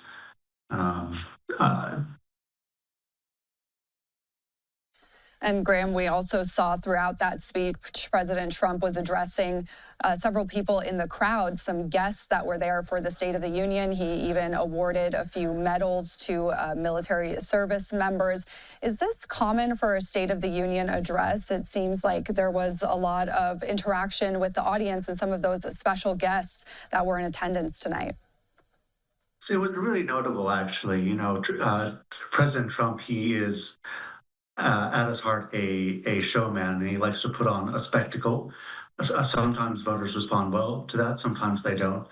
But certainly we saw him parade through a number of sympathetic figures. We saw, you know, the U.S. national hockey team there. We saw Erica Kirk. We saw the mother of a murdered Ukrainian immigrant. So it was really interesting how he personalized various topics by, in fact, bringing in representatives, many of whom were designed to be relatively sympathetic characters for the audience and for voters generally.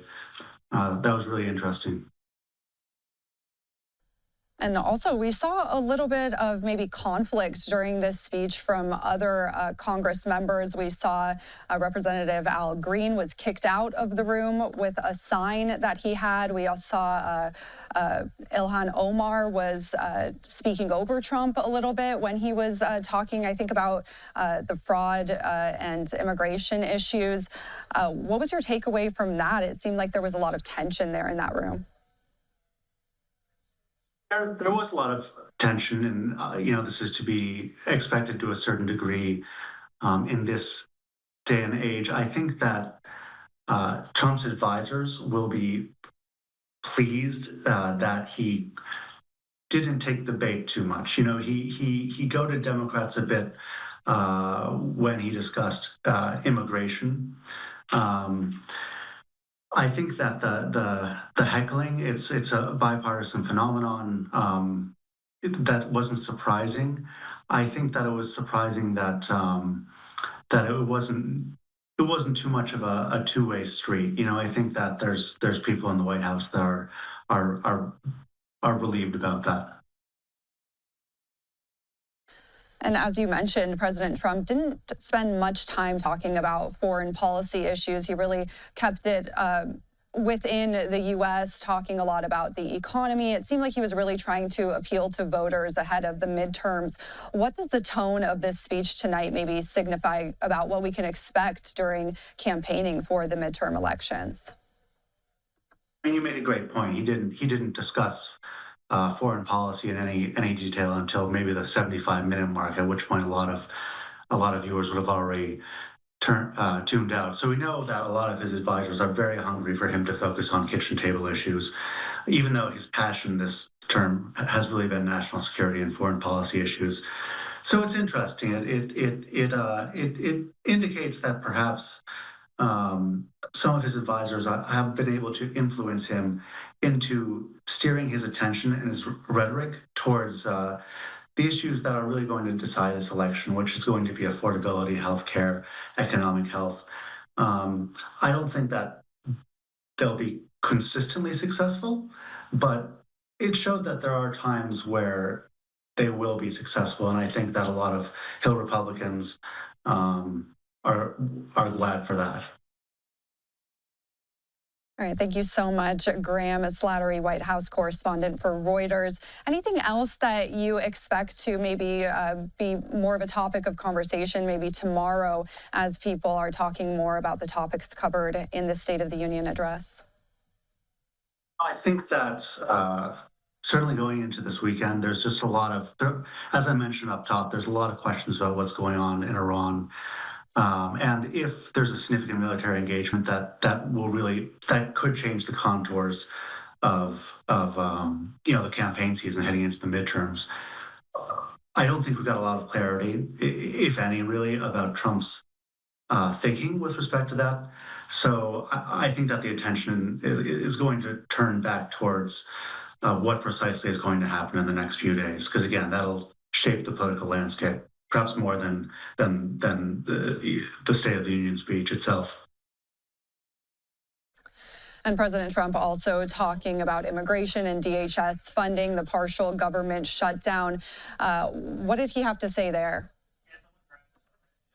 Well, it's interesting, with on immigration. I think we saw something of a return to form. He brought up the cases of a number of Americans that were killed or victimized by immigrants, which is something we saw on the campaign trail, and that tying immigration to public security resonated with voters. We've seen him lose a little bit of narrative control over immigration, in large part because of controversies regarding ICE and Border Patrol tactics. But it's interesting. He didn't bring up ICE. Didn't say the words Border Patrol. Didn't talk about going into Democratic-run cities. So it seems that he's intentionally jettisoned some or downplayed some elements of his immigration enforcement policies, which have proven controversial, particularly amongst independent voters, while essentially just returning to the basics. Immigration started off as a very strong political subject for Trump and the Republicans, and I think he's trying to go back to where he was a year ago, or even before, when that was a topic that was really pivotal in his election. All right, Graham, thank you so much for your input here. We really appreciate it. Perfect. Thanks for having me. Thank you. And right now, we want to play out a little bit of President Trump's remarks regarding the Department of Homeland Security and the partial government shutdown. This is just a short clip from his speech tonight. Democrats in this chamber have cut off all funding for the Department of Homeland Security. It's all cut off. It's all cut off. They have instituted another Democrat shutdown, the first one costing us 2 points on GDP. 2 points we lost on GDP, which probably made them quite happy, actually. Now they have closed the agency responsible for protecting Americans from terrorists and murderers. Tonight I'm demanding the full and immediate restoration of all funding for the border security, Homeland Security of the United States, and also for helping people clean up their snow. We have no money because of the Democrats, and it would be nice. We'd love to give you a hand at cleaning it up, but you gave no money. Nobody's getting paid. It's a shame. President Trump speaking about DHS funding during his State of the Union address tonight. Ahead of that address, Senate Democrats voting to block DHS funding as this partial government shutdown continues. That legislation to fund the department failed to advance in the Senate yet again this evening, as every Democrat present, except for one, voted against it. And that happened just hours before President Trump's address tonight. And as you just heard us talking about with the Reuters White House correspondent, there was a little bit of back and forth with President Trump and Representative Ilhan Omar during his speech tonight. We want to play out that for you as well right now. Isn't that a shame? You should be ashamed of yourself not standing up. You should be ashamed of yourself. That is why I'm also asking you to end deadly sanctuary cities that protect the criminals and enact serious penalties for public officials who block the removal of criminal aliens. In many cases, drug lords, murderers all over our country, they're blocking the removal of these people out of our country, and you should be ashamed of yourself.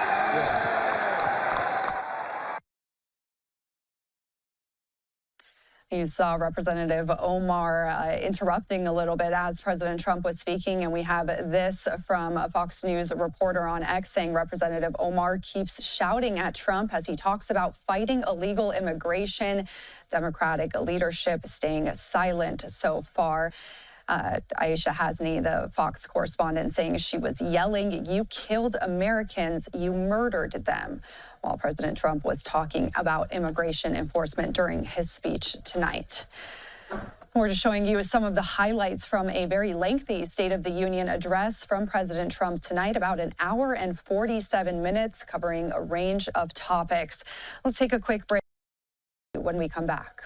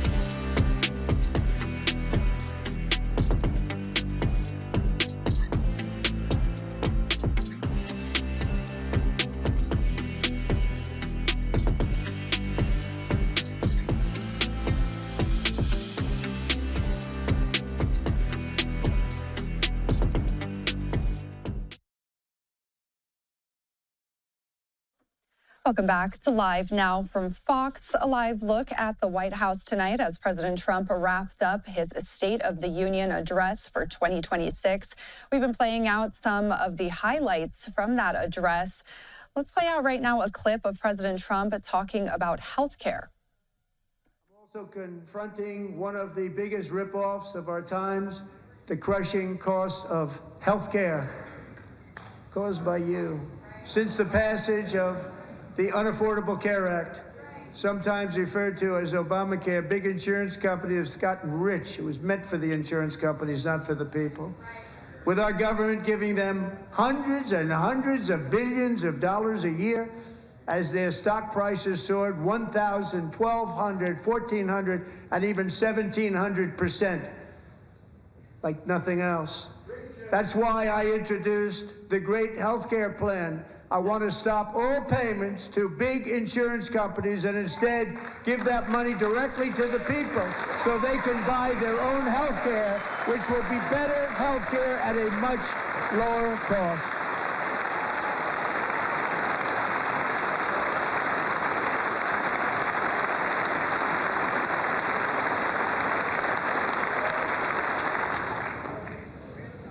In addition, my plan requires maximum price transparency. That's a big deal. Sounds so simple, so big. And I did that in my first term, and the Democrats immediately terminated it with full knowledge that they were doing a very bad thing for the people. Costs were going to go way up, and that's what happened, and now I'm bringing them way down on health care and everything else. I'm also ending the wildly inflated cost of prescription drugs like has never happened before.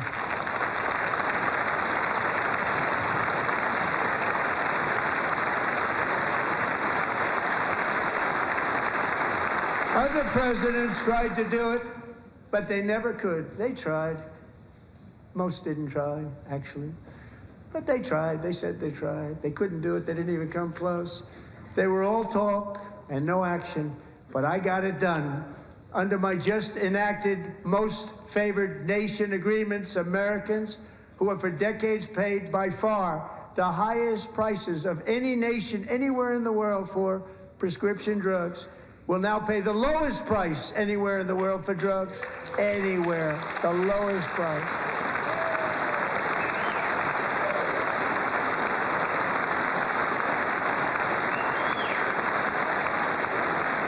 So in my first year of the second term, should be my third term, but strange things happen.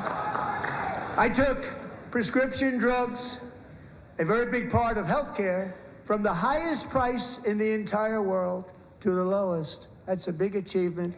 The result is price differences of 300, 400, 500, 600% and more, all available right now at a new website called TrumpRx.gov. That was President Trump talking about health care affordability. He also spent a portion of the speech talking about his border policy and about the immigration crackdown. We have a little bit of that to play out for you as well. Millions and millions of illegal aliens poured across our borders, totally unvetted and unchecked. We now have the strongest and most secure border in American history by far.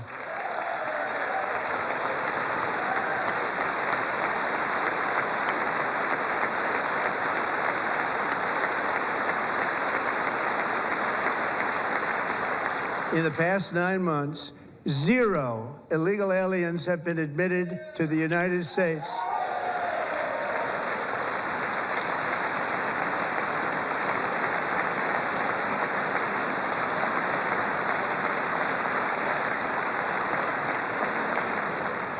But we will always allow people to come in legally, people that will love our country and will work hard to maintain our country.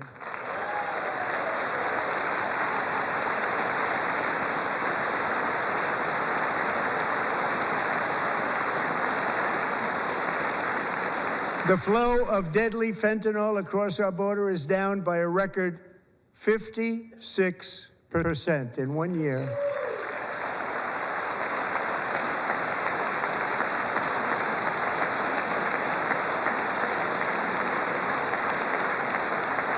And last year, the murder rate saw its single largest decline in recorded history. This is the biggest decline, think of it, in recorded history, the lowest number in over 125 years. So that was just some of President Trump's remarks during his State of the Union address. We also have this post on X from Mike Walls, a photo of Trump's cabinet team after the State of the Union, saying it was an amazing night with that team. And following President Trump's State of the Union address, Virginia Governor Abigail Spanberger delivering the Democratic rebuttal. Let's play out a little bit of her remarks. We watched our nation's lawmakers gather for a joint session of Congress. We did not hear the truth from our president. So let's speak plainly and honestly. And let me ask you, the American people watching at home, 3 questions. Is the president working to make life more affordable for you and your family? Is the president working to keep Americans safe both at home and abroad? Is the president working for you?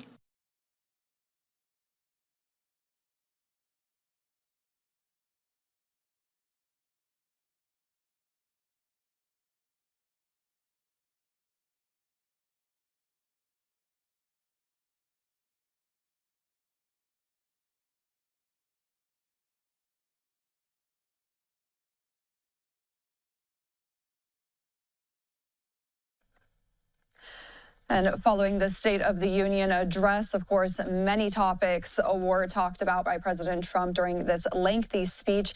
We have Fox correspondent Caroline Shively with a wrap of the State of the Union. President Trump's address comes at a pivotal moment for the nation, the world, and his own legacy. Mr. Speaker, the President of the United States. A partial standing ovation for President Trump at the Capitol before making his case on why the State of the Union is stronger than ever. Our nation is back, bigger, better, richer, and stronger than ever before. His address comes ahead of the midterm elections, where the economy will likely be the #1 issue for many voters. My administration has driven core inflation down to the lowest level in more than 5 years.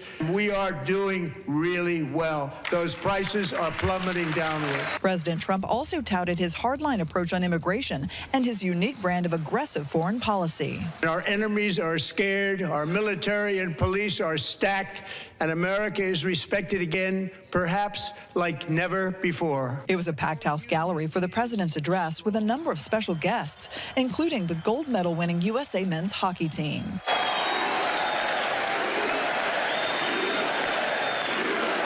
Meanwhile, Democrats in attendance made no secret of what they think of the current State of the Union, and dozens decided to boycott the speech. They want to call that the State of the Union. It is the state of denial. Both parties are focused on how these issues fare at the polls, coming just months before the midterm elections, which will determine who controls Congress. In Washington, Caroline Shively, Fox News. And the White House putting this on X following the State of the Union address, saying the State of the Union is strong because we finally have a president who puts America first. And we watched the full State of the Union address live with you here on Live Now from Fox. We're going to be playing that overnight on our playlist if you want to watch it in full again. We also have the full Democratic rebuttal from Governor Spanberger.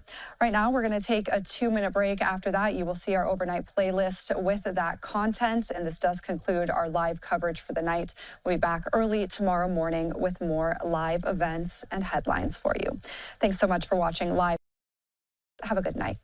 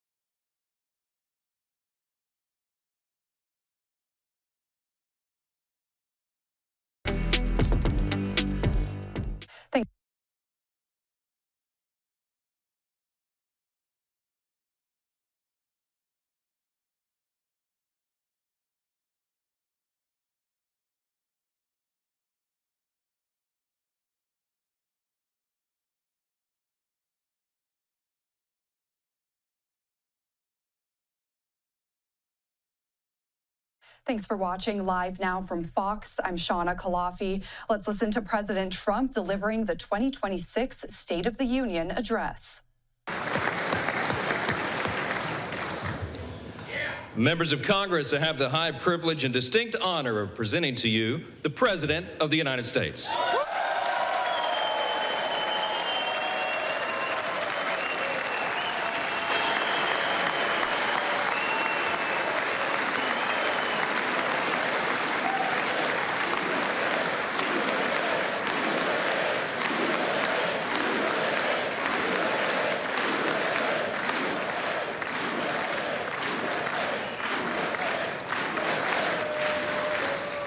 Well, thank you very much, everybody. It's really an honor. Speaker Johnson, Vice President Vance, First Lady of the United States.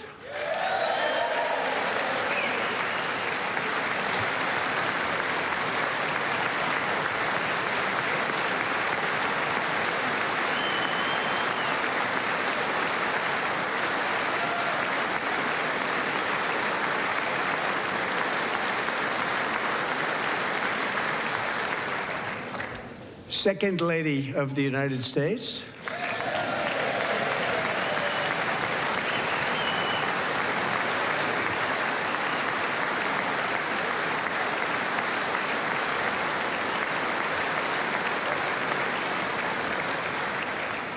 Members of Congress and my fellow Americans, our nation is back, bigger, better, richer, and stronger than ever before.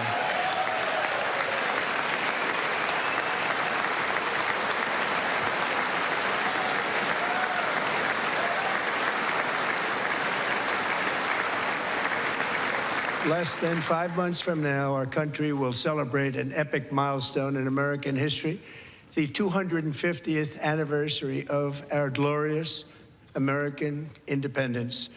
This July 4th, we will mark 2.5 centuries of liberty and triumph, progress and freedom in the most incredible and exceptional nation ever to exist on the face of the earth. And you've seen nothing yet. We're going to do better and better and better. This is the golden age of America.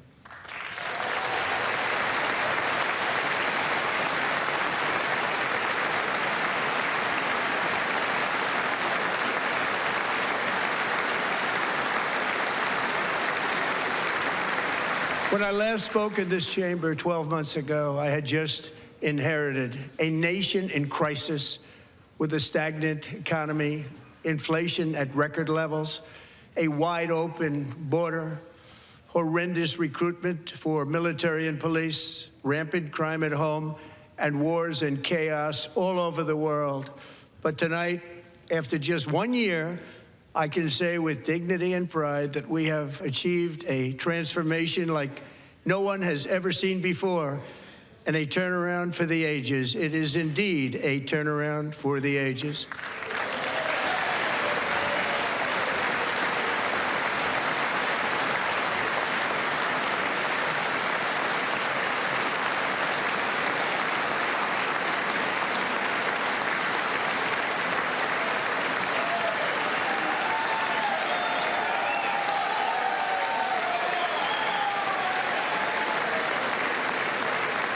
And we will never go back to where we were just a very short time ago. We're not going back. Today, our border is secure.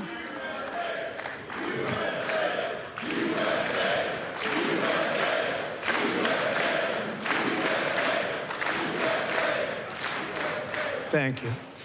Today, our border is secure. Our spirit is restored. Inflation is plummeting. Incomes are rising fast.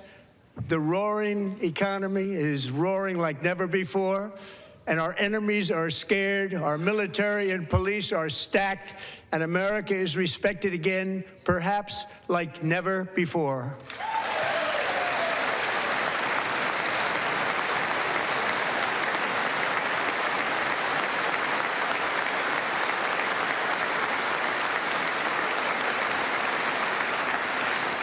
After 4 years in which millions and millions of illegal aliens poured across our borders, totally unvetted and unchecked, We now have the strongest and most secure border in American history by far.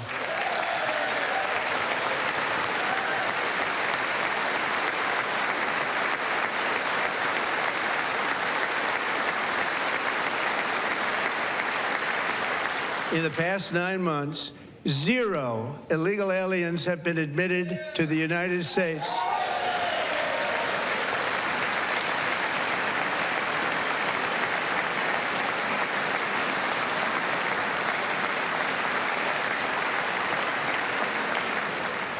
But we will always allow people to come in legally, people that will love our country and will work hard to maintain our country.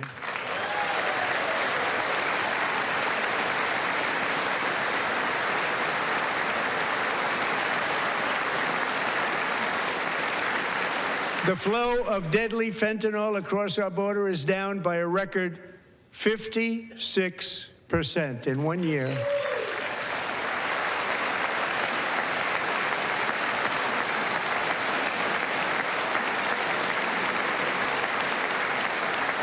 And last year, the murder rate saw its single largest decline in recorded history. This is the biggest decline, think of it, in recorded history, the lowest number in over 125 years, year 1900. In fact, substantially before my wonderful father, I had a wonderful father, Fred, before he was born, substantially before he was born. That's a long time ago. He wouldn't like me to say that, but that's a long time ago. The Biden administration and its allies in Congress gave us the worst inflation in the history of our country.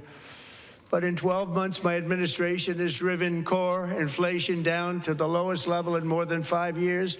And in the last 3 months of 2025, it was down to 1.7%.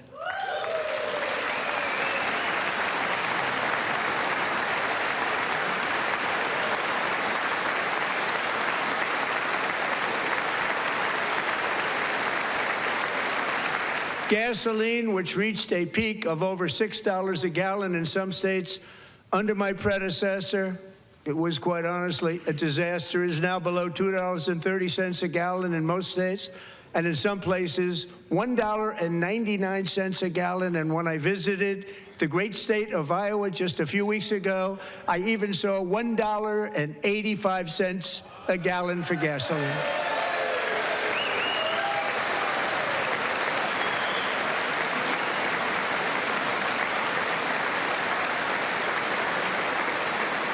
Mortgage rates are the lowest in 4 years and falling fast, and the annual cost of a typical new mortgage is down almost $5,000 just since I took office. 1 year. And low interest rates will solve the Biden-created housing problem while at the same time protecting the values of those people who already own a house that really feel rich for the first time in their lives. We want to protect those values. We want to keep those values up. We're going to do both. And we are going to keep it that way. The stock market has set 53 all-time record highs since the election. Think of that, 1 year. Boosting pensions, 401ks, and retirement accounts for the millions and millions of Americans. They're all gaining. Everybody's up, way up. In 4 long years, the last administration got less than $1 trillion in new investment in the United States. And when I say less, substantially less. In 12 months, I secured commitments for more than $18 trillion pouring in from all over the globe.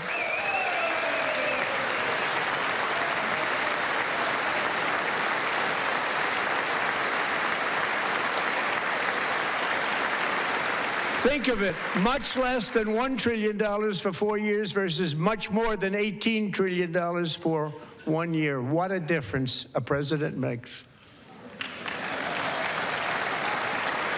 A short time ago, we were a dead country. Now we are the hottest country anywhere in the world, the hottest.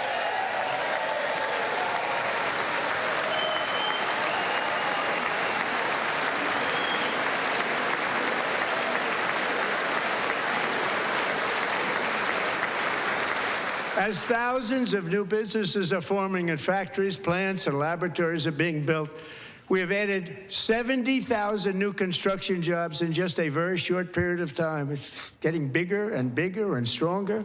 Nobody can believe what they're watching. American oil production is up by more than 600,000 barrels a day, and we just received from our new friend and partner, Venezuela, more than 80 million barrels of oil.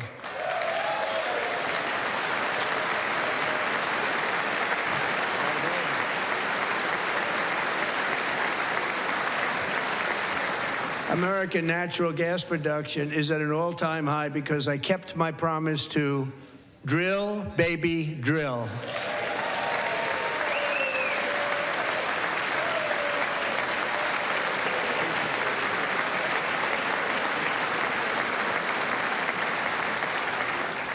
More Americans are working today than at any time in the history of our country. Think about that. Any time in the history of our country, more working today, and 100% of all jobs created under my administration have been in the private sector.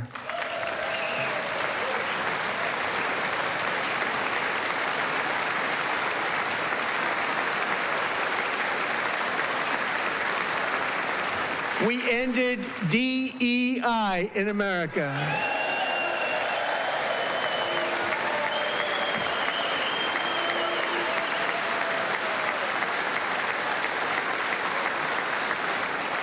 We cut a record number of job-killing regulations, and in 1 year, we have lifted 2.4 million Americans, a record, off of food stamps.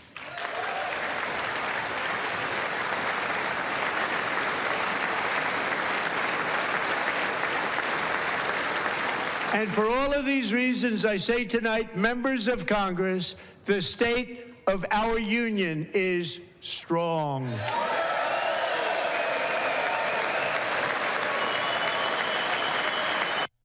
We'll have more of the State of the Union address after the break.